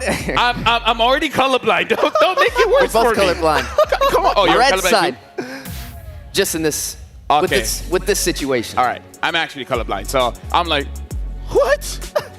I can't tell heads and tails. But again, that is the matchup between Vamos going up against Team Spirit, and again, Team Spirit will be going up against Falcon, and this does mean that Team Vamos has been eliminated. We have more matches after this, but before that, we want to say thank you to everyone supporting M6, and we want to improve. We want to make sure that M6 is an experience that everyone can enjoy, and hopefully all of our upcoming events will be better. So make sure you guys scan the QR code and let us know how we can improve and what do you guys really want to see for the upcoming tournaments. And make sure you guys don't miss out the M6 Battle Night happening from December 28 up until 29. So it's just between those 2 days. Enjoy exclusive bonuses, including a limited time 25 epic skin trial and all hero free trial. See you there. And here's the thing. This game, I'm only able to hold myself because of Secret Lab. Because Gideon, let me just tell you, that was a that was an interesting game to watch. Oh yeah, it's stressful, especially for those of you who are wondering, especially if you've got like the wide shoulders like us here at the desk. Let me tell you specifically about the Secret Lab Titan Evo. I'm not talking about the Omega, I'm talking about the Titan. You can play better for longer with its ergonomic chair design, and it keeps you at the top of your game, just like our players playing up on that stage. All of them have a Secret Lab when they are playing in this competition here at M6, and it can be used for multiple different various uses. It's not even just for mobile game, PC game, and anything. Watching a movie, it's a comfortable chair. So treat yourself to the same match-winning comfort enjoyed by the best players in MLBB. Heck, we have a Secret Lab at home. We do have one at home. Actually, I have one. Do you have two? Well, yes, I do have two. You won in your... I passed one to my girlfriend, and that was yeah. the M Series one from MSC, and I already purchased my own prior to that. I wonder if our producer wants one. Well, I'll tell you what, it's so comfortable that even with these engagements and these matches, normally I stand up, but no, not in this chair. Oh yeah, I'm staying seated. Let's just sit down. Standing up is cool and stuff. But either ways, right now we got to look at the bracket to officiate what really happened after this matchup. And that's going to be all the matches for today, which, you know, is one other one. And now looking at this, Team Spirit will be going up against Falcon, which, reminding everyone, Falcon pushed Fnatic Onyx Philippines to all 5 games. So Team Spirit, this is going to be a challenging matchup for them. But if they do that, they can go to the Axiata Arena. Ooh. And after this, it's going to be Selangor Giants going up against NIP Flash in another elimination match. As you guys can see, Vamos has been eliminated. The very first team, actually, to be eliminated from M6. Yeah. Well, knockout stage. Yeah, from the knockout stage. And honestly, I was really worried coming into today because both of these regions, EECA and as well as Singapore, notorious for knocking out Malaysian teams. Oh yeah. I mean, look, I've been to every single M Series and I've seen the downfalls and also the rises of Malaysian teams in other regions at the same time. What the commonality between them is somehow they all have a good matchup against Malaysian teams. Yeah, we'll have to see if what Vamos couldn't accomplish, their #1 seed, can SRG take down NIP Flash? If not, Yep, screaming on the inside, keeping it chill on the outside. That's the way most people are going to be feeling, not only here in the arena, but for those at home. I'm hoping that SRG can put up a decent matchup because even when they did go into their decider match, not the best showing, including NIP Flash as well. I tweeted about this multiple times, well, X'd about it multiple times, that it just felt that they weren't giving their best just yet. Let me just say, I'm not Daijo Boo after what happened in the first match. We're going to see what happens in the second match. Thank you very much, Gideon, as well as Steph Wheezy. But we're going for a quick break. Thank you to the casters as well. But after this, it's going to be Selangor Giants going up against NIP Flash.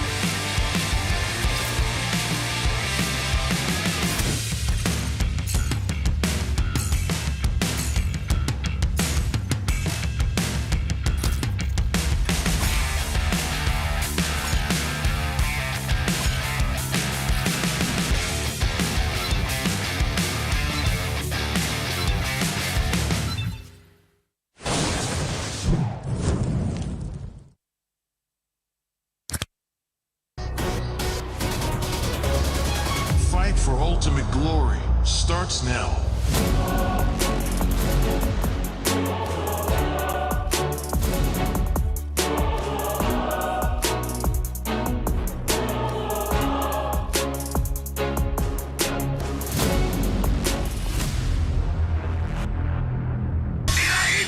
Mobile Legend M6 スイスウォッチ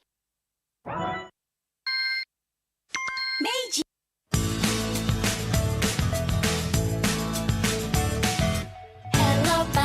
Hello Panda, semua suka biskuitnya. Biskuitnya enak isinya lezat rasa coklat dan strawberry. Hello Panda, semua suka biskuitnya. Biskuitnya enak isinya lezat rasa coklat dan strawberry. Hello Panda, biskuit isi yang enak.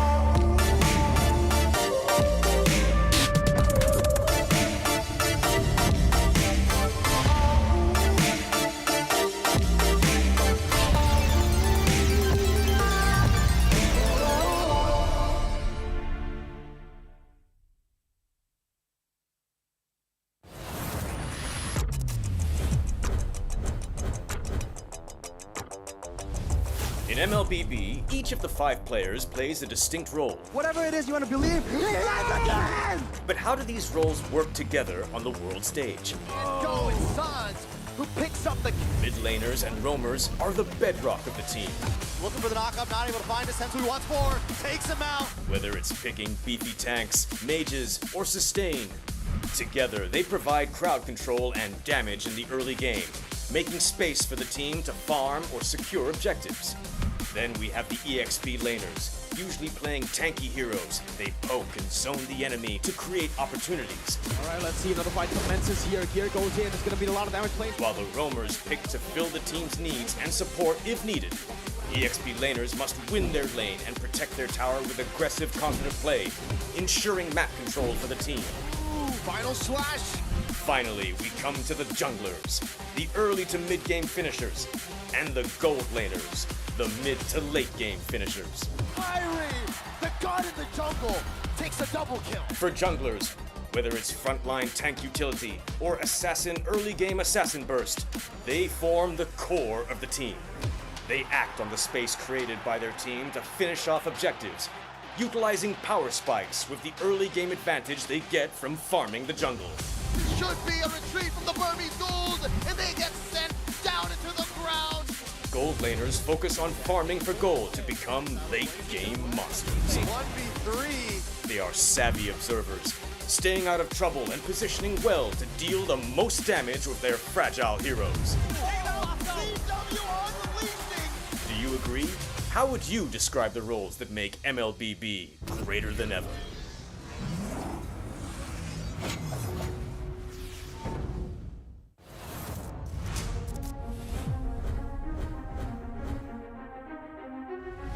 A new era begins at M6. But who are the rising superstars leading the way? In Latam, Maycam Evolve emerges as the new gem of the region. With Aurora's fierce adaptability and rookie sensation Super Nahuel, the Dynasty Enders made history, toppling the undefeated RRQ Akira after a 2.5-year reign. At MTC Turkey Championship, S2G Esports rises as a new challenger. Led by Sigibum's superstar performance at the gold lane, Pagu's playmaking, and Begin's rotation, they are ready to shine on the world stage. In their M-Series debut from MPL Cambodia, CFU Gaming is ready to strike. With M2 veteran Poppy and core members Detective, Z, and Wadu. Can the Sharks are primed to make waves on the world stage. Returning to the M-Series is RRQ Hoshi, the Sang Raja. Looking for a train as he finds the triple. Looking for the maniac. Reinforced by Sutsujin's lethal skill, and led by Skylar, this squad of young stars is on a mission for global dominance. The Indonesian cavalry made a bold gamble by swapping their lineup with MDL rookies, uncovering gems like Fabian, the deadly jungler, a calculated roamer in Witty the Wise, and King Aaron Shiki, the next level gold laner. Team Liquid ID rises as a new M-Series challenger. The double, the Roy goes down one by one. It's a maniac. MPL PH Season 14 saw the debut of Aurora Gaming with rising gold laner Domeng and MSC 2022 champion Demon Kite.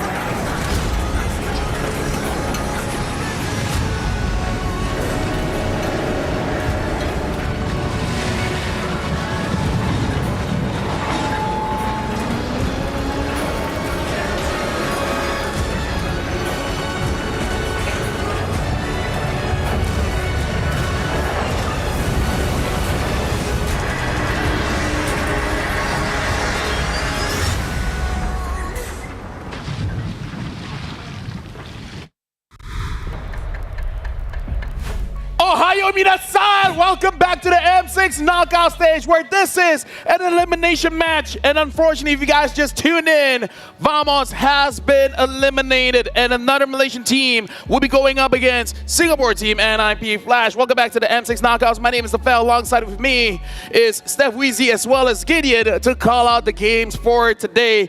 And there's just one more game. And this is another elimination with Malaysia on the line. Ah! We're going to be keeping on screaming all day, man. Okay on the outside, screaming on the inside, but we want to also make sure that we're shouting out our sponsors, specifically to Kadia Gaming, because Kadia Gaming and Esports District unites gamers, communities, and fans all across the world at every walk of life. And today, they're going to be united on this one because this is going to be quite the battle between our two teams. Brigitte, you okay, Brigitte? All right, she's okay. And for you guys, we want to celebrate 1.5 billion registered MLBB players. So from the 6th of December all the way to the 23rd of December, join the event and complete tasks to get a random epic skin for free. So thank you guys for playing MLBB because you guys are absolutely amazing and it doesn't stop there. From the 18th of November all the way to the 29th of December, participate in the M6 Lucky Gift. Join the draw for a chance to win M4 painted skin for Beatrix, as well as Claw's new epic skin challenges. Flare, I haven't gotten it myself.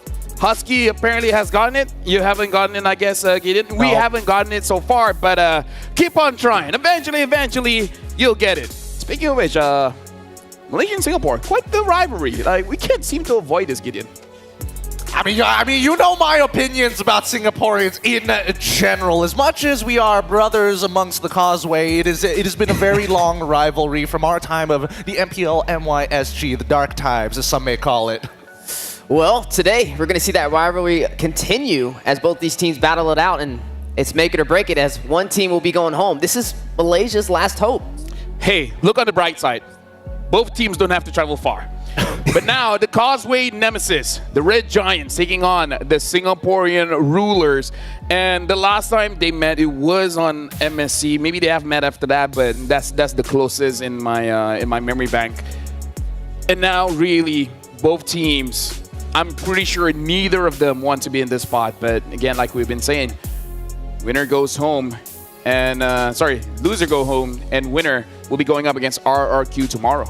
maybe they should have thought of the better strategy of just win more games. Just win more games. Stay in the upper bracket. We would have avoided this entirely. And this rivalry has been going for a very long time. So I'm curious about you, Weezy. What do you think about this upcoming matchup? Because again, you were there during MSC to watch that initial battle. It could have been NIP Flash who took over SRG and ended up in the grand finals. Well, I will start with NIP Flash just because, you know, from your perspective, Region, you guys can cover SRG. Sure. So NIP Flash, they're known as a loco team. They're known to get a little wild in the draft, specifically the mid laner, Cortese. Yeah. He can get a little crazy. He gets a little loco sometimes, man. He goes that. He's got that dog in him. He's got that dog in him, and it's a good point to bring up because he has a lot of interesting ideas in terms of quote-unquote counter matchups. Like Loi, he likes to bring out that Martis every once in a while. The anti-CC is a great way to deal with the duality. But when I'm thinking about NIP Flash, I'm thinking of how much they've evolved over a very short period of time from the last time we saw them play against SRG to where we are now.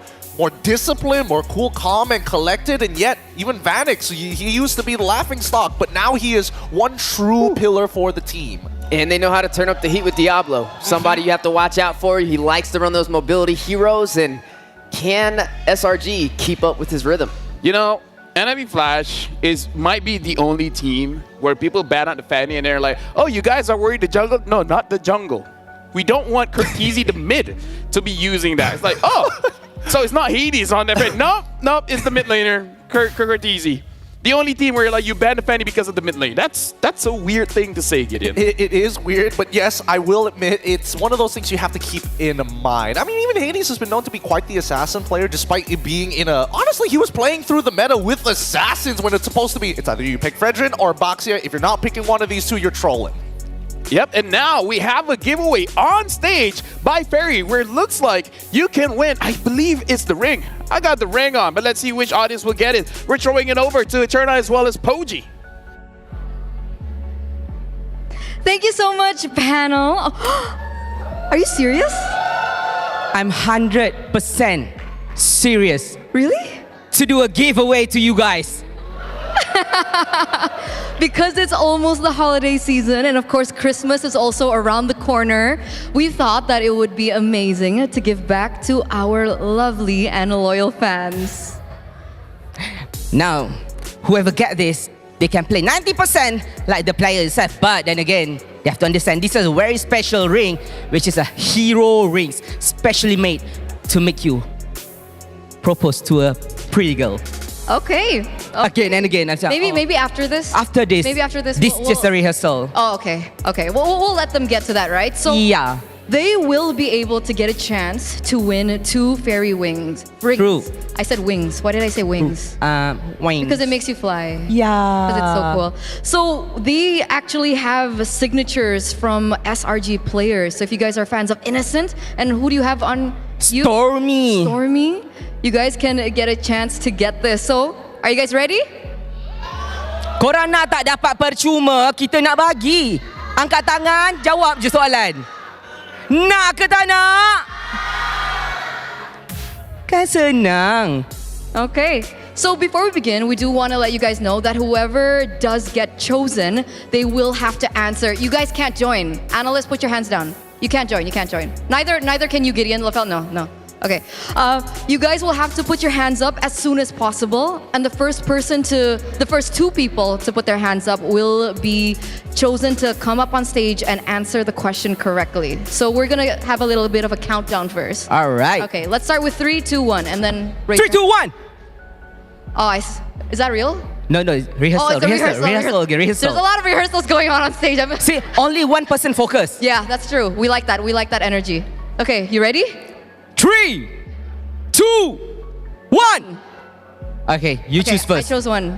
I'm gonna choose that one. The same person that was really super focused. All right, maybe. Yeah, you. Come up on stage. I need a representative from this side, my man. 3, 2, 1. One more time. Semangat sikit, bang, semangat sikit. Cincin. 1, 2, 3.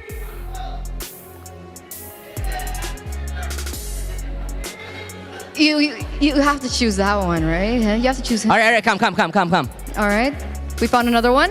All right, amazing. Hey, no spoilers. No you spoiler. kidding? Actually, he's asking, is it a very easy question or hard question? It's kind of hard. You can stand in the middle here. All right, cool. So you want to ask first, or do you want me to ask first? Yeah, you go first. Oh yeah, you go first. you want to see what you yeah. Me first? Yeah. Why are you asking him to smell it? No. You smell anything? I don't smell anything. No. You don't smell anything, right? Yes. All right, that wasn't the question, by the way. Let's get to the question. Actually, it smells expensive. Oh, okay, I like that. Okay, the first question is, are you ready? Are you nervous a bit? Yeah, nervous. He's nervous, okay. The first question is, where is Fairy manufactured? Dekat mana Fairy dicipta? Kilang bang, jawapan ni kilang. Why'd you push the mic? It's okay, we'll give you. Okay. It's okay, just talk to the mic, it's okay. I think Can we phone a friend? Do you want to phone a friend? Do you want to ask the audience to help you? We'll allow that. We'll allow it. It's okay, right? Yeah, Phone sure. a friend, phone a friend? Can. You want to do that? yeah. Yeah? Okay. Can you apa ni? Dekat mana cincin Fairy ni dimanufacture, dicipta, dibuat? Negaranya di mana? Yeah. Asal? Malaysia. No. It's okay. No. Unfortunately, no, not Malaysia. Not Malaysia. You know what? I'm feeling nice today. All right. I'm feeling generous today.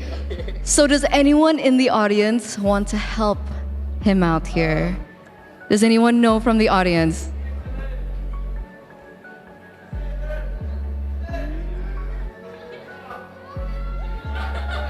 Jawab situ. You heard it? You heard it? A lot of people are helping in the audience. Switzerland. Close. Close. Very, very close. We'll give you one more chance. Yeah. Okay, macam ni bang. Jawapan dia. Okay, I won't look. Round apa sebelum knockout? Tu jawapan dia. Sebelum knockout stage kita ada round apa? Oh. Okay. Okay, you got it? Nobody was helping you, right? Yes. Switzerland. Pendek je. Round apa? Swiss. Yes! Congratulations, you got it right. Woo! Congratulations. What's your name again? You can call me Yus. Yus, congratulations because you have won exclusive Fairy ring by Innocent. Exclusive signature as well. You want to show the camera what you got? Show off, man. Show off. Show it off. Hey.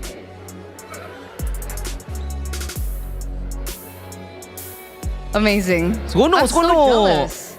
Oh, feeling happy, right? Feeling happy. Nice one.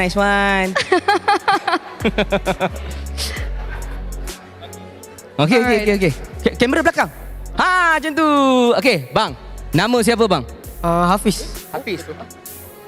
Alright. So the second question is, in which season did Innocent get his Savage? What? Season manakah seorang Innocent Nur Ehsan berjaya mendapatkan Savage? Season 13? 14. Kena yakin. 14. Yes. Sure? Yes, sure. Nak tanya penonton dulu? No. 14. So he's quite confident with his answer. So season 14.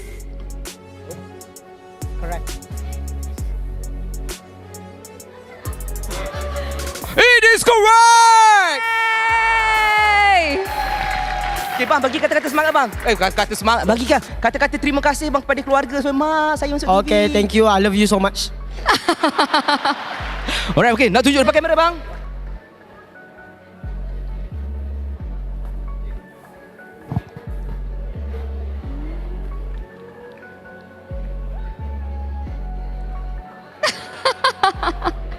Alright, next one. Maybe Ferry should give us another 2 more for me and Eternal as well. Yeah, we're waiting.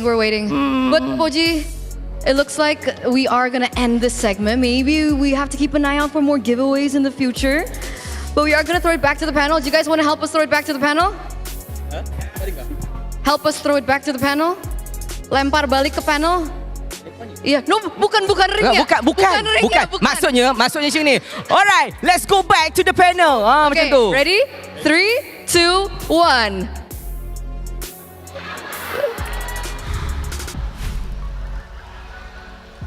Hey, yo, I don't know about you. I know that MPL MY has been an exciting time. I didn't expect it to kind of bring up that spice back on stage.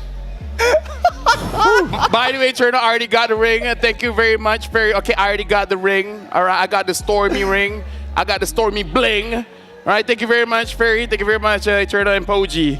Well, I do not have a ring, so Ferry, if you want to be generous, you know, maybe one for Gideon as well. Hey man, I already got myself the Swiss-made Black Fairy Dragon Hide Leather. Genuine, by the way. Looking real good. Thank you so much, Fairy. Yeah, it's crazy to think that my watch is made of dragons. Anyways, we have a quote coming in from Arcadia. So let's see what Arcadia has to say before coming up for this matchup, which again is an elimination match. We just had fun, but let's bring it back. On leaving Bruno open, oh, this is going to be very interesting from the coach himself. Bruno isn't a hero that always needs to be banned. There are times when you have to leave it open. We know it's a strong hero, but there are counters to it. Unfortunately, we weren't able to execute our plan properly in the previous match against FNOP.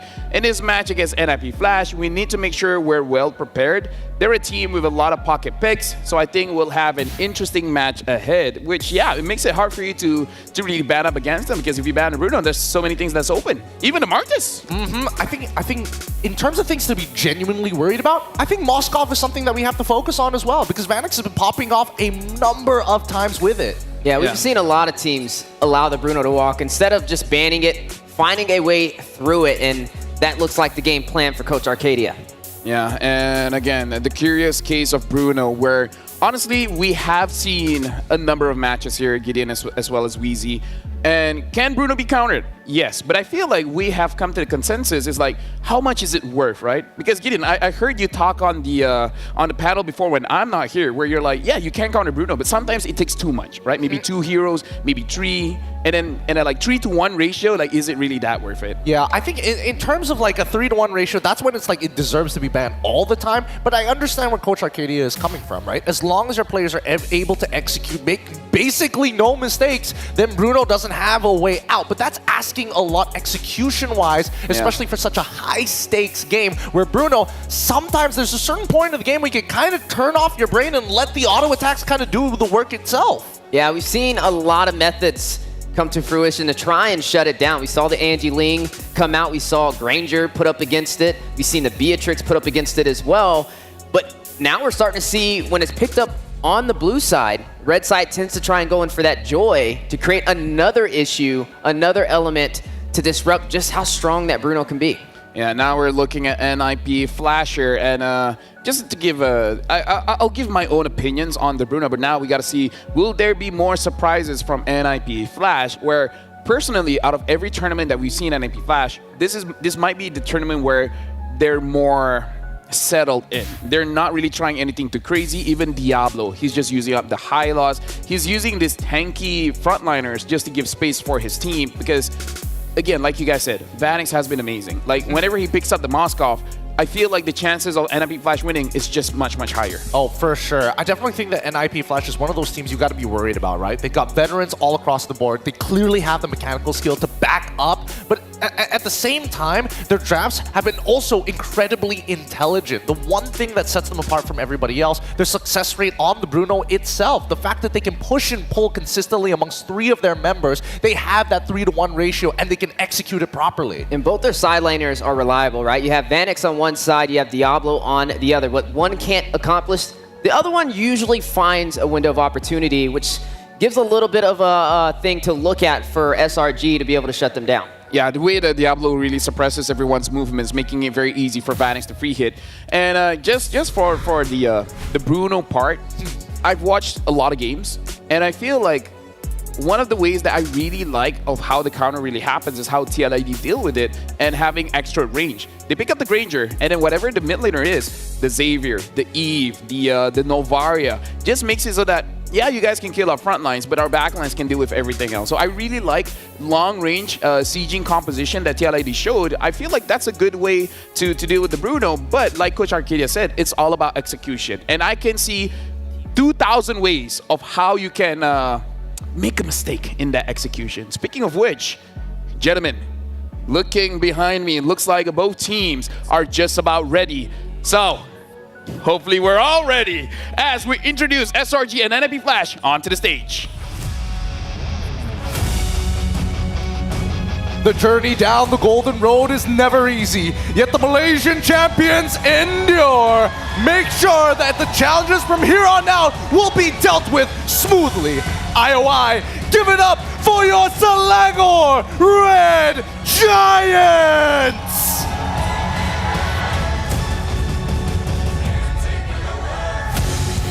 Going up against them is a budding rival seeking vengeance for the loss that stopped them from seeing the world. Dashing toward being greater than ever, it's NIP Flash!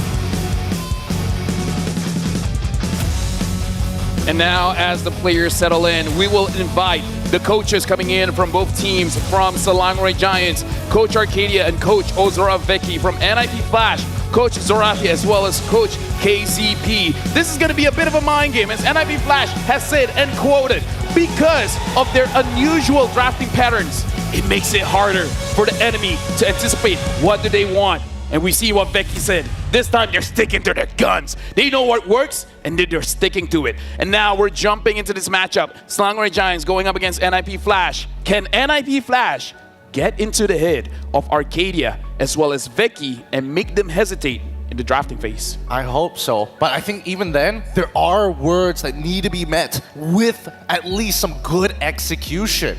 I'm hoping that the players don't kind of muddle it up as well. And now we were able to talk to Skies or Sikis. We noticed that you haven't been able to fully perform in your last match against Phenop. What happened?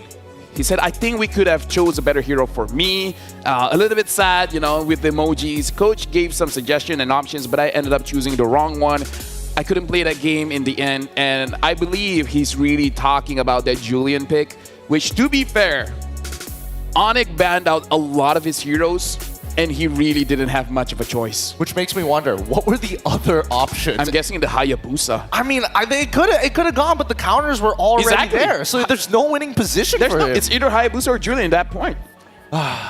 Man, it's painful to see, but at the same time, it does mean that SRG need to evolve from their current position. So far, NIP Flash, it didn't look like they gave their best the last decider match, but coming into this particular game, hopefully it's going to be enough, because again, when we're looking at average GPM rankings, Aaron Shiki sitting comfortably on top, second is Innocent at 828. Oh my god, look at the names here. Which, by the way, King Kong is a jungler, but he snuck in. He's at number 5. The untouchable Aaron Shiki, the half-man, half-beast Innocent, Kara, the gold standard, and Benny as well showing up, coming in from Falcons. Looking at that GPM, it's quite stacked. And I kind of feel like even at number 5, King Kong is making a name for himself. As a jungler, he's keeping up with gold laners. Gold laners. The farming lane, he's able to get it. Well, technically that means he's number 1 in junglers. Yeah. He's crushing it. He's crushing it. And right now, coming into this upcoming matchup, we've seen even in our previous best of 5, the goal lane was a very big part, a very big proponent of how people have been drafting so far. I don't know if they're going to take the exact same angle this time round, especially against NIP Flash, because it's clear that Vanix, when he gets his comfort, it's totally fine. It could be a point of attack, but at the same time, we've seen SRG drop games because there's just no junglers to play.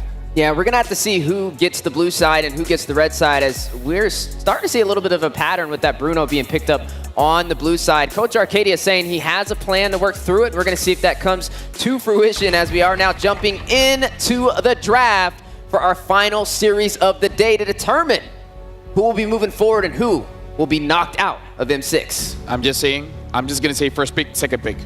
I don't care what colors you guys see. Don't worry. Because apparently I'm seeing different from you guys. Anyways, SRG, first pick here. Yes, I know Left is first pick. I just don't know the color. Anyways, SRG betting out the Cho as well as the Lu Yi. And NIP Flash betting out that Fanny. Sakai's or Saki's has been known for that Fanny. And the last time it was let through, it was during ISF. And I don't think he's going to get it. And now the Alpha ban as well. This is what every team has been doing against Langore Giants. Man, the ban out the Singaporeans. jungles. I'm telling you, Singaporeans have like the best way of approaching when it comes down to draft as well as macro, right? They've seen you. I mean, they've seen you not have your jungle pick. We're gonna force it out as early as possible. 2 in the jungle bans, and the question still remains: are they going to get rid of the traditionals, right? What about Zhu Xin? Are they going to let that through? Yeah, or the Bruno still walking through as well. There goes the Granger ban instead. So great response. It's looking like SRG may actually just pick up this Bruno, and they're just trying to limit. Jushin. Bruno or Jushin, depends on the ban. I feel like they're going to take Bruno first pick over the Zhu Xin. But then again, that's just me. We'll see what this very final ban is from the side of NIP Flash. Because they were saying, hey, our first 2 bans, we're targeting the Sakis. And then SRG said, you know what? If you're going to target our jungler, we're looking at Vanix. No Granger for you. So what are you going to do about it now? Another hot pick too. The Mathilda still may walk through this entire first phase of the bans as well, which could be a 2-pick swing for the side of NIP Flash moving forward, as they are going to be banning out that Zhu Xin. So between Jushin and Bruno, they're like, you know what? We can handle the Bruno. Without the Granger, their other options are honestly 2 right now. The Beatrix as well as the Moscow, which is the picks that they have used before. And now the Bruno has been picked up by Innocent, half man, half beast. How does NIP Flash respond? All right. Firstly, they're probably going to look straight into the jungle, right? Suyo. Suyo for sure. That makes a lot of sense to me at this point of time. It fits in pretty much every single composition with its toolbox, overall toolbox kit. It's got sustain, it's got stuns, and it has iframes. Joy. We've seen how much of a threat it could be. May work inside of NIP Flash's toolbox. Can definitely be a threat. The Mathilda still walking. Could provide some survivability if they want to go that route as well. The Eve is still on the table, but they have to worry about the Valentina on the other side. If Leo is here, he would say the Matilda is still cawing. Every time, man. Matilda Airlines saves the day, as we saw in our previous best of 5, but it's going to be Suyo and as well as Hylos. Once again, a staple for Diablo. I don't think it's going to go into the support roam section, mainly because JPL, he's more of a playmaker more than a I press 1 button and I tank, I big. Yeah, now SRG, just saying, if they don't pick up the jungler here, most probably it is going to get banned out. Oh wait, I just thought of another one, Nolan. I can't remember if the last game Nolan was banned or not, but it was. Either ways, SRG, Stormy has quite a big hero pool. If they want to pick up Eve, they can, because it is good going up against the Hylos. Afterwards, perhaps pick up the jungler, but they pick up the Hilda as well as the Joy, and the Joy does have a good matchup against the Suyo. Oh, it's going to be a little bit challenging now with that Joy in the mix. I mean, just from the last series, we see how impactful that can be. Now going on to the side of NIP Flash. Do they want to pick up something to go up against this Bruno before more of the marksmen get limited out on the second phase of this draft? It would make sense if we do see a Moskov get locked in. At the end of the day, Moskov does pretty well, especially with the knockback both against Hilda, both against Joy. You're able to kind of create distance between yourself, especially when they want to get on top of you. But no, they're going to go straight for the direct counter matchup towards Joy Integral. Gentlemen, what do you guys think about the Suyo pick, by the way? And before you answer, let me tell you why I asked. This is Hades' first Suyo in M6. And M6 has been going on for quite a while. This is his first Suyo. I agree. I think that he's going to do absolutely fine. He is playing more mechanically challenging, high execution heroes like Ling, like Hayabusa. It makes sense that Suyo, less execution overall, has a better skill set and overall toolkit like Bucks. Well, they prowed it super early, so I'm expecting him to be at least a little comfortable on that with letting that slide through the draft. But the question also to be asked is what's going to be put into this mid lane? You are seeing the Valentina taken off the board. The Lu Yi was banned out from SRG. They know how NIP Flash likes to favor that, to have the element of surprise. If you go for something like an Eve, which is still on the table, it's going to have a lot of threat with the composition that SRG has so far. You have the Joy who can rush in, pick you off. You have the Hilda as well. Now we got to talk about fun facts here. From the Swiss stage until now, both SRG and NIP Flash have only been on the blue side twice. Both teams only hold 50% win rate when they are picking first. Will this change?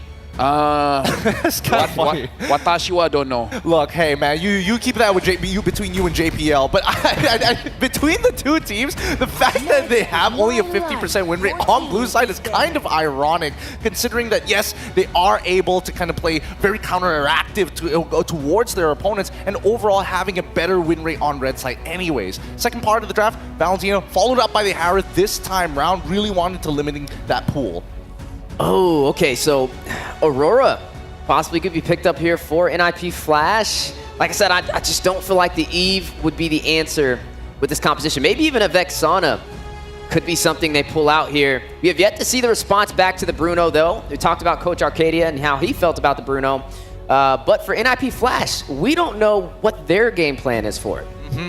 More so, it looks like it has to be very team fight heavy. They've got the Tigreal, they've also got the high loss. It only makes sense if they do so. Interestingly enough, they ban out the Vexana. They don't want some form of disengage. They might just devolve back down to Veil. I mean, like, here's the thing. Yeah, they ban out the Vexana just so that they can pick up the Aurora themselves. But like you said, Stormy is kind of bored using Valentina all the time. Towards he asked the coach, can I just pick up a Veil? Which, by the way, if they lost the game, they would have been eliminated. And then the coach is like, sure. So sometimes maybe just look at Stormy, and then coach is like, huh? And then Stormy's like, okay. Well, keep in mind, in NIP Flash, they are the Loco team. I mean, they could pull out something crazy in the mid lane that none of us are expecting. That's a good point, but now we're seeing that the target is definitely towards Vanix's side. They got rid of the Harith. They also made sure that the Moskov is out of range at this point. With Granger gone, it kind of forces him on the other counter, which would be Beatrix, but that's only to a certain degree, and it doesn't look like, well, actually, with the Tigreal, maybe possible. With what Wheezy said, it will be funny if it's a Suyo mid. Because again, Hades hasn't used it so far. Don't you Not dare. saying Cortese has, but I've watched clips on YouTube. It has happened before, so I'm not throwing it out the window just yet. Oh man, how illegal would that be? Let this be a mid lane pick so that we don't talk about it anymore. Oh, okay, all right, fair enough. But let's see what this next pick is going to be. Suyo jungle. Thank God. But it's Farsa still. Farsa can still be cancelled out by a number of abilities coming in from the side of SRG. I mean, Joy's already can close the distance, right? But that's threatening. It doesn't immediately cancel it. There's some punish too. I mean, when you have a strong front line like a Tig and a Hylos on your side, and then you have the Farza who already has mobility, and then you stack a Flicker on top of it, there's a means for escape if you have the Joy or the Hilda trying to rush in. So definitely have to be careful for that. Not to mention now you have the artillery on your side, right? When it comes to these neutral engagements, these turtles, these lords, they have more range in this composition compared to SRG. I would agree with the range, but I'm also worried that SRG might play a really difficult comp if they lock in Matilda, for an example, take a couple of Purifies. It's really difficult to execute. Among the planes. Oh, so they pick up the Eve as well as the Guinevere as a roam here. So this Farsa kind of doesn't have a choice but to go Purify.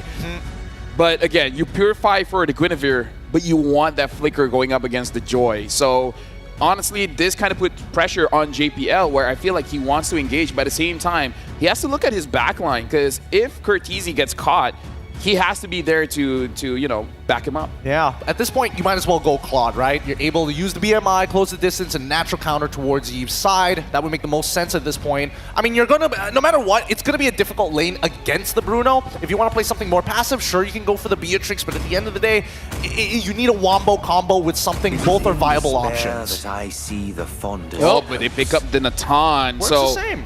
a very late game carry. But honestly, looking at how Natan has been playing, honestly, I feel like Natan has a one item power spike at this point. So maybe we don't have to wait for that long. But now, thank you very much, panelists. Now we're going to throw it over to our casters for the very first match, very first game in this match. Thank you so much to our panelists. We're down to the final series of the day, and it's going to be between back-to-back champions of their respective regions. It's Brigida and Mirko bringing you the action once again. And surprisingly, it's a balanced composition for both of these teams heading into game number 1. More surprising for NIP Flash, right? Yeah. I mean, when was the last time you saw Curtisi on an actual mage? You know, does the Farsa have like the Decimate ulti? Is this the new Farsa or what? Because yeah, Curtisi, we have seen him on mages before. Just it's not the common, it's not the thing we usually think about when we think Curtisi. But let's see how it works out up against SRG's Bruno and Yums' Guinevere. Yes, because if there's one thing I would immediately want to point out when it comes to Curtisi and his confidence heading into this game, it's that he's not picking up the Purify on the Farsa. So he's really confident in terms of positioning, or it's important that he has to be, because Yums would probably be constantly on the hunt for him, but it's not just Yums actually, it's even Sekai's, it's Cram. There's a lot of members from SRG who could just hunt the backlines of NIP Flash. Yeah, it does seem like for NIP Flash, their draft is more to shut down Bruno and Joy, right? Yves is going to have a very good time, I would say, the Guinevere and Cram on Hilda. We should see Cram able to get into that backline, but again, JPL goes in. Oh, what was that damage? Hades! A double kill, Yums and Skies disappeared! And I'm not sure if there was the Sacred Hammer too, or it was just JPL right in front of two members of SRG, but that was a beautiful Blade Surge. What was that? Stunning two members and that immediate burst down as well. So I think this is also one thing you'd have to be careful if you were SRG up against NIP. The amount of early game damage that they have in their hands, they could literally burst down any member they spot out from SRG at this point. Both Hades, Curtisi, and probably even a bit of like poke here and there from Vanix on the Nathan. I'm still surprised that that dealt that much damage. It's not like he went for Thrill, so there's a bit more damage there. Season Hunter, Impurage, yeah, nothing too crazy there. Bargain Hunter for Vanix though means that, yeah, like LaFell said, we might get like some power spikes very early on. If Vanix is able to just farm up and go even with Innocent on the Bruno, we might actually see the power spikes be very, very similar to each other, the timing at least. It's Tenacity too, by the way, for Innocent. This is something I'm personally not used to seeing. We usually see more of an aggressive stance for Mr. Innocent. Great push. Wow, Hades with a blink getting away from the Spatial Migration. That's the glory. Oh my lord, Yums just disappeared again. Curtisi will be traded in. But NIP Flash are playing so good. Yeah, Curti stood there. He knew they were winning anyway. And you could see the priority of NIP Flash in terms of objectives. Diablo just making sure he would be accompanying his other members even though he doesn't get his hands on the level 4 yet. The Glorious Pathway wasn't even necessary for them to be able to burst down and secure that objective. So NIP Flash, they're off to a really good start, and that pretty much reflects in terms of the gold between our two junglers. Hades, I mean 3-0 for this Suyo in the early game. You would understand why he's this much ahead. Yeah, 3-0, 1.2k gold lead against the Joy and Diablo. Here, Electrifying Beats, Diablo should fall. Oh, he jukes him! Revitalize, gets away. He's going to buy a lot of time and a lot of positions from SRG will have to be given away to rotate over to deal with Mr. Diablo. For the airstrike though, on the Stormy, that's 1, 2, 3 hits, 4 hits. Every single one of those feathered airstrikes was on Mr. Stormy. Why does it feel like Curtisi, if only second skill even hit at that moment, could have bursted down Stormy in a full combo. That pretty much reflects how NIP Flash is ahead, but Hades spots Sekai's.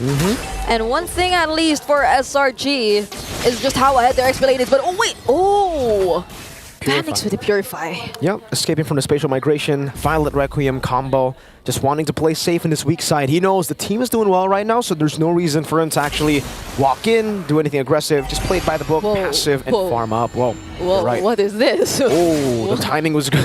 Oh, a bit unfortunate timing for Hades there. He was charging up that skill 1, that stun, but Yums came out a bit late from the bush. Good timing from Yums. And now, turtle number 2, bottom lane, Cram diving! The turret is nothing to Cram, but it does give all the prio over to NIP Flash up top around the turtle. So it'll be a kill on Vanix, traded for the second turtle of the game. You gotta take note of this. SRG, it's not even their mid laner, it's not even their roamer suddenly rotating to the bottom lane. It's their XP laner rotating to the bottom lane, helping Innocent. So the priorities for Cram, you're seeing it, like just how focused they are in terms of securing that early game for Innocent as well, and they're about to take out almost all of the energy shields. But for Vanix, it is equally important for him to not get picked off. I mean, they should be wary of that. These rotations from Selangor and Giants, they're pathing, it's really interesting. And it's back to just a farming battle for both these teams, you know? Not really going for anything, any invades, ambushes, aggressive takes. NIP Flash, they want to farm. Same goes for SRG. They still have a very, very good mid-game power spike with Stormy and Innocent. So if there's no neutral objective, don't really expect any of these teams to be looking for big plays around the map. Yep. So for now, we were just waiting for that next neutral objective potentially, and that major rotation that we'll be seeing from both of these teams. Because again, Crab here in the mid lane, adding a bit of pressure as well. And it's kind of limits overall the rotations that NIP Flash could do as well. But Hades versus Sekai's in the top lane. But even in the bottom lane, there's action too! The Worldie! Bouncing from the mini waves, Innocent getting the solo kill there. JPL with a good shove to escape. Oh! That's an implosion for the airstrike. Almost dealt with him. The stun over to Yums. It should be a trade. No, he flickers out. Great timing from Stormy to pop in that RWM. Good field of immobility to stop NIP Flash from getting that trade. Such clutch timings from both of these teams in terms of using their crucial battle spells and even ultimates just to save each other, but this is looking pretty good for SRG. They're able to get their hands on the tier 1 lane up top, and they might just get their hands on the bottom lane tier 1 turret too. So with just that amount of pressure, which we thought initially would have been favorable for NIP Flash, it's actually SRG who gets the better of it, but Yums immunes himself with a Violet Cream. So NIP Flash, they know which resources are gone, but they still want to go for this turtle. Bottom lane shoved in. Does seem like Vanix will be joining the team here as he shoves into mid lane. JPL doesn't have the flicker, doesn't have that instant engage. Diablo lowers pathway to try to zone them away. Spatial migration comes in, but Hades just wins it out. Yum's very low. Hades going in. That's a kill. Mega kill for Hades as SRG take or concede the turtle and say, all right, we've got enough.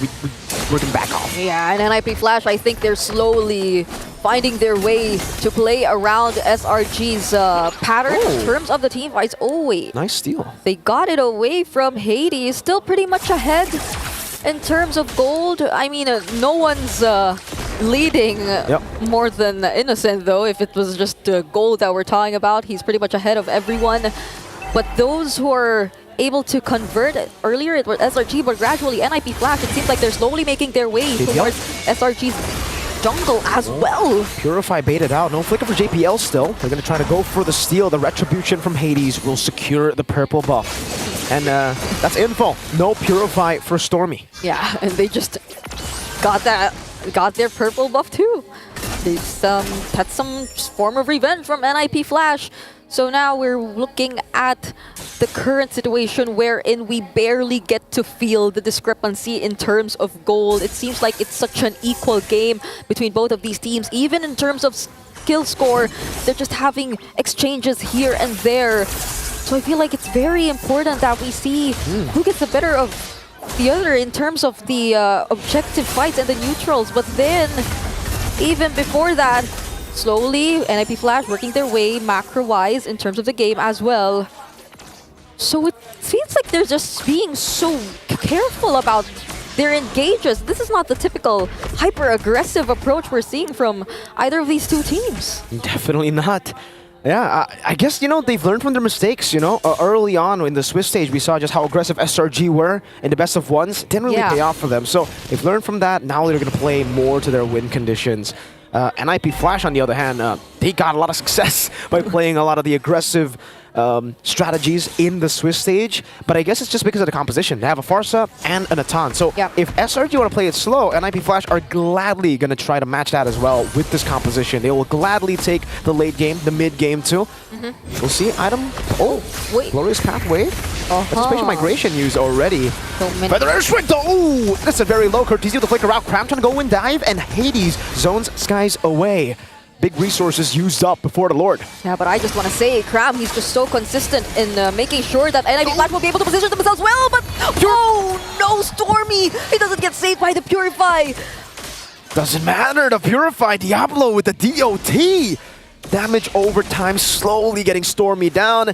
Diablo's an assassin with the high lows. JPL goes in for the flicker implosion. Doesn't find anyone. Innocent, meanwhile, getting a spatial migration. Violet Requiem, they're getting split up for their airstrike, and JPL's gonna be picked off on the other side of the map as well. Oh no, 3 members left for NIP Flash, and this might just be a 4v3 or a 5v3 since Stormy is about to return as well. So guys just trying to pressure them a bit. There's a reset though for the Lord, but they're not stopping anyway. That's a spatial migration once again! Connecting Hades, unable to do anything. Skies gets the shutdown, and Cram is trying to go for the flank power wilderness. Cortese still able to escape. Edison gets the fadeaway shot. Vanix forced the entropy back, and SRG gets the 2,100 gold lead plus the Lord. We were just talking about how NIP Flash could have just managed everything considering their composition, and even way back in the drafting phase, earlier they didn't have much of range, but when they picked up the Farsa, you would have thought that they were already able to answer just that. They have ways to reach Innocent, they already have ways to dish out damage from afar, but SRG, they also have the range in terms, or in Stormy, and it's not just that. There's no one in NIP Flash doing the same job as Cram. There's no one in NIP Flash just forcing out the cancels on the Feathered Airstrikes and forcing those 2 damage dealers to stick together to make sure that they don't get picked off by the Hilda. And now it's SRG slowly knocking on NIP Flash's base. Holy defense already used for the bottom lane turrets, and they just have to really work their defense to this. RWM2 trying to get Innocent as much room as possible. You can see the 2 basic attacks on Vanix there. Luckily for Vanix, that did not crit. Wow, it was just so stunning to see that Lord fight, right? It was like NIP Flash were everywhere, and SRG just capitalized on every single mistake. They got the top lane as JPL failed the implosion flicker. They killed Diablo, who was alone with no initiator. And then the shutdown happened as Hades tried to recover the situation. And now SRG find themselves with a 5,000 gold lead. It's just clean from SRG. Yeah, look at Innocent and his items. He's just lacking 1 more item, whereas Vanix was just able to pick up his Holy Crystal, but is still looking for more in order to dish out the necessary damage. For the other members too, I think for TC at least, we would be expecting some sort of damage as well, but SRG, at this point, I think they'd be pretty much okay with sustaining all that. He doesn't even get to just use the Feathered Airstrike as freely as he wants to. There's always pressure from Cram, and even Sekai's, whenever there's a team fight. So I don't think NIP Flash, they're able to capitalize on their team fighting as much. Not at all. Now they're really going to have to wait for late game. Vanix already has the Holy Crystal. Does Vanix have enough to actually deal with Cram? Because Cram has been a nuisance. So Stormy caught opposition. Diablo goes in for the airstrike as well. Purify used. Oh, spatial migration finds Cortese. An implosion though to catch them now. Vanix, will he be able to go through everybody's skies? Is on a killing spree. And it just melts Mr. Man, Vanix on the Natan. Innocent looking for 3 members down for NIP Flash. And it seems like NIP Flash grouping up together didn't work as well, because that was a beautiful spatial migration for Dooms. And it seems like this might just be their walk towards the base. Diablo is doing a good job at baiting and buying time, but he will be slain. Now it's just JPL with a shove onto the minions. Cortese finds himself back alive. That's a respawn timer for the S-Ray. strike into the cannon minion. They will be able to delay it a bit more. Hades and Vanish will spawn again. SRG still wanting to go for the end. Hades jumping in spatial migration. The minutes have been dealt with. They're going to go for it, but Hades is still there. It doesn't even matter. Melfic gun range on the Bruno gets it done for SRG in game 1. They didn't even want to reach the late game, nor even probably stay in the mid game. SRG ends it in less than 14 minutes. One access to the base was all it took for them to secure the first game of the series. Well played to SRG, constantly just waiting for these mistakes from NIP Flash, capitalizing on them. And that's what really surprising. There were many mistakes happening on different parts of the map, but they capitalized on every single one. They punished every single one. And I want to hear from our panel how crucial these mistakes were for NIP Flash. Let's break down that game for you and head over back to our panel. I would say it's very... I agree with our casters here, where Selangor Giants was able to win, capitalizing on the mistakes for NIP Flash. Though I gotta say, this is not the kind of matchup that we were expecting, I guess, because it's less explosive. Where honestly, both sides, they definitely made some mistakes where, to be fair, even we were surprised. Like, I feel like the first interaction between both teams, NIP Flash and SRG, where Hades got the double kill, I feel like it's mostly on Farsa's damage, but that was huge damage, by the way, in the early game. Yeah, it was. I mean, that early double kill, at that point I was like, oh man, it's pretty done for Skies, right? Because then you're going to get continuously oppressed by this Suyo who just walks in your jungle and you can't really do much about it. But I have to say, this is one of the few games where you're looking at one side of the map and the next thing you know, you're looking at the next side of the map and it's just, why is it so messy? Yeah, it's quite messy from both teams, but right now we want to look at itemization as well as the picks coming in from both teams. Now, even though we say that Joy is pretty good going up against Suyo, I gotta say, for the first time we see Hades on the Suyo, his Suyo is actually good and was able to deal with Skies. And Skies, he died once, and he was one of the first to fall, but he didn't after that. He was able to play it to make sure that he goes in, gets the kill, and able to get out. And I know a lot of fans were thinking it was a little strange for Curtizi running something not unorthodox, but a little bit more traditional, but not able to get the job done on this Farsa. Yumes, in the beginning, it was a little shaky with the spatial migration Violent Requiem plays, but the later it went, he was able to find that ace in the hole to get the setup to deny a lot of these feathered airstrikes to allow the pickoffs, and then where he couldn't get it done, that's when you saw Cram follow up with the Hilda. Exactly, and I think, the first item's very, very important here. The fact that he was going not only top boost, but making sure that he has an Athena shield is really important in a composition where a majority of their damage comes from magic, right? The big burst coming in from Farsa, not to mention that, Vanix is also magic. The only other person who could deal some significant damage would be Hades, but he plays against attack. So that makes it a little easier for SRG to scale towards the later half of the game, but I will mention that at least for Cram, he was having the time of his life. Something to note here, we already skipped the itemization, but Diablo, he focuses on the armor, right? He's really making sure that he can take some damage coming in from Innocent, where, again, there's the Joy as well as it's mostly the Joy. I kind of feel like maybe he could have gone for some magic resist to deal with the Joy, maybe a little bit better. Maybe he could have tanked it much, much more. I suppose, but at the same time, there's just, again, much better distribution of damage from the side of SRG, which is one of the few things that I was worried about NIP Flash coming in towards, like, the mid to late game, where you do have those one or two items to protect yourself against the initial burst. And not to mention, if, let's say, Vanix is forced to stand next to Cartesi during that feathered airstrike, once the Athena shield pop, the extra auto attacks and even the, abilities being thrown by Vanix won't do as much, even prior to getting a Radiant Armor. Even so, I think that even SRG understood that their positions got compromised multiple times. I think this was a game of who could recover better in the middle of the scramble. And then we take a look at the gold lane matchup too, right? Innocent up against Vanix. We saw the Bruno picked up early prio, and then you even mentioned Gideon maybe seeing a Claude sneak into the cracks, but then we saw the Natan. Didn't really have the hottest moments inside of this game. We got to see Innocent definitely thrive in the gold lane for this one. He even picked up the Rose Gold Meteor for a little bit of that additional defense, and overall was able to get the job done with the Bruno. Now, say it, like, call him whatever you want. You may say he's guilty, but I gotta say, he's pretty innocent. We gotta look at our MVP. And when you get your hands on the Bruno, the half-man, half-beast, Innocent, is able to deliver 4-0-4. And again, the Farsa came close. Right, Curtisi on the Farsa was able to hit the Feather S-Strike quite a few times, but when he gets the Rose Gold Meteor, he's able to sustain much better. I'm pretty glad that they closed out this game before Curtisi got to that third item. At the very least, you know, he was going for Wishing Lantern on top of the Glowing Wand, so it's not the most amount of damage this Farsa could potentially hit, but they closed it out just before that, which is great.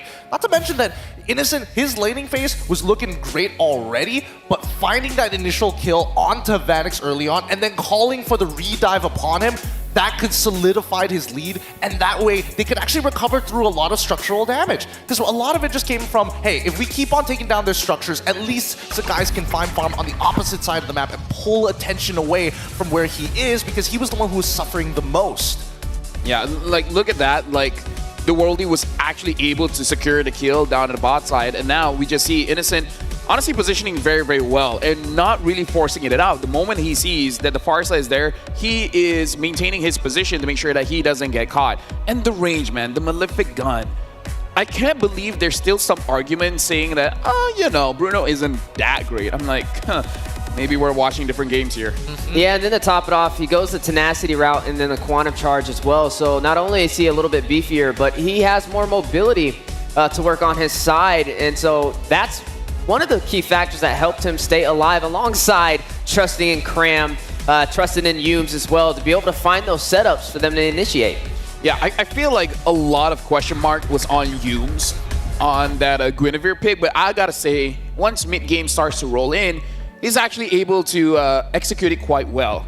And by the way, just to say, shout out to Fairy. I got the ring, I got the bling, get in as well. I'm What color is this? Green Fairy and your Black Fairy. Luxury meets gaming with Fairy's first M6 Swiss watches and a special jewelry collection for Jushin as well as Mia. If you guys are here at the venue, you guys just saw Eterna as well as Poji giving away 2 rings to our lucky audiences. This is just one of those perks where you come on here. Sometimes, you know, the sponsors feel very nice. They give away stuff for you guys. And really loving to watch, by the way. Well, I'll tell you what, I got this necklace, right? You can get this if you hit Mythic. Yeah, which most people should. They should. They just should. saying. Just hey, pointing it out there to, you know, the 1.5 billion people out there playing the game. Better hit Mythic sometime soon. And don't forget that it does come in this beautiful box here. It also got the Fairy logo engraved right into it. It's nice and soft, and that's just so that you can keep it nice and safe in that box for that necklace, specifically for Mythic players. I got 2 Fairy boxes at home, and I gotta say, I'm very happy with my purchases, because again, I bought this with my own money. The ring is good, the ring is good. But yeah, this, coming up for the second game, we can see that Vanix was pushed a little bit to the point where he had to use an Natan. So we're gonna see if they will change up the priority and maybe let Vanix pick up his hero earlier, because Natan is a good pick, don't get me wrong. But maybe just not that comfortable, maybe? It could be not so comfortable. More so is the fact that resources will call to his side of the map, but that's the important thing. When you have that lead, you got to press it forward and call a couple of people to redive a target, especially dying 2 times in a row consecutively. Ooh, really sets you really far behind. Yeah, and I believe we have a quote coming up, so let's see where it's from. It might be from NFV Flash, just to see like what they're thinking about this matchup. And yes, it is from NFV Flash. It's from Adamir, shaking the Giants. SRG has been shakier compared to before, which I believe even on this we all agree. And they barely made it into the Swiss stage, or I think he meant knockout stage. So I hope NFB Flash can turn things around and achieve a different outcome compared to what went down in MSC 2024. Just to remind, it was a 3-0 in that best of 5, but not gonna lie, yeah, they look a bit shakier. So we asked Ozorovecki what are his thoughts on this. So we got a quote coming in from Ozorovecki: obstacles on the golden road. I agree that SRG has been a bit shaky compared to MSC. There are aspects of the current meta that we still need to adapt to and master fully. You can see the difference between now and MSC. Back then, we played with confidence and comfort.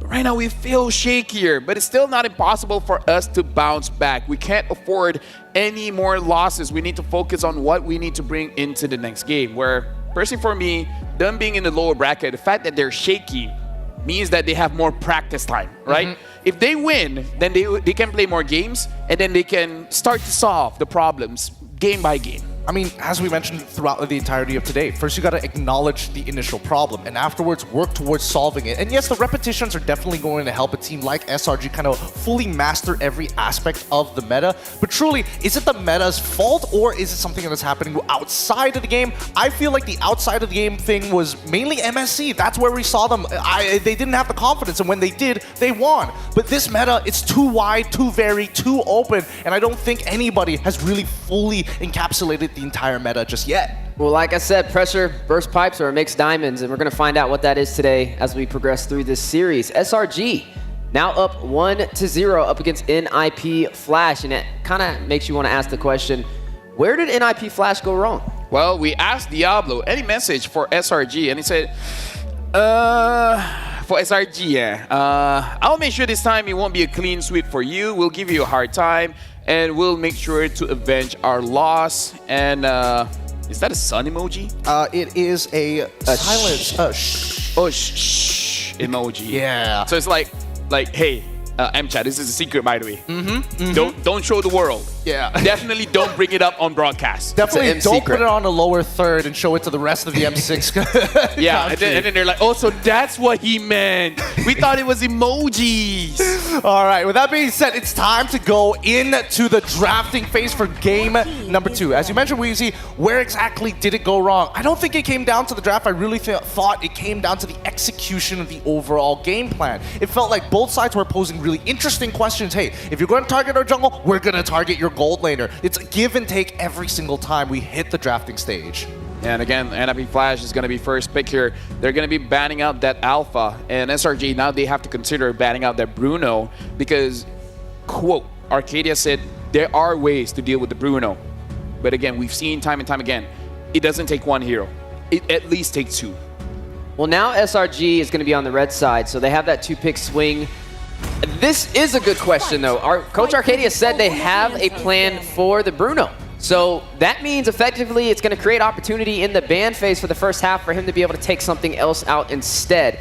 What that may be, I'm curious to see, but Zushin is still walking on the table so far. There goes that Hilda ban out. We saw some great rotations from Cram on that in game number 1. I mean, so far he's been getting it time and time again. It's bound to get banned. How long has it been, by the way? Too many times. Too many times. Every series he gets to at least play it at least one time, and most teams are pretty adamant on not letting Hilda go through at all. But now that we see the Jushin, these are the expected bans coming up from the side of SRG. The only adaptation we've seen from NIP Flash is going to be in that Hilda. We're going to see what the next follow-up ban is supposed to look like.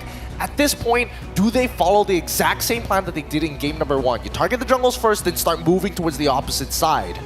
Yeah, definitely a lot of questions, and we need some answers.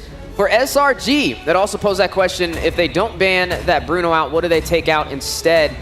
I mean, right now, we've been seeing Diablo, when you can't get it done in the gold lane, you get it done in the XP lane. Also, maybe limiting something from his toolbox could be a wise decision. Speaking of toolboxes, though, the Phoveus ban on the blue side to finalize the first half for NIP Flash. Now, the second pick, they have a strategy here. You know that both the Bruno as well as Suyo is going to be a hot pick. Choose either one, or the second strategy is have a throwaway ban so that if NIP Flash picks up the Bruno per se, they can have the Suyo +1. So that is a strategy. We do have to see if Coach Arcadia and Coach Ozoravecchi wants to take that risk. I suppose, but at the same time, Cho hasn't been touched, Matilda hasn't been touched, both of which, I would say, even in the previous game, yes, they locked in their supports pretty early on. They showed their hand pretty handedly. No mind tricks there. They're going to get rid of the Matilda this time around. And now first picks, I would only assume that NIP Flash are considering both of those options, right? It's pick your poison, like you mentioned, but I do think that at least from the side of SRG, now that they have shown off that they can play the Guinevere, it's going to make Curtisi a little bit more hesitant in picking up that far side. We might even see a Lo Yi down the line. Yeah, so NIP Flash should be picking up the Bruno here, which now we're going to see if Coach Arcadia indeed has a plan to go up against it. For the side of SRG, though, maybe going in for the Hylos, maybe the Suyo Cho, but I think they need to get one of their side laners comfortable, right? They need to either get Diablo or not Diablo, they need to either get one of the side laners, either Innocent or Cram, something they're comfortable on, especially going up against some heavy hitters. What? There goes that Hylos, though. And Suyo Bruno?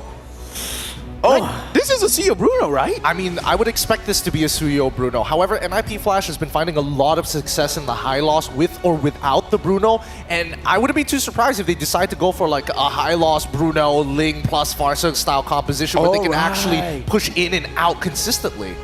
Yeah, the Ling is actually quite a good shout there, Gideon, because that is what they used before to shut down the Bruno, but it's Innocent though. That's the only caveat here. It's Innocent though. I mean, Detective tried to find this man guilty, couldn't even do that, so I would only imagine that NIP Flash have a tighter formation to play around it, but as expected, interesting. They're letting go of that Bruno. Yeah, but now they add the element of surprise on their side with this Lu Yi, which was banned out in the previous match, and then alongside the powerhouse Joy. Now, there still is some options on the table to stop this Joy from being as effective, right? First of all, the Fredrin is still available for grabs, can definitely stop it in its tracks, and could be a wise pickup. You could also get the Valentina here to technically have the diversion play as well. I suppose. But even so... Yeah, I'm lost here, Gideon. No, they gotta, I mean, stick to their guns, right? NIP Flash, and especially Singapore, as a region, very macro-heavy, and more importantly, if it's not broke, don't fix it, right? They've got the high loss, they can pair it up with the Bruno. That in itself is already very dangerous to deal with. I think that even picking up the Suyo would make a lot of sense as well. Yeah. Oh, play standard. That's a really good standard opening. I'm surprised they got away with this. Yeah, so I'm really looking at this, and if the Cho doesn't get picked up here, Cho will be banned out a little bit later. Same can be said about Innocent's pick. Because unless they have something very special to go up against Bruno, besides the Granger, besides the Beatrix. I feel like they're gonna go back into Granger. I'm not gonna lie. Or Moskov, you know. Innocent did get that play with the Moskov. Also true. Honestly, when it comes down to like figuring out what Innocent's pick is going to be, doesn't really matter as long as he has a good time in his lane. He usually is able to pop off later down the line. There we go. That's the Granger, and now we head on into the second phase. I'm expecting take bans coming up from the side of NIP Flash, maybe, or they could be looking. From the side of SRG, but they could still pivot. Yeah, there are some roamers available. I mean, the TIG is definitely still on the table. Jawhead. We've seen how effective that could be as well with the isolation plays with the lethal injector. Sometimes throwing the wrong teammate. Yeah, don't remind me. Are we gonna go for two here? No, I feel like if I go on TikTok, there'll be a compilation of it. I already see some of it on Facebook. I don't doubt the TikTokers, but yeah, like I feel like JBL has been using a lot of pickoff heroes. The Jawhead, the Cho, they're betting up the Farsa, so targeting Curtizi, but then Curtizi's like, hey, Martis, baby. Yeah, it'll be interesting to see. But now we look behind the IGN, specifically from Hades, who chose his IGN because he loves Greek mythology and always plays the carry role. Does he mean Hades he's a carry, or like... Which one? Is it the Greek mythology or like which one? He's got to pick one or the other. He's carrying the underworld apparently. Now that's funny. That is kind of funny. That's like throwing shade to your team. It's ironic. I'm carrying the underworld. I mean, they are the southernmost state. They used to be the southernmost state. Anyways, coming into the second half of this, we are seeing the glue getting banned out here. So it looks like NIP Flash on blue side have a completely separate take on this. Just quick one. Cram, CC, one of his best heroes before. It would be very effective to pull out the CC here as well, especially going up against a Hylos if that is going to be in the XP lane for Diablo, which would be what we saw in the previous game as well. So looking at the draft so far, when it comes to SRG, they've got the element of surprise. You have the Lu Yi, so that is something NIP Flash is going to have to watch out for. But there's also that Joy, and right now I'm not really seeing too much to stop the Joy from rushing into the back line. So maybe as we finalize this draft for the side of NIP Flash, they go for something that can kind of stop it a little bit better in its tracks. Interesting. They get rid of the Tigreal as expected here. Does that mean that they're...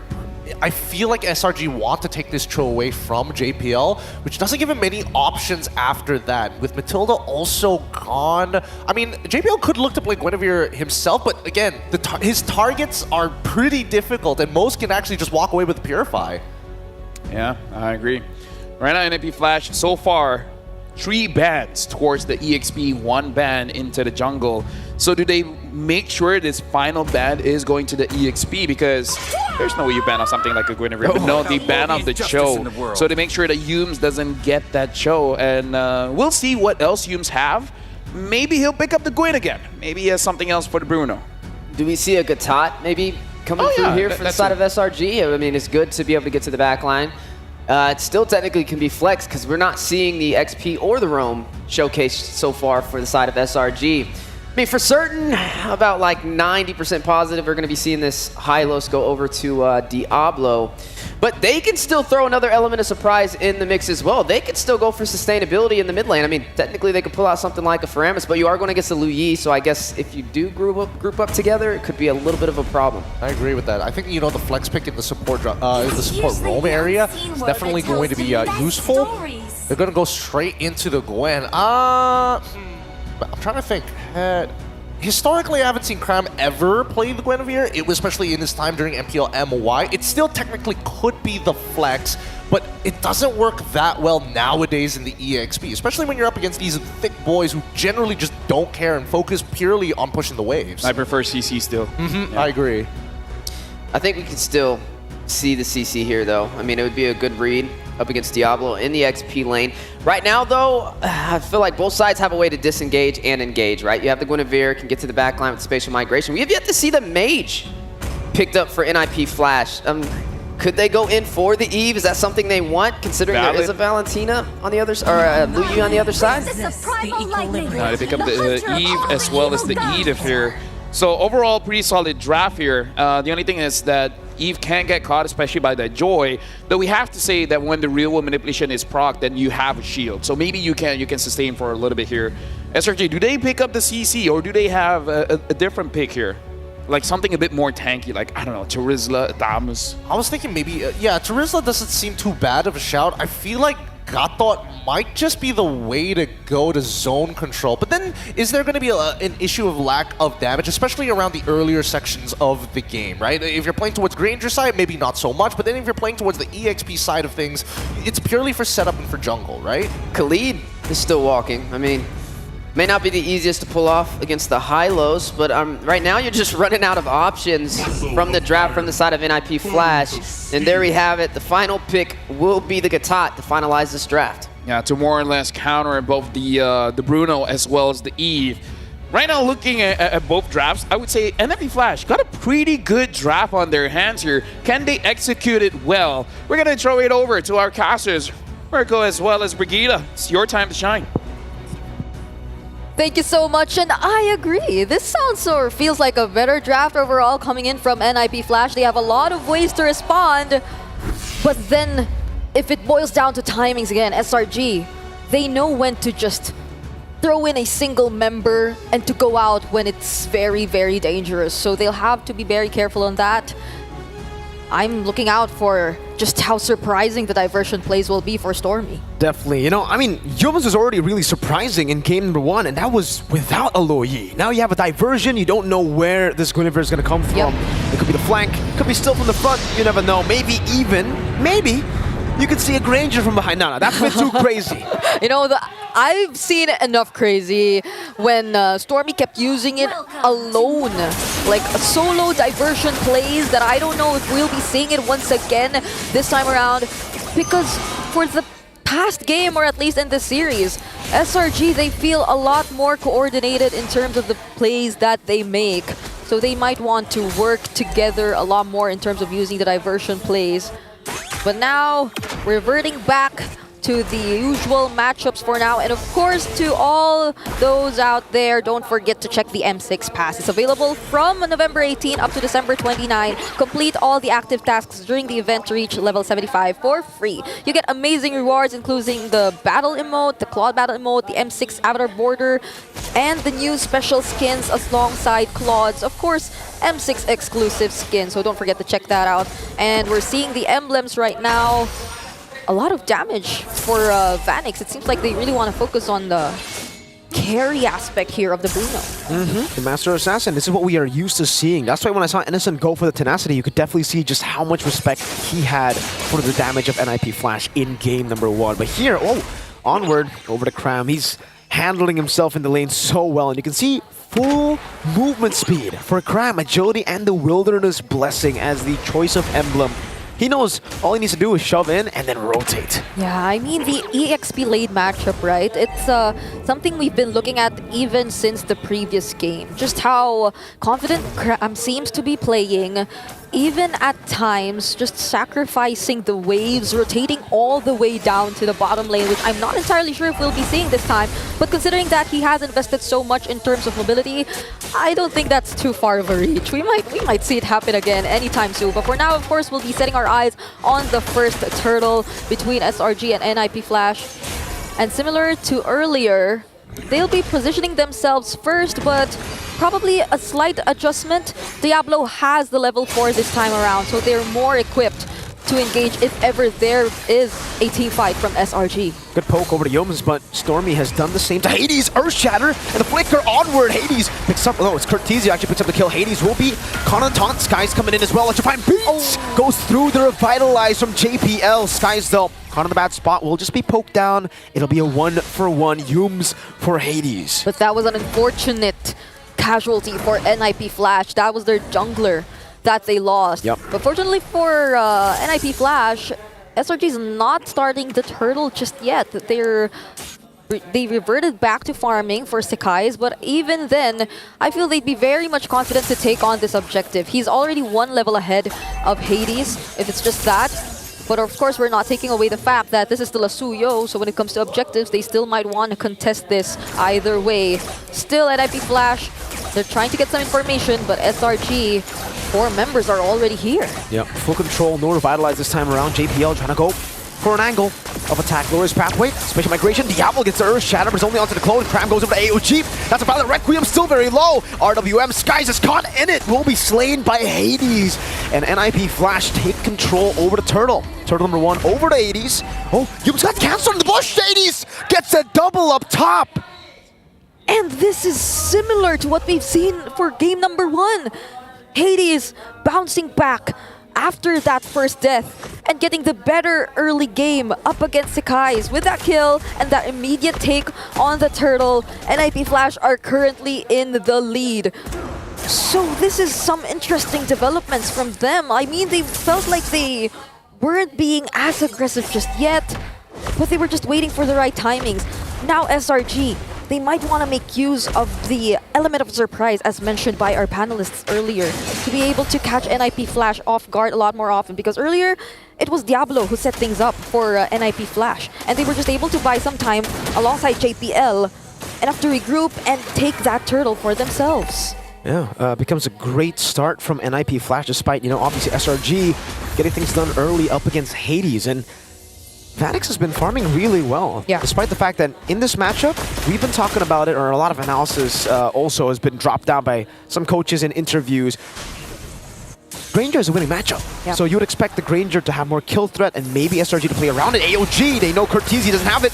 Good Earth Shatter. Oh, dodged away by Skies. Glorious Pathway coming down, and they're going to be caught in the real world manipulation. Hades walking up. Yums just barely surviving. The lethal ignition is not ready. They actually don't have that lethal ignition, so they can't get that kill. SRG barely get away. Oh, Hades. Okay, wait. Oh no, he's spotted innocent. The burst. Let's see if it's enough. Oh, dodging away from the Soul Sever, but you cannot dodge the basic attacks. Hades takes the kill. That is 4-1. Third kill from Hades. And quick rotations from both sides. They'll be able to mirror each other and take the tier 1 turrets from opposite sides of the map. And that was an interesting that was an interesting team fight we've seen from both NIP Flash and SRG. I mean, all 5 members were present during that time. But it just goes to show how crucial these spatial migrations will be for Yums. Once he doesn't get that successful of a spatial migration and he gets to be forced out of the team fight, NIP Flash, they will be a lot more confident to just go for the engagement this time. Oh no, the guys! Oh, getting balled down by Vanix. That's JPL taken down, but they're all very low. Hades gets the turtle. Violet Requiem over to Diablo. Vanix, oh, last shot almost That didn't crit. Sky Piercer by for Innocent. That, it's a great yin reaction. Hades shoots the arrow. Diablo, Primal Wrath earlier. Innocent threading the needle, almost catching Cortese. Hades, Soul Sever, but Cram is able to escape. Special migration from Yums, and Cram gets the shutdown. There was no way to save Hades at that moment, not even the Worldies, since it was also previously used.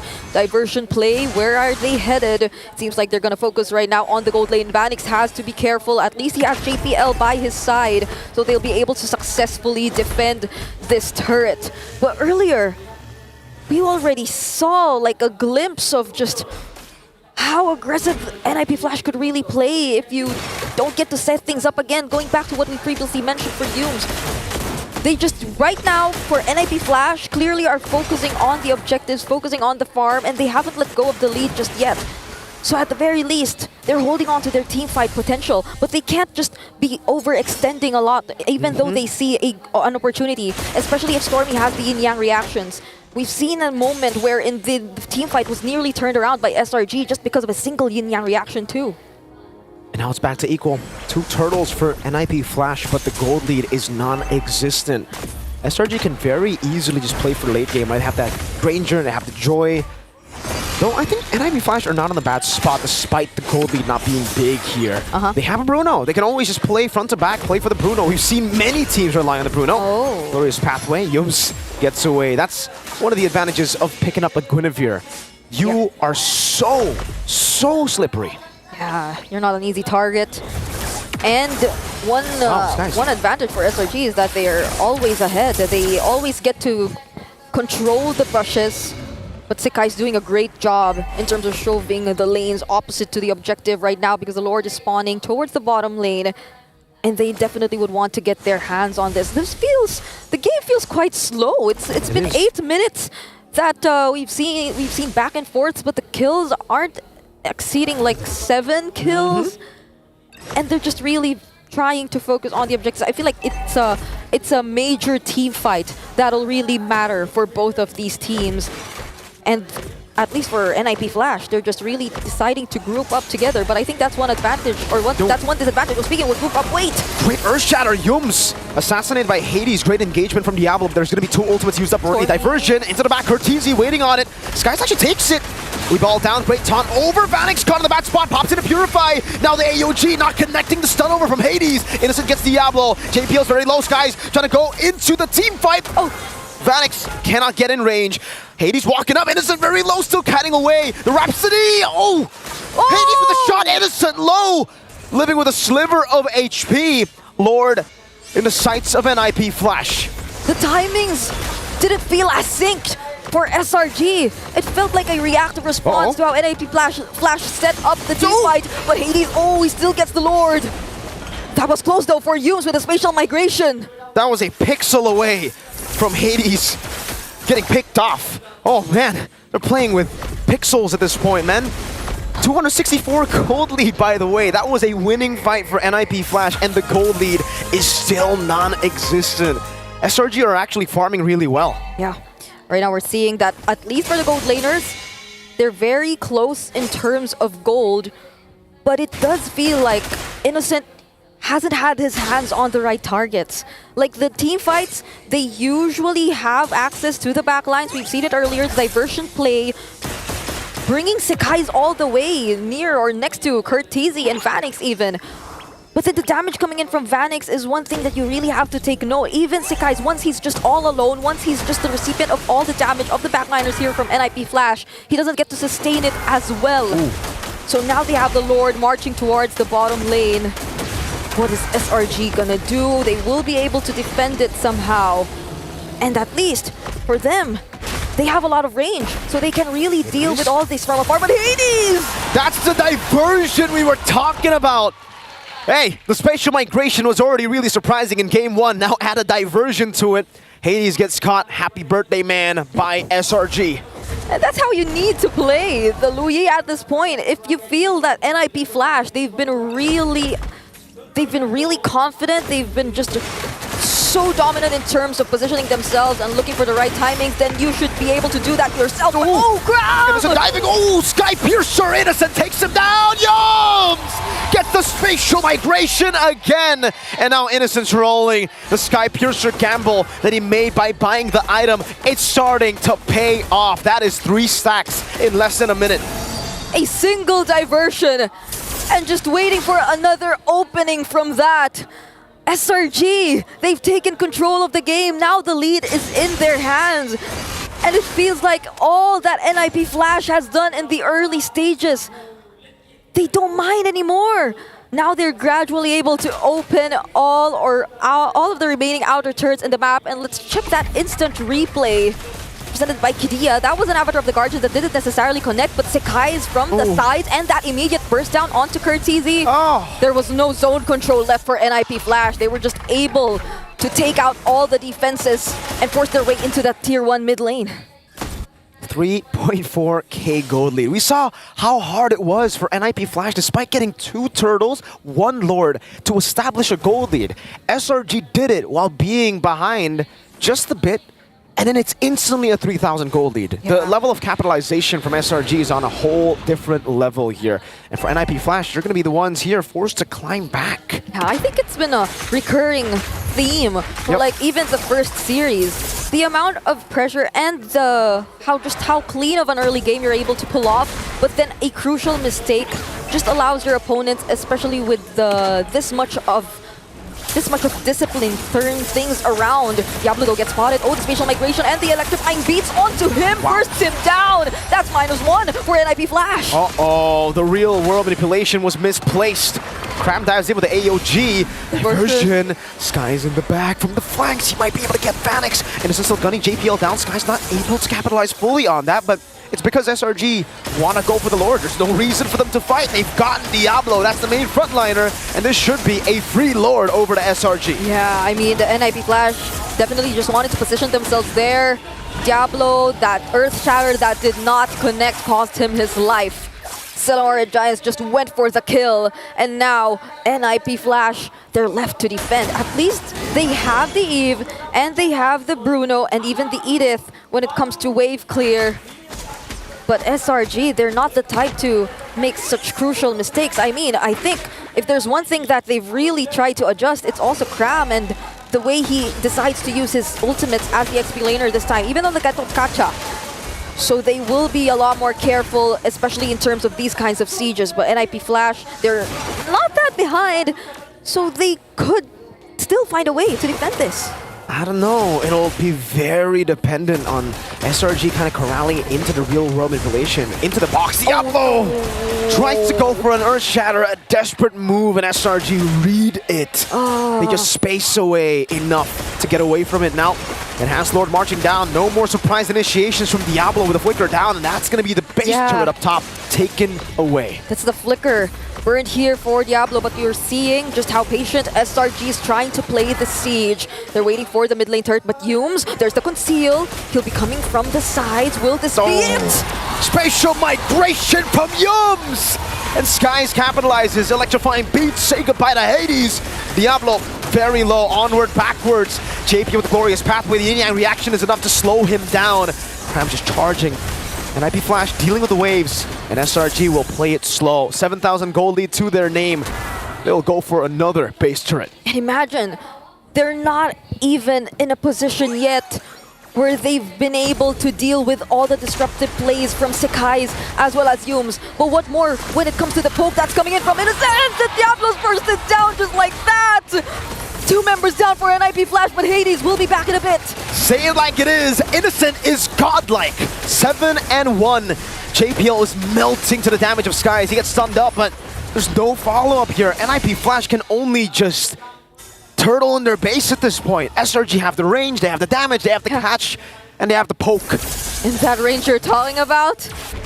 NIP Flash, it doesn't feel like they're able to capitalize on theirs as much. Innocent is currently 7-1-1 on this Granger. And looking at the items, he's already completed all of his items. Doesn't even have the boots. Doesn't even want to go for anything else. even the Sky Piercer at this point is a huge threat for NIP Flash.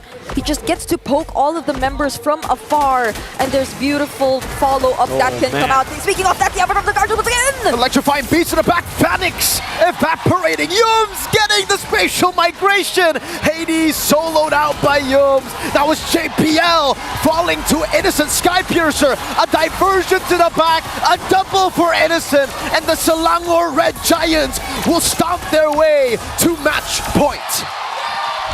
Alongside a single minion, SRG ends game number 2 and now holds match point against NIP Flash. GG, well played. I cannot believe the patience from SRG. I think that's one of the biggest developments we've seen from them all the way from Swiss stage, heading into knockouts. They know how difficult of a position they are currently in now that they're in the lower bracket. Every single decision counts right now for SRG. Let's hear what our panel has to say. Lafel, it's on you. There's a Wheezy and a Gideon as well. It's all good. It's all good. Yeah. Of course. I can hear you. No issues. Thank you very much, Brigida. But I think I speak for a lot of SRG fans. They're taking their time, but they're getting comfortable again, right? Yes. They're starting to hit their stride. Well, stride is one thing, but I definitely think that, it really was a game of who makes the most amount of mistakes in this particular game, right? Initially, it was SRG, and then afterwards, NIP Flash started to lose confidence in their play, and then started to lose vision, and once you start to lose vision, then you start making some weird decisions. And overall, I wouldn't say it's the cleanest game coming in from both of these teams, but it felt like SRG definitely found their stride in that match a lot faster than NIP Flash. And that's where having heroes that have engaged and disengaged are huge, right? When you see a mistake, you're able to jump right on top of it, and that's that Guinevere for you at its finest. And then on top of that, Coach Arcadia living to fruition about the Bruno, talking about having a plan on letting it walk instead of banning it. And so far, it's followed through. Not gonna lie, that felt like limit testing. You had an opportunity to get Suyu and Bruno or either or, and then you're like, nah, let's let go of both of them. I mean, let me just say, it does feel like limit testing a bit. I'm pretty sure it is part of their strategy, it's part of the plan, but whew, that was a risk. It was a risk, but then but it's so clear what they're trying to do, right? You push back your opponents, especially their squishier targets, if they do expose themselves to a straight line to Granger. Granger can basically hit you over walls. As long as nobody's in front of you to block those shots, those projectiles really do hurt. It's a game of resource management, but once you get them on the retreat, can you close the distance in time to find that pinch? And that's what SRG was capable of doing on multiple different occasions. And it's a bit of a push and pull, of course, right? It doesn't always have to be Sakai's who closes the distance. It could be the setup coming in from Yums after the Death Sonata. It can be even crammed to cut off certain areas to guarantee them funneling in to their cleanups. And I think that SRG, the big thing for them is when they found that first initial mistake coming in from NIP Flash, it was the conversion from almost an equal game to suddenly 3,000, 5,000 gold lead. Yeah, and I mean, even Innocent, he picked up the Sky Piercer as well on that Granger. 9-1-3 over Vanix on that household favorite Bruno. Just off to a rocky start for the side of NIP Flash, and they got to find a way to even out this series, and they have to find it fast as they are running out of opportunities. I mean, it's match point for a reason, right? And I think that NIP Flash, it's not due to the draft anymore. It's definitely more so they need to hold on and maintain a league. So many times we've seen Hades walk away from the early game with like 2 to 3 kills underneath his belt, but somehow they don't convert it into something more tangible, whether it be structural damage or at least a faster early game for Vanix. Look at Innocent's emblems too. He goes for the Festival of Blood on the Granger. Yeah, usually we see it paired up with the fighter emblem as well, so that you have more spell van, but looks like Innocent wants a little bit of both. He wants some penetration from the assassin emblem, but still not sacrificing the spell vamp from the Festival of Blood. And with 9 kills, he had a lot of spell vamp in that game. Oh yeah, and he also had the most amount of damage, surprise to nobody, 100,000. Nice round numbers, I like that from Innocent. But this is in tandem with Stormy, right? I think one of the most underrated facts about Loyi is if you can make your decisions fast and get your whole team on board, you can make some incredible plays happen. And the fact that they had some really hard reads, despite the fact that we've seen some blind engages coming in from Diablo, whether it be the Earth Shatter Flicker or the Earth Shatter Onward, they were still confident enough to catch Hades midway after himself revealing himself with the Lord walking down mid lane. Yeah, I mean, right now, SRG, they're doing a good job with Yumes and with Cram on finding ways to create chaos, right? Finding ways to get to the backline. Even in the game prior, you got to see them do that with the Hilda as well. But this time around, having the Katat, having the Guinevere combination, when you see a lot of mistakes from both sides in these clashes, having a hero that can just jump right in and find that mistake and make an opportunity is what's winning them over in this series. Yeah, and I gotta say, Selangor Giants, I feel like it's that one play coming in from Stormy that really activated the team. But now, we gotta look at our MVP of the game. And I gotta say, Cram did amazing in this one with the Gato Kacha. So our MVP is going over to Cram.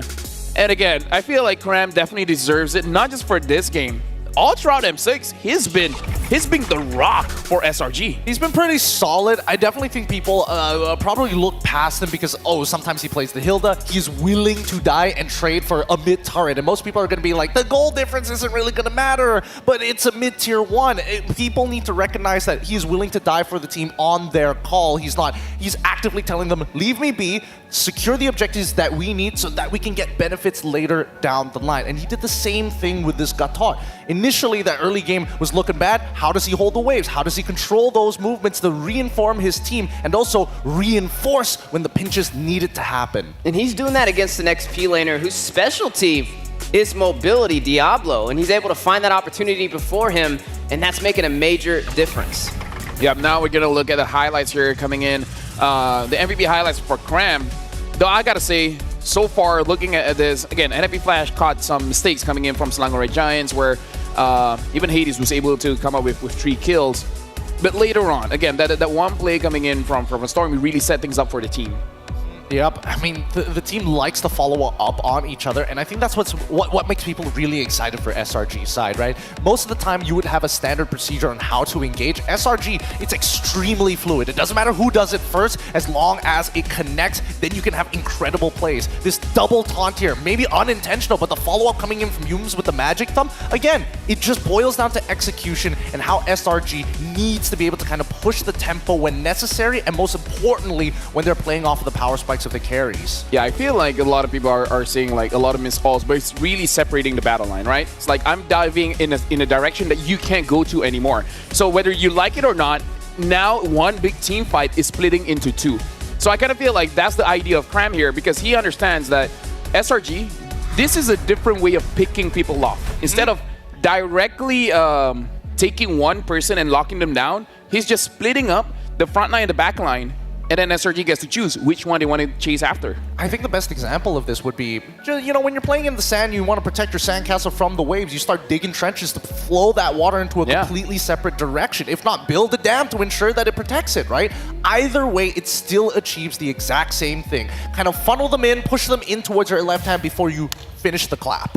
And now, honestly, I feel a bit hungry. And this time, I come a little bit prepared. Because we gotta do this a little bit elegantly, all right? Let me just grab... Yeah, here we go. I've been waiting for this. He's been bragging about this all day. I have my bowl. Oh, no way. This makes so much sense, right? Because we've been taking it from the box, but now we can share it. We can share it properly. See, this is how you do it. So now we can all see the greatness of Hello Panda. Oh, and I think it's gonna be enough. Oh boy. Don't forget, everybody, you can fuel your game with Hello Panda with crunchy biscuits filled with creamy chocolate, or in this case, strawberry, the ultimate snack to keep you energized to level up your day. So visit Hello Panda's website for more. I thought when you meant elegantly, you were going to bring out, like, I don't know, chocolate flags, pink flags. I even wore the pink suit just for it. Yeah, but no, see, this is much easier. Now we can share it, and now we know when we're running low so that we can eat it faster. Good call. Good call. Very elegant of you. We just got to have a rotation on passing this around. Have some brandless water as well. Oh, my favorite. I love brandless water. I love brandless water as well. See, it's all good. This is how you watch a best of 5 match. You have your snack and you have your drink. Your brandless drink. Oh yeah, thank you so much, Hello Panda. Again, I love the strawberry flavor. I wore the suit just for it. Thank you for nailing it right on the head. But coming into this next game, right, it's match point for NIP Flash, and most teams crumble under that pressure, or they get turned into diamonds under that pressure.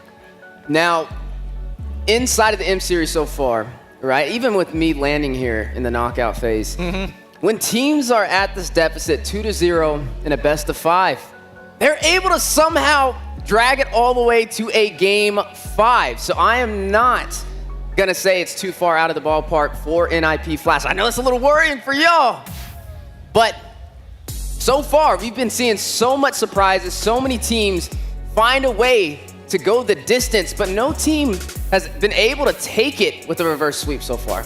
First time for everything. It is the first time for I was gonna everything. oh, what a series to say, first time for everything. No, you know, it's like, first time NIP Flash can defeat SRG. That's also first time for everything, right? It can go both ways. It can go both ways, and honestly, I don't deny, because so far we've seen 2-0 and then a kind of reverse sweep, but then ending out with the first team that wins anyway. It's all about learning and adapting. I legit feel like second game is a way that SRG wants to learn what other things that NIP Flash got. Like, if we let go of the Bruno and Suyo, how do you guys perform? But now we have a code coming in from, no, we're gonna look at a coach head-to-head here between both coaches to really see the difference or similarities between both coaches. So now we have Coach Arcadia as well as Zarate. And then when we look, I feel like the biggest difference is definitely on that win rate. Because if we look at the first pick rate as well as the second pick rate, it's more or less the same. Like, again, we started with 50-50, by the way. Yeah, we started 50-50, and I mean, obviously the stats are going to be like slightly skewed and somewhat close to each other because, again, both teams definitely have played enough games to reach to the point to meet each other here at the knockout rounds in lower brackets. But I got to give Zarate a lot of credit. He's done a good job with the team in terms of where their direction is with the draft. I think right now the players just need to feel comfortable, and that's something that may not necessarily be within his control. They just have to find a game plan, right? I feel like the draft is okay, but it's these split decisions. When you have a team like SRG who knows how to make you go in two different directions, you can't let them tear you apart. Yep. I mean, that's just the Malaysian playstyle, right? We see it with Vamos focused on that early game and SRG that is just fluid like water. As long as they can attack you from multiple different angles, attention is a very powerful resource in such a fast-paced 5v5 game. My WhatsApp group just contacted me and it's like, oh, are you reviewing the food? Is it good? Yes, it's good. Hello Panda is legit good.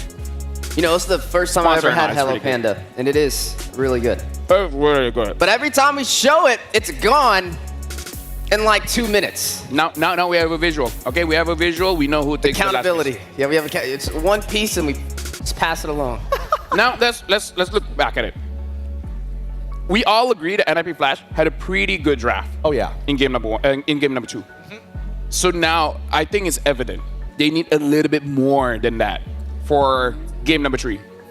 The question is, what more can you get besides a good draft? Well, for starters, let's get rid of things that force away that fluidity, right? It comes down to how exactly is Yums getting away with a lot of these Guinevere picks. Can we get Cho back onto that onto JPL? Most importantly, get rid of that Lo Yi. That way they don't come from every single direction, because if we play truly front to back, that's where you see NIP Flash shine.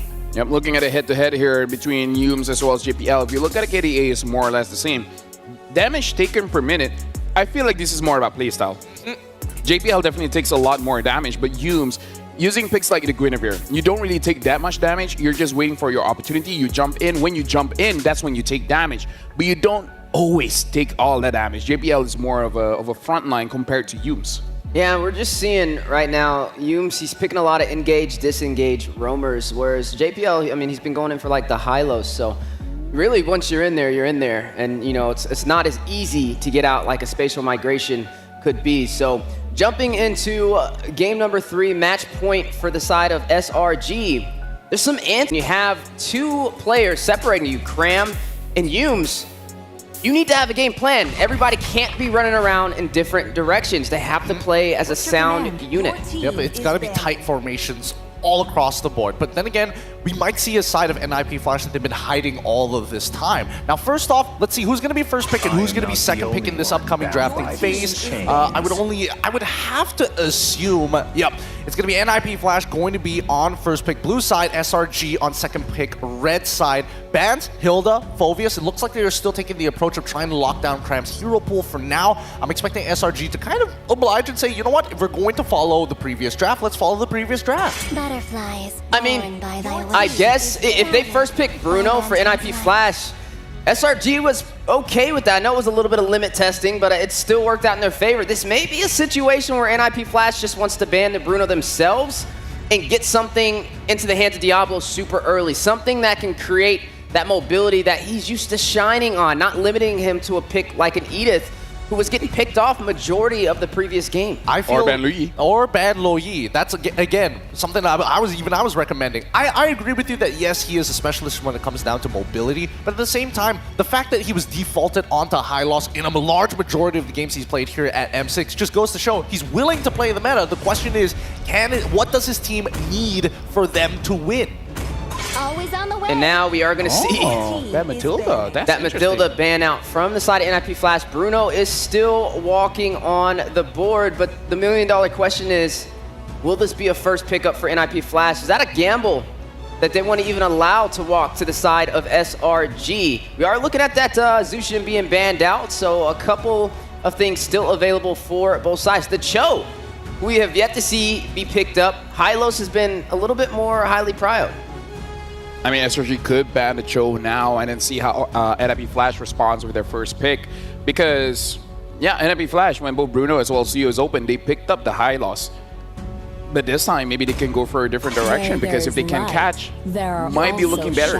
They ban out the Lu Yi. SRG themselves ban out the Lu Yi. So, previously it was high loss first pick into a Joy and Lu Yi second pick. So, they had a chance to pick up the Lu Yi, but maybe they're just smelling that Curtizi wants it for himself, so not going to deal with it. Possibly. I mean, it could be just like a hard read, but at the same time, it's in the ban section, right? Especially within the first phase, it's still adjustable. They can still talk about it, and there's plenty of time to do so for the side of NIP Flash. I still feel like they're going to go with the high loss first pick once again. It's still really flexible for them. Diablo performs well on it overall. They've already committed at least 2 bans to the EXP sector, so makes sense, right?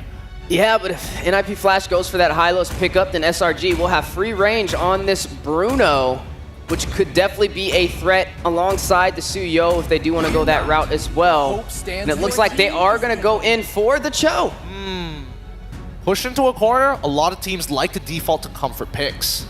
Yeah, and again, we were talking about his Cho, definitely a little bit more proactive. And I feel like so far, a lot of junglers really don't like this pick, because more often than not, they will get kicked. Either Suyo, either the Joy, any kind of close range will get caught. SRG, they have the option. They didn't go for it for the second game. But this time, they're taking it. They're taking the Bruno, and they're taking the Joy as well. Yeah, they don't mind the Suyo actually going over to the side of NIP Flash, right? Because Suyo only does well against the Joy when you find that initial lead, when you have that level lead and you keep on oppressing it. It's the same thing for when Alpha is played into the Suyo.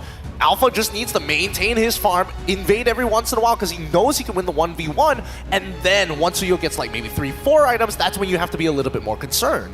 So do we see the Hylos come out here? Because if not, it can be picked up from SRG, which would be a very strong draft to have to go against. Now with this Cho on the side of NIP Flash, now they have the path of isolation to be able to separate and create some chaos in these engagements. We are going to go ahead and see the Farza picked up alongside the Granger. Right, long range. They've got artillery, ways to burst out their targets, especially with the way the Dragon, if it kicks their targets into the right direction, that target is going to blow up. Now, I'm curious to see how SRG is going to respond to this, right? Now that they see the mid lane early on, technically they could lock their own mid laner early on as well. Do they want to play more fluid, or do they want to play standard where it's box of influence, let's keep it in here? You know what my wish list is? Pick up the Suyo and just put Joy in mid. The Stormy Joy? You know what? Right? The last time... Think about that. You know when Stormy was on SMG and decided to play Julian mid? That's when I'm like, whatever he picks, I'm never downing it again. He picks Hellkurt mid and it works out? We've got way more examples, but we're not going to go down the list. Here we go. It's going to be the Gatot Gacha for that third pick. Interesting. A flex that's able to taunt their targets, but at least threaten the Farsa. Oh yeah, Farsa is not going to have a good time. Like that Farsa pick might be a little bit early, because it's not just the Gatot, it's the Joy as well. Both of which. They could ban out the Valentina, not for the side of SRG, but for the side of NIP Flash. Or the Eve, if you want to stop them from having artillery to rain back against you. But they do have some answers. I mean, with the Cho, it's a good way to get to that back line. So we'll have to see which way this goes. Could even take out this Hylos, which is still able to be picked up from the side of NIP Flash. And we know how well Diablo can thrive on it. Gentlemen, quick question here. We're going up against a Granger as well as the Farsa. Quite long range here. Do you fight fire with fire by having more range as well? Something like the Xavier, something like the Novaria, maybe even the Veil. Veil has pretty long range as well.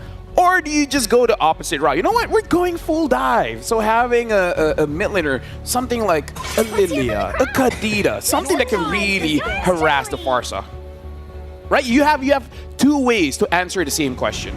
I agree with you. There are two ways with it, but some more effective than others. I would say the long range route is probably the safest bet. The only issue with that is that a lot of our long range, like whether it be marksmen or even like mid laners, need a lot of time to get to that dangerous point, right? You have to play such a controlled early to mid game, which so far, based on what we've been seeing from SRG, fits more towards their style since the early game hasn't usually gone in their favor in these past two matches. I would say go range against range, just due to, we already know when it comes to SRG fighting in these engagements, they try and find a way to disrupt Nip Flash and make them separate. So if they can even out the playing field with range, then that's an element that Nip Flash does not have over them. Good ban, by the way. Very good bans. From both sides, really. I mean, Zarate is just looking towards the EXP side. If we do want to pick up the Hylos or something tanky, then at least we've got rid of majority of the counter matchups. Arcadia's like, we want Joyce to play the game. Let's get rid of what this early game Suyo has been giving us a lot of problems with, and also in the counter matchup of Fredrin, keep her in place. Yeah, the Fredrin definitely a wise decision on that Joy. Now, I mean, it could be that Joy in the mid lane that you're hoping for, though. I mean, it's not too far out of the ballpark. We have seen it, actually. Yep. Team Spirit is the one that pulled that out with Sunset Lover. So maybe seeing SRG have the same pick on their side could work in their favor and catch somebody like them Flash off guard. And it's not the worst thing, considering you can get back to the Farza. And then you also have a lot of pills. So we'll have to see which way this goes. Nonetheless, we are still looking for the jungler for the side of SRG as well. You know, an Hayabusa could actually... No, actually, let's just assume the Joy is jungle. Yeah, but Joy's jungle. It'll be interesting if it does go mid. I don't know. I saw a bit of a smirk coming in from Stormy. I was hoping he was telling his coach, like, hey, You guys want some Hello the Panda? Valentina's banned out, so you gotta give me the Joy, right? See, the bowl helps, right? Oh? No, I'm just offering the casters Hello Panda. See, the bowl helps. The bowl does help. All right, Vixana's already locked in, but now they're finishing it up with a Benedetta as well as a Guinevere. Oh, Benedetta! What a wild draft this has been. Finally! Right, I feel like Diablo has been itching to bring this out. For sure. For sure. I don't know if he's going to go full damage on this one. Probably not. I would assume that he's going to go tank Cussed Blast into Revitalize like he usually does. But let's see how SRG responds. Now that there's so much mobility and the fact that NIP Flash want to be the ones who are more fluid rather than playing a standard front-to-back game. Oh, man, looking at what's left, I mean, do you go the Hylos here? Wait. By the way, this is Guinevere jungle, right? Yes. Yes, it is. Yes, it is. I mean, Hades has brought it up before, if I'm not mistaken. So this is going to be very interesting. SRG, last pick. Do we want fight fire with fire, have a damage EXP laner as well? The Kufra! We have not seen the Kufra! Well played. Yume's Kufra for a very long time. God, he's made a name for himself on Cho as well as Kufra. It has been way too long. Good luck. Good luck to both teams. This game has some nostalgia behind it. Thank you very much, panelists. You know what, casters? Have fun. I think it's not just Diablo who's been itching to see something new. We've been itching to see something new from this game, from this entire series as well. And for the potentially last game, we're finally seeing it. SRG basically said, if you want to go crazy, let's go crazy. Oh, Petrify! Diablo wants to go damage! Oh, whoa. I love it. I love it. Okay. Gone are the days of Revitalized Concussive Blast Benedetta. It's Diablo time. And it's a Guinevere jungle, actually, that Hades is going to pull off against SRG. But what a way to close out the draft by bringing out Yumes on that iconic Kufra up against this lineup with endless amount of blink skills in their hands.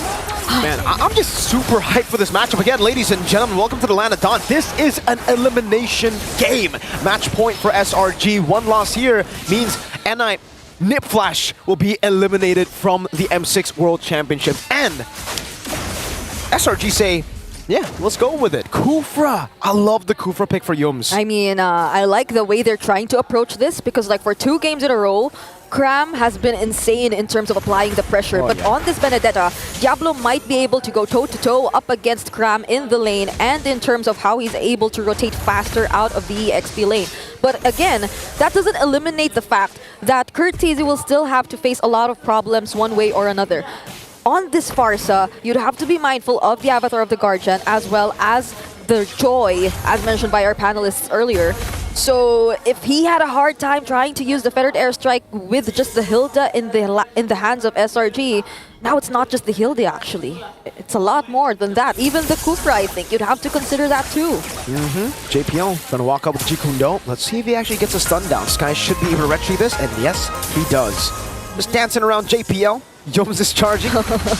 Diablo clearing out the wave. Yeah, doing really well in the lane so far. Yep, I think that's one of the biggest adjustments that we're seeing from NIP Flash in terms of heading into this game. And another is that Curtizi would want to probably play this a little bit more safely. It picks up the Purify, but then that Spatial Migration does not connect. So in terms of survivability, I feel like NIP Flash, they have a lot more ways to deal with that.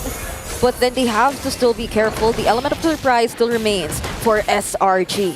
Okay, let's see. Spatial Migration and the Violet Requiem in towards the final blow. Diablo claiming first blood. Sky's petrified. Electrified Beat still coming down though. Let's get the retreat battle here. Hades will claim it. Sky's forced back. JPL walking up. Cram might be caught here. Jikundo, Way the Dragon, locking him down. Hades claims the kill. Just like in game number 1 and 2. Nip Flash start off strong.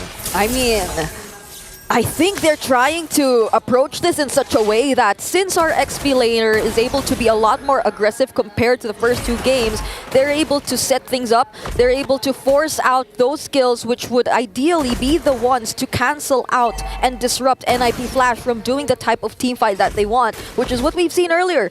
Diablo just went in, forced out the early Avatar of the Guardian from Cram, and that was the signal for Curtizi that he could just use that Feathered Airstrike, control the area near that turtle pit, and then NIP Flash, they were able to take that objective successfully for themselves. But we'll see how SRG adjusts from this point onwards, because still, I mean, they still have the Bruno, and they have a lot of ways to counter-engage if it's just that. Definitely.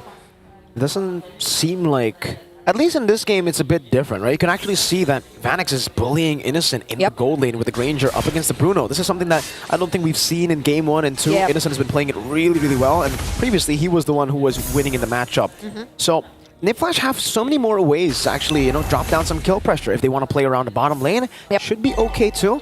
Up until Innocent gets the Haas claws, at least. That's when he can actually finally stabilize in this gold lane. But at least so far, though, it's more of river control for NIP Flash and rotating towards the EXP lane. Oh, look at Diablo once again. Speaking of EXP lane, that's nearly a 1v3 that he actually engaged in. But even Hades, looking at the rotation so far, it seems like they just really want to establish control in that lane so that they're able to focus a lot more of the resources towards the important or the key heroes that they have, specifically Vanix.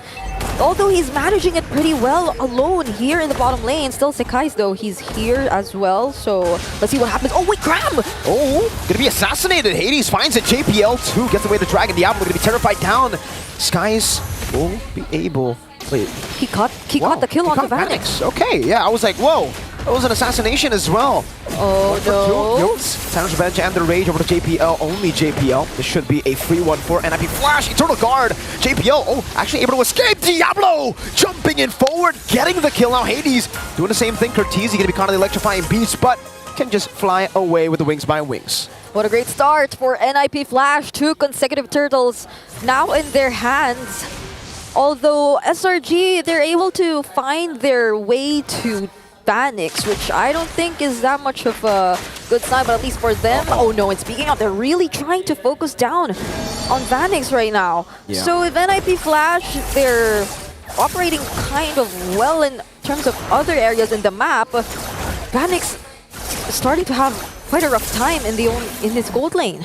Yeah, as much of a rough time as Stormy, I think, right? I mean, every time he walks up, he's gonna have to be double, triple, quadruple careful because of Diablo. He can actually he can one-shot Vexana at this point. Diablo's actually reading this really well. SRG have a hold there, and Diablo's not going for it. He's actually just I mean buying time and like zoning them away from Hades. Yeah, he knows it. The eye indicator and all that. They're definitely just trying to read into where they're possibly positioned, but Diablo takes the long cut. He's just really being careful on this now that SRG probably has their eyes set on Diablo. And speaking of, that's the electrifying beats already used by Sekai's. Okay, doesn't get the spatial migration. Even the final blow utilized by Diablo. You can see how much trust he had in Hades hitting that skill, but unfortunately for them, Skies is too slick with it. Yeah.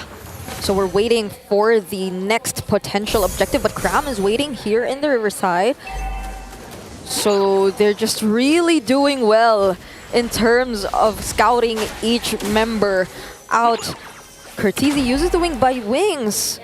So it's just like SRG, they're able to get their turret, the tier 1 turret down bottom, but Stormy, oh no, you said being quadruple careful. But I don't think he was able to foresee that. I think he might have to do more than quadruple careful. Spatial migration on top of the fact that there's a final blow. Petrify, and yeah, I think the flicker choice might have been a bit too much of a gamble here. Times of Edge and the Rage JPL with a shot. Who gets away? Sky's dealing the damage. Worldy and the crit from Innocent. Hades picks up the turtle though, and Diablo will be able to trade it with a turret up top. My goodness, 2 objectives in exchange for JPL.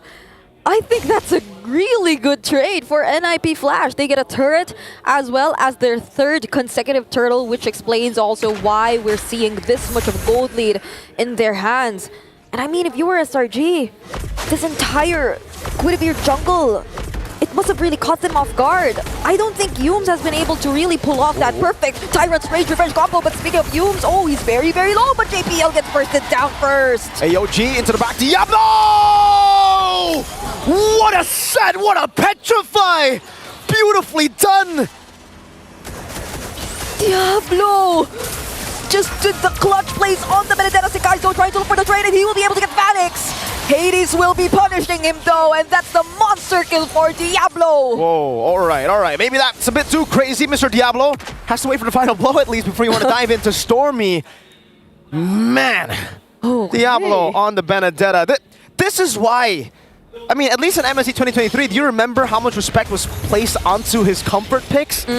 His badonkadonk. I remember, if he starts badonging, this might be a tough one. Diablo gets out with the final blow too. Yeah. And I think SRG, they're struggling to find the perfect timings to layer their skills appropriately up against the targets that Yumes eventually finds across the map. I mean, even if Yumes gets to jump on a member from NIP Flash, Stormy, I think he'd be thinking twice about trying to go in, but this is the perfect target though. That's JPL, that's all alone. Separated from all the members of NIP Flash. Hades trying to catch him. Feather airstrike over to Cram. The burst not enough, but Diablo's coming in. He's godlike. Gets the kill. 1 for 1. Cram for JPL. Diablo's been coming in at the perfect timings on this Benedetta. And this is probably why you should really learn how to respect. I mean, there have been a lot of adjustments from NIP Flash, that's for sure. They've been sticking with the high lows. They've been sticking with the CC for Diablo. But this is an entirely different version of NIP Flash. This is them playing where they're comfortable playing. And Yumes, oh no, he connects onto Hades. But will they be able to burst him down? Oh no, Diablo once again! Oh, he gets shut down by Innocent though! JP on the back, goes for the Invader Dragon. Hades with the retry win. Yumes, spatial migration, catching onto him. JPL falling. That was a big shutdown that Innocent picked up. I can only imagine the bounty.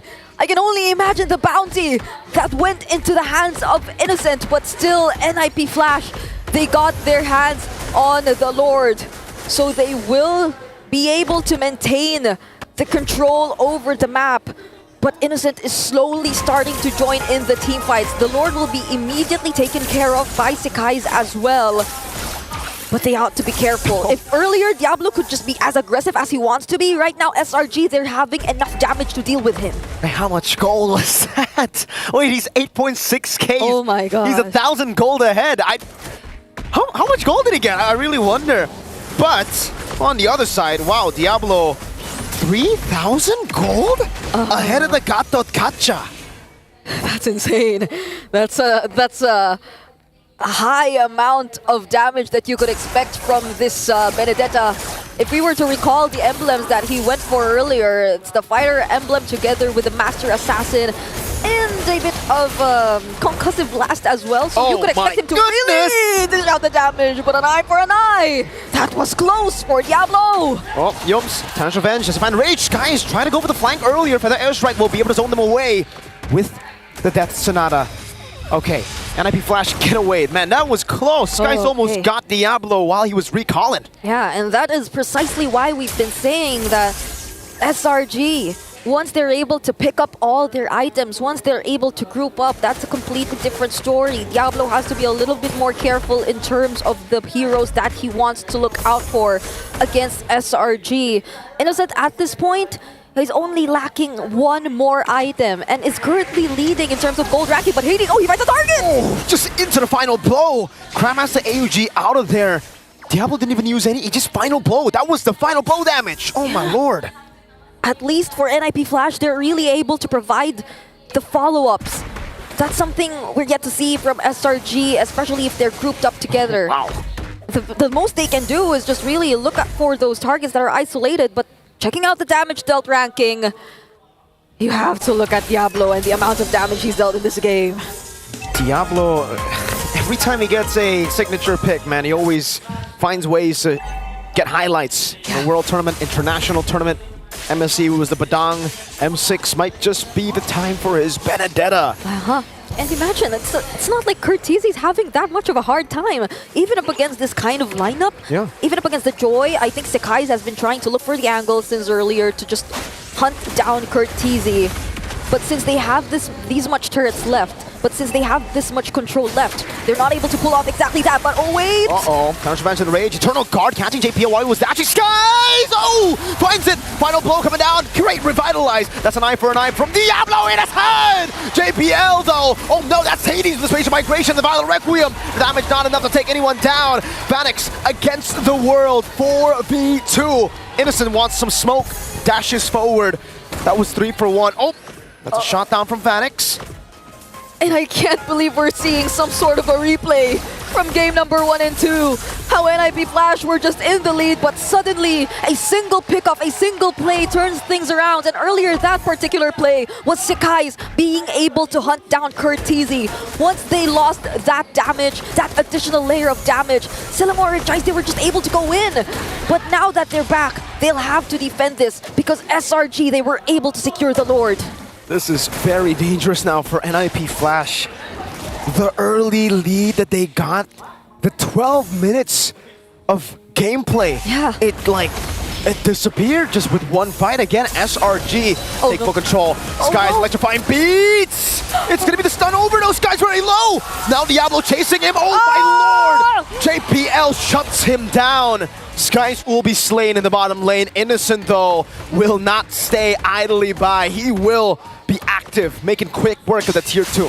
In exchange of that kill on Sekai's, they might just bid farewell to all the remaining inner turrets. Diablo, will he be able to go? Oh no, he gets spotted by Stormy! But will he engage in this? He's alone, not anymore though. Cram is also here, Avatar the Guardian!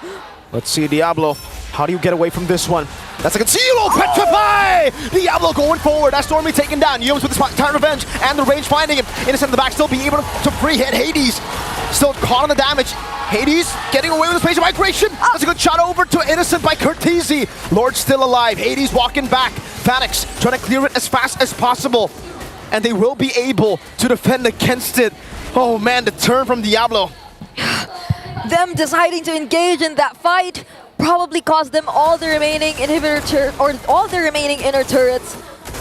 But that was okay, I feel, for NIP Flash. It felt like them really showing that they were still in the game. They'd still be ready to take on SRG if they too commit just one single mistake. Now looking at the items, both of the gold laners already have their hands on their complete builds. And Scram is slowly catching up too. So the sustain is gradually being there for SRG. Also picks up the Antique Cuirass. So now they will probably be a bit more confident to engage in the fights, even with the presence of a complete 5-man lineup for NIP Flash. Great reaction there from JPL. Actually, Shunpooing out of the Tyrant's Revenge from Yums. But NIP Flash, they are far away from getting that lead back, I feel. You know, SRG, their composition does really well in the later stage of the game with the Joy, Bruno, Innocent, and Skies. They should be online to do whatever they want in the fights. And I mean, to be fair, for Innocent, we've already seen it. Yep. So they get to use the Magic Sentry, find the other members of SRG, but Yums will be charging, doesn't connect onto JPL.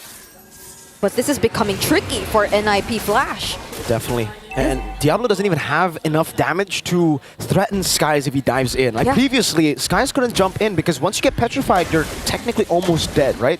Now Skies is pretty chill with it. Every time he actually jumps in, I don't think there's enough damage with the Petrify and the Phantom Slash to really threaten him. Yeah, especially if he gets to dance around all those bullets from Vanix. But it seems like the bullets now are primarily being used to poke down crucial members of SRG. This is the Lord Dance that we're watching for NIP Flash and SRG. It seems like NIP Flash are actually in control of the Lord Pit, but SRG, they have a lot of range, so they can engage whenever they do want to go for it. But Diablo! Diablo gets the assassination! JPL caught in the midst of it all. Stormy gets a Curse Blast. Vanix shooting them down with the Detonata. Eye for an eye from Diablo. Innocent takes him down, though. 2 for 1. It started up with Skies taken out, and now it's SRG with the winning team fight. That was an important pickoff.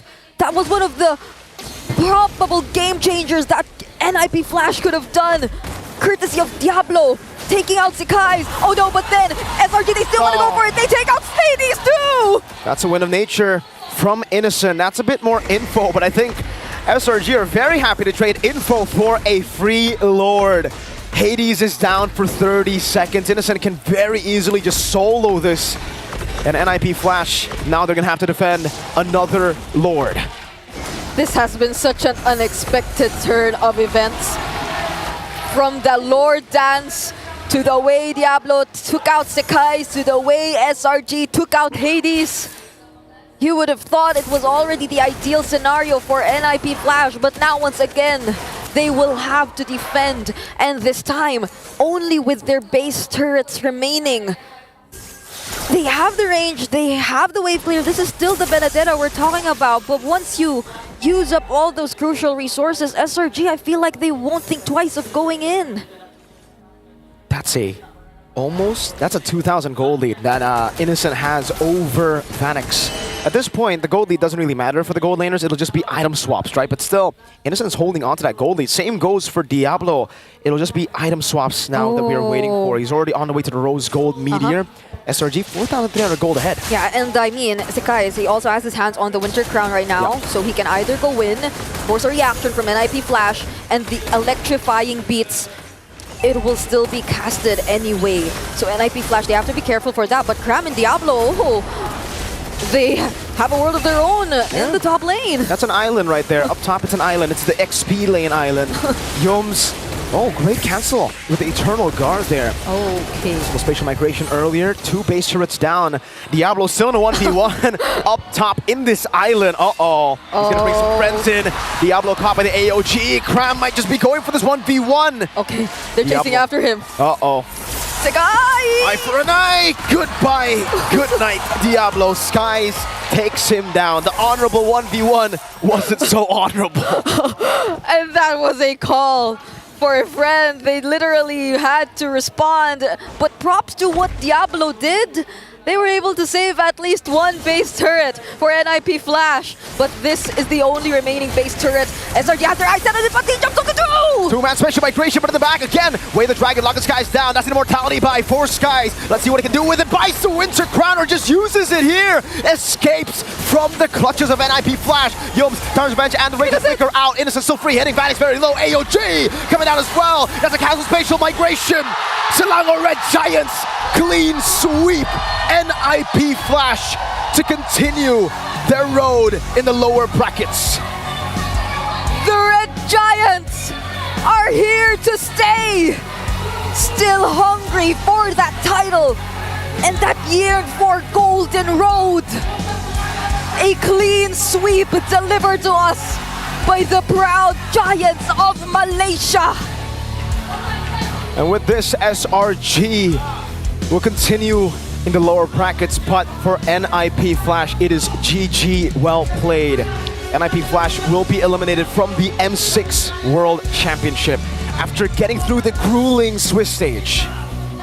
It was a closer fight than the first two, but we'll have to say farewell for now. Let's throw it over back to our panel. I mean, the crowd is excited, so that one's for sure. Selangor Giants was able to take down NIP Flash, a clean 3-0. But yeah, you guys, like, even the cast was talking about it. Game number 3, it was much closer. What a brawl. What a brawl from minute 1 all the way up to the end. I wasn't expecting the Benedetta to go full damage in that particular sense, but at least there were adjustments, right? Not going for lethal ignition, instead going for concussive blast to maintain control over the early game wave push. But man, golly, there were a lot of times where this squad really made me sweat. Let's talk about the range of Diablo, by the way. From a high loss to a Benedetta, to one of the easiest hero in the game, to one of the hardest. And he was doing his thing. He was all over the place, getting the kills where necessary, man. A lot of TikTok plays. Yeah. Definitely, maybe even could have hit a Kadia play of the day. Yeah. Maybe. Honestly, there were a lot of good moments for him. A lot of like little EXP tricks that you probably wouldn't expect to see being played on a world stage like this. And yet he's whipping it out to make sure that every step SRG makes is, well, going to be a little harder. Yep, and now looking on stage, looks like Rose is ready with NIP Flash. So with that being said, we're going to throw it over to the stage alongside with Rose, NIP Flash, and SRG. This Singaporean all-star team has exceeded expectations, going up against regional champions and powerhouses. It is unfortunate that their journey to be greater than ever ends here. NIP Flash, you may give your final bow in 3, 2, 1. You guys have been amazing this time around, and we cannot wait to see you guys come back stronger in the next M Series. And of course, the winner of this elimination match, the hometown heroes, IOI City. Give it up for Selangor Red Giants! So right now we have Stormy and Yums. All right, come here beside me. Guys, how are you guys? Yeah, good. You're good? Stormy, how are you? Yeah, feeling pretty good. Feeling pretty good. Were you guys nervous, honestly, for today? Were you guys nervous for today? No. No? No, You guys came ready? Yeah. What about you, Yums, captain? Yeah, same. Same. Yeah.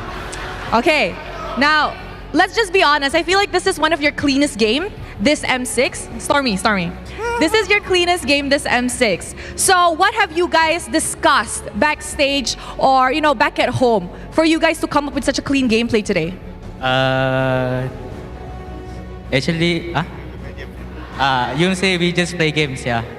Main game je. Mind game. Come on, give me a good answer. Come on, everybody wants a good answer. Look at them. See? Come on. Saya rasa sebab kita orang, I think we just go back to our gaming house, not at here. I don't know, we just feel sleepy in the hotel.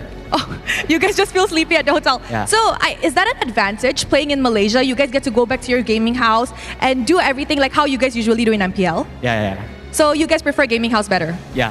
So, you guys came from the gaming house just now to play here today, so you guys are back to your usual groove. Is that what you're trying to say? Correct. So, maybe you can share with us, what do you guys do at the gaming house? Play game. Play games and? Yeah, and then sleep. And sleep. What about eating? Do you guys eat better at the gaming house? Yeah. You guys eat better at the gaming house. Okay, now Yums, let's talk about your heroes just now. Okay, now we know that Guinevere is not really a huge pick, but you played Guinevere, and not only Gwyn, but you also brought a Kufra. Maybe you can share with us a little bit on why you actually picked this today? I got nothing to share. Why are you guys so PR trained today? Kenapa PR trained sangat? Tahu? Tak tahu. You don't know? Don't know. Come on, maybe just a little bit. Why Gwyn? Do you think it's a good hero or the coach asked you? Sebab kita ada Kak Zeti. You guys have what? Kak Zeti. Kak Zeti. Yeah. Why? What did Kak Zeti do? Kak Zeti kat belakang. Is it her favorite hero? Ya. So you guys picked Kak Zeti's favorite hero, that's why. Ya. What about Kufra? She also plays Kufra? Ya. Wow, garangnya. You guys are honestly just trashing Kak Zeti at this point.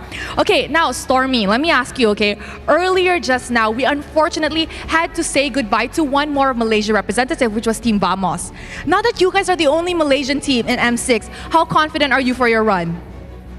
100%. 100% confident. What about getting the first M6 championship for Malaysia? What about getting the first ever M Series championship for Malaysia? How confident are you? 120. 120%. Stormy, in your opinion, will we be able to see the first ever Golden Road be achieved? Yes or no? Yeah. You believe in your team? Believe, yeah. Okay, I like that. I'm pretty sure everybody here likes that. That gives everybody the boost of confidence. Now, Yums, before I let you go, we all know that yesterday was your birthday. How did you celebrate your birthday? Macam mana you celebrate birthday semalam? Tidur. He slept. What else? Play game. What was your gift for yourself? Winning today? Ya. Winning today was a gift? All right. Belated happy birthday, Yums. Congratulations. Stormy, do you want to say anything to the fans that have come today? Okay. Kau lah. Ready, go. Tak apa. Kau cakap je lah. Okay, come on, Yums. Come on, Captain. Cakap lah kau. Hey. Today is your birthday, right? Weh, lepas tu? Guys. Say thank you to the fans. Come on, Yums. Asal aku. Hurry up. Kau cakap. Okay. Stormy. For everyone who came today to watch the IOI Flash and us, thank you so much for coming and see you guys tomorrow, right? Yeah. Congratulations to Stormy and to Yums. And with that, let us right back to the panel to break down what happened in this clean sweep up against NIP Flash. I feel like that will be the trend moving forward. Lips have to be tightly sealed. But can you blame them? Because now we're at top 6. Top 6, no one wants to reveal anything anymore. They're like, okay, during the Swiss round, okay, whatever. But now, elimination, man. Like, why is it going to go pick? Oh, because our friend likes to use it. Shout outs to Kazeti, you know? I mean, to be fair, yes, they don't want to reveal too much about it, but at least they can be like, at least it's my favorite hero, at least it's somebody else's favorite hero. Maybe that's why, because like, is it your favorite hero? Nah. Do you like using it? Nah.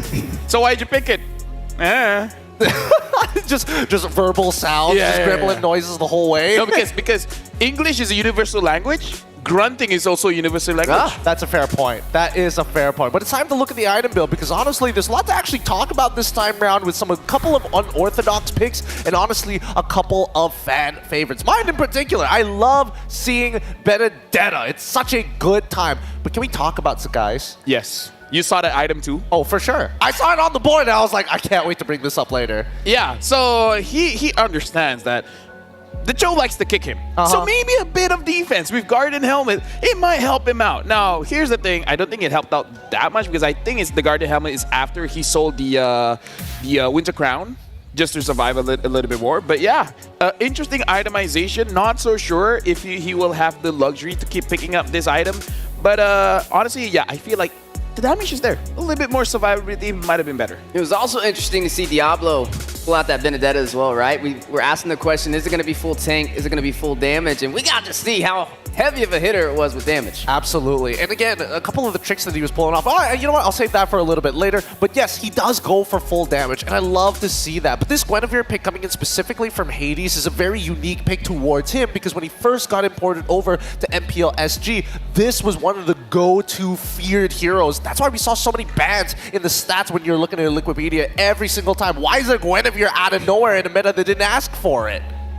And there you have it as some of the emblems on the board as well. You are seeing that Temple Rain for that Joy, just very effective. So many teams having a very hard time going up against it. Doesn't matter if it's in the mid lane or the jungle, it gets the job done.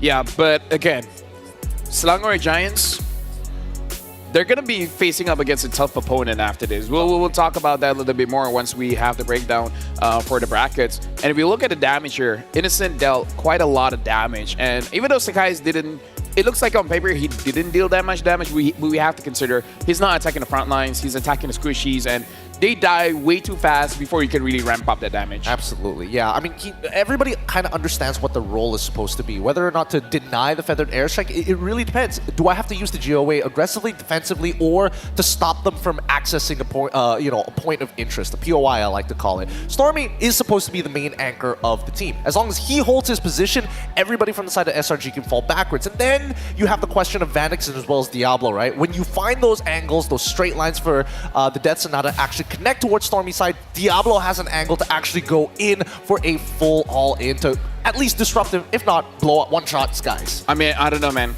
Stormy's job in this game is so difficult because Diablo look at Stormy like he's some Hello Panda. He's like, konnichiwa, and he just goes in and then tries to get a kill. He just gets free chomps every single time, man. It's a tough job, but at the same time, keep in mind that Yums must be in front, but he can't block everything. And now we got to look at the MVP, the half-man, half-beast, probably half-football player at this point. It's Innocent on that Bruno. And again, when you have one of the best goal leaders in the world, having one of the best picks in the world, it's going to have a worldie. I think this is one of those situations where he's not innocent. He's in fact guilty. Guilty of MVP for SRG. There you have it, dominating on this Bruno yet again. An amazing performance. You throw in that Hawes Claws, you throw in the Malefic Gun, and the Berserker's Fury, the core Trinity. Very hard to deal with, and it's been disrupting so many teams in the M Series. It's really, really difficult, especially with the large amounts of burst and lifesteal that he gains from each one of his either empowered auto attacks or naturally through the crits. It's a little impossible. It feels a little impossible to deal with, but then just watch how this match actually plays out, right? There were definitely moments where Innocent just, again, teams need to check these bushes. They fall into the trap of getting one shot by Hades a majority of the time, and we can see that the struggle for power continue not only from early game, but even towards mid game with everybody looking for each other's back lines. Let me just say one interesting fact about Innocent. I have no idea how he uses his Bruno and how he manages his mana, because we've seen two emblem choices for the Bruno. Either the Assassin emblem or the basic emblem. And if you go for the Assassin emblem, you usually go for Demon Boots so that you have that mana sustain. Innocent doesn't do either. So I have no idea how he really manages his mana to make sure that in lane he's fine and then in team fight he's fine. He just never slide tackles until he has to and never uses his first skill. Just always pick it up. Very Always decisive. Very decisive with the way he needs to be. But as this game continues to progress, we definitely saw that even though Benedetta full damage, we don't get to see it very often, made huge impact in this game. Yeah, I mean, one of the big problems for NIP Flash was just the separation caused by SRG. Whether that was Humes doing it or Cram, it definitely was very hard to deal with. Even when they had a hero that Diablo specialized on, like that Benedetta, to be able to match that mobility, they even had to throw a Cho into the mix, and it still was a challenge. Overall, an amazing series though, and a great victory for SRG to remain in the M Series. Yeah, and with that being said, NIP Flash, unfortunately, this is as far as they can go. But again, as Malaysians, you know, we're neighbors. It's like we have fun, but at the same time, we have this mutual respect, and we hope that NIP Flash or any iterations coming in from Singapore shows up next year. And we will also like to thank everyone watching. Thank you for supporting M6. Your opinion matters, and that's why we provide a QR code. Hopefully, you guys can scan it and then let us know what you guys feel that we can improve on. Or just say whatever you guys like. Do you guys like the Swiss stage? Because personally, I did. Personally, I quite enjoyed the Swiss stage as well. Obviously, it's a lot more heartbreaking to see some teams make it through and some teams not, but at least we get to see the full breadth and width of the team, the real personality, what makes them them. Yeah, I even enjoyed the wild cards. Yeah. The wild cards is amazing. For you guys, don't miss out on the M6 Battle Night from the 28th of December to the 29th of December. You only have those 2 days, but you can enjoy exclusive bonuses, including limited time and 25 epic skin trials and all heroes free trials, so you guys can test out the heroes before you guys make the decision to buy them. Although, to be fair, I think we're at the unique position where we have too much battle points. Yeah, definitely. If you, I mean, like the moment Lucas comes out, instant buy, and is like, we still have enough to buy 10 more heroes. Still let them know. They're going to take them away. I mean, hey, it's fine. It's just battle points. Battle points. It can't be that bad. But with that being said, let's have a look at the current updated bracket right now, because now we can start talking about future matchups to happen. Oh, yeah. It's going to be very interesting, and it's going to happen tomorrow. Selangor Red Giants, after winning against NIP Flash, they have to go up against RRQ. And something to put note is that RRQ went up against TLID, and they went all 5 games. Selangor Red Giants will have to go up against RQ, where RQ had some R&R after their TLID match. But other than that, Team Spirit going up against Falcon. Now, I gotta say, just looking at the brackets here, Falcon is looking very strong. Team Spirit has to come up with something to take them down. And SRG, they need to stay consistent, because RRQ, man, they're quite a beast as well. They're quite the beast. Yeah, no, I have to agree. Especially when, you know, all jokes aside about the Brawl server, they're very macro heavy on the way that they kind of keep themselves disciplined in that game. And it just makes you feel like when you're playing up against them, you're getting choked out. But then we look at the Falcons, I think nobody was expecting them to come at the level of which they are playing at, to push FNOP all the way. But tomorrow's schedule is where it all falls. It all happens. Falcons up against Team Spirit, RQ up against SRG, and of course, we're also including Fnatic Onic PH up against TLID. Hey, and I always say, like, I like to see all these matches go the distance, and I honestly feel like tomorrow's schedule, we may see just that. Definitely going to be some challenges. We're getting higher on the ladder. Teams are dropping. But we're getting closer and closer to figuring out who will be fighting it out in Axiata. You want to see all game series tomorrow? Go all the way? All the way. I'm working tomorrow. Ooh. You're working tomorrow. I'd rather not. This is one of those things where you make and break friends. Yes. We'll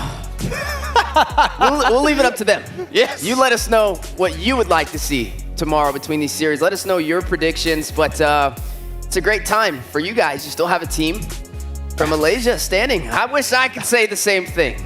He's got a point. Let's look at the Kadia Player of the Day. Let's remind ourselves of what really happened throughout the day. Honestly, quite a lot of good plays coming in from the teams. And this is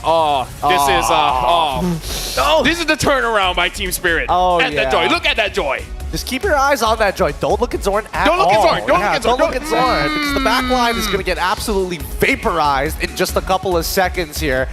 I mean, it was a pretty insane idea coming in from Sunset Lover, but generally, well done to Team Spirit, as this is just one of the few things that they did to really speed up their games, especially against an aggressive team like Vamos. It's the play of the day, and at the same time, it's the oopsie of the day. All in one clip. All in one clip. Just with one play, and then you win the game. That's a yikes. It's a big yikes, and I think it's one of the biggest turnarounds we've ever seen from a full team fight straight to a crystal break. No, not the biggest one. I still hold Innocent for that Moscow play. Maniac, that's still the most. That might be that's a close second, but Innocent, man, something special about that half man, half beast. Hey, I mean, in terms of team play to solo play, I'll give solo play over to Innocent, but team play, this has got to be one of the better ones. There's no way he's innocent. He's got to be guilty. Some say he's Isan. Some say he's Isan. He's a man of many names. Boobly. Good attempt on that one. But what are you excited for, LaFell, for tomorrow at the bare minimum? Come on. It has to be the SRG RQ game. Really? I thought you were going to say TLID FNOP. If you can't tell, slightly biased. Slightly. Just a little bit, right? Mine would be Team Spirit. To see the last non-C region fighting it out. We got to see where the story ends. Would you guys like to end the show? Because I feel like the games are great, but we gotta go rest. Look, with that being said, I'm gonna be excited for FNOP as well as TLID. But thank you to everybody who's been watching, from the back end all the way to our casters, Brigida, and as well as Mirko. This is LaFell. This is Steph. My name's GameQ. We'll see you tomorrow.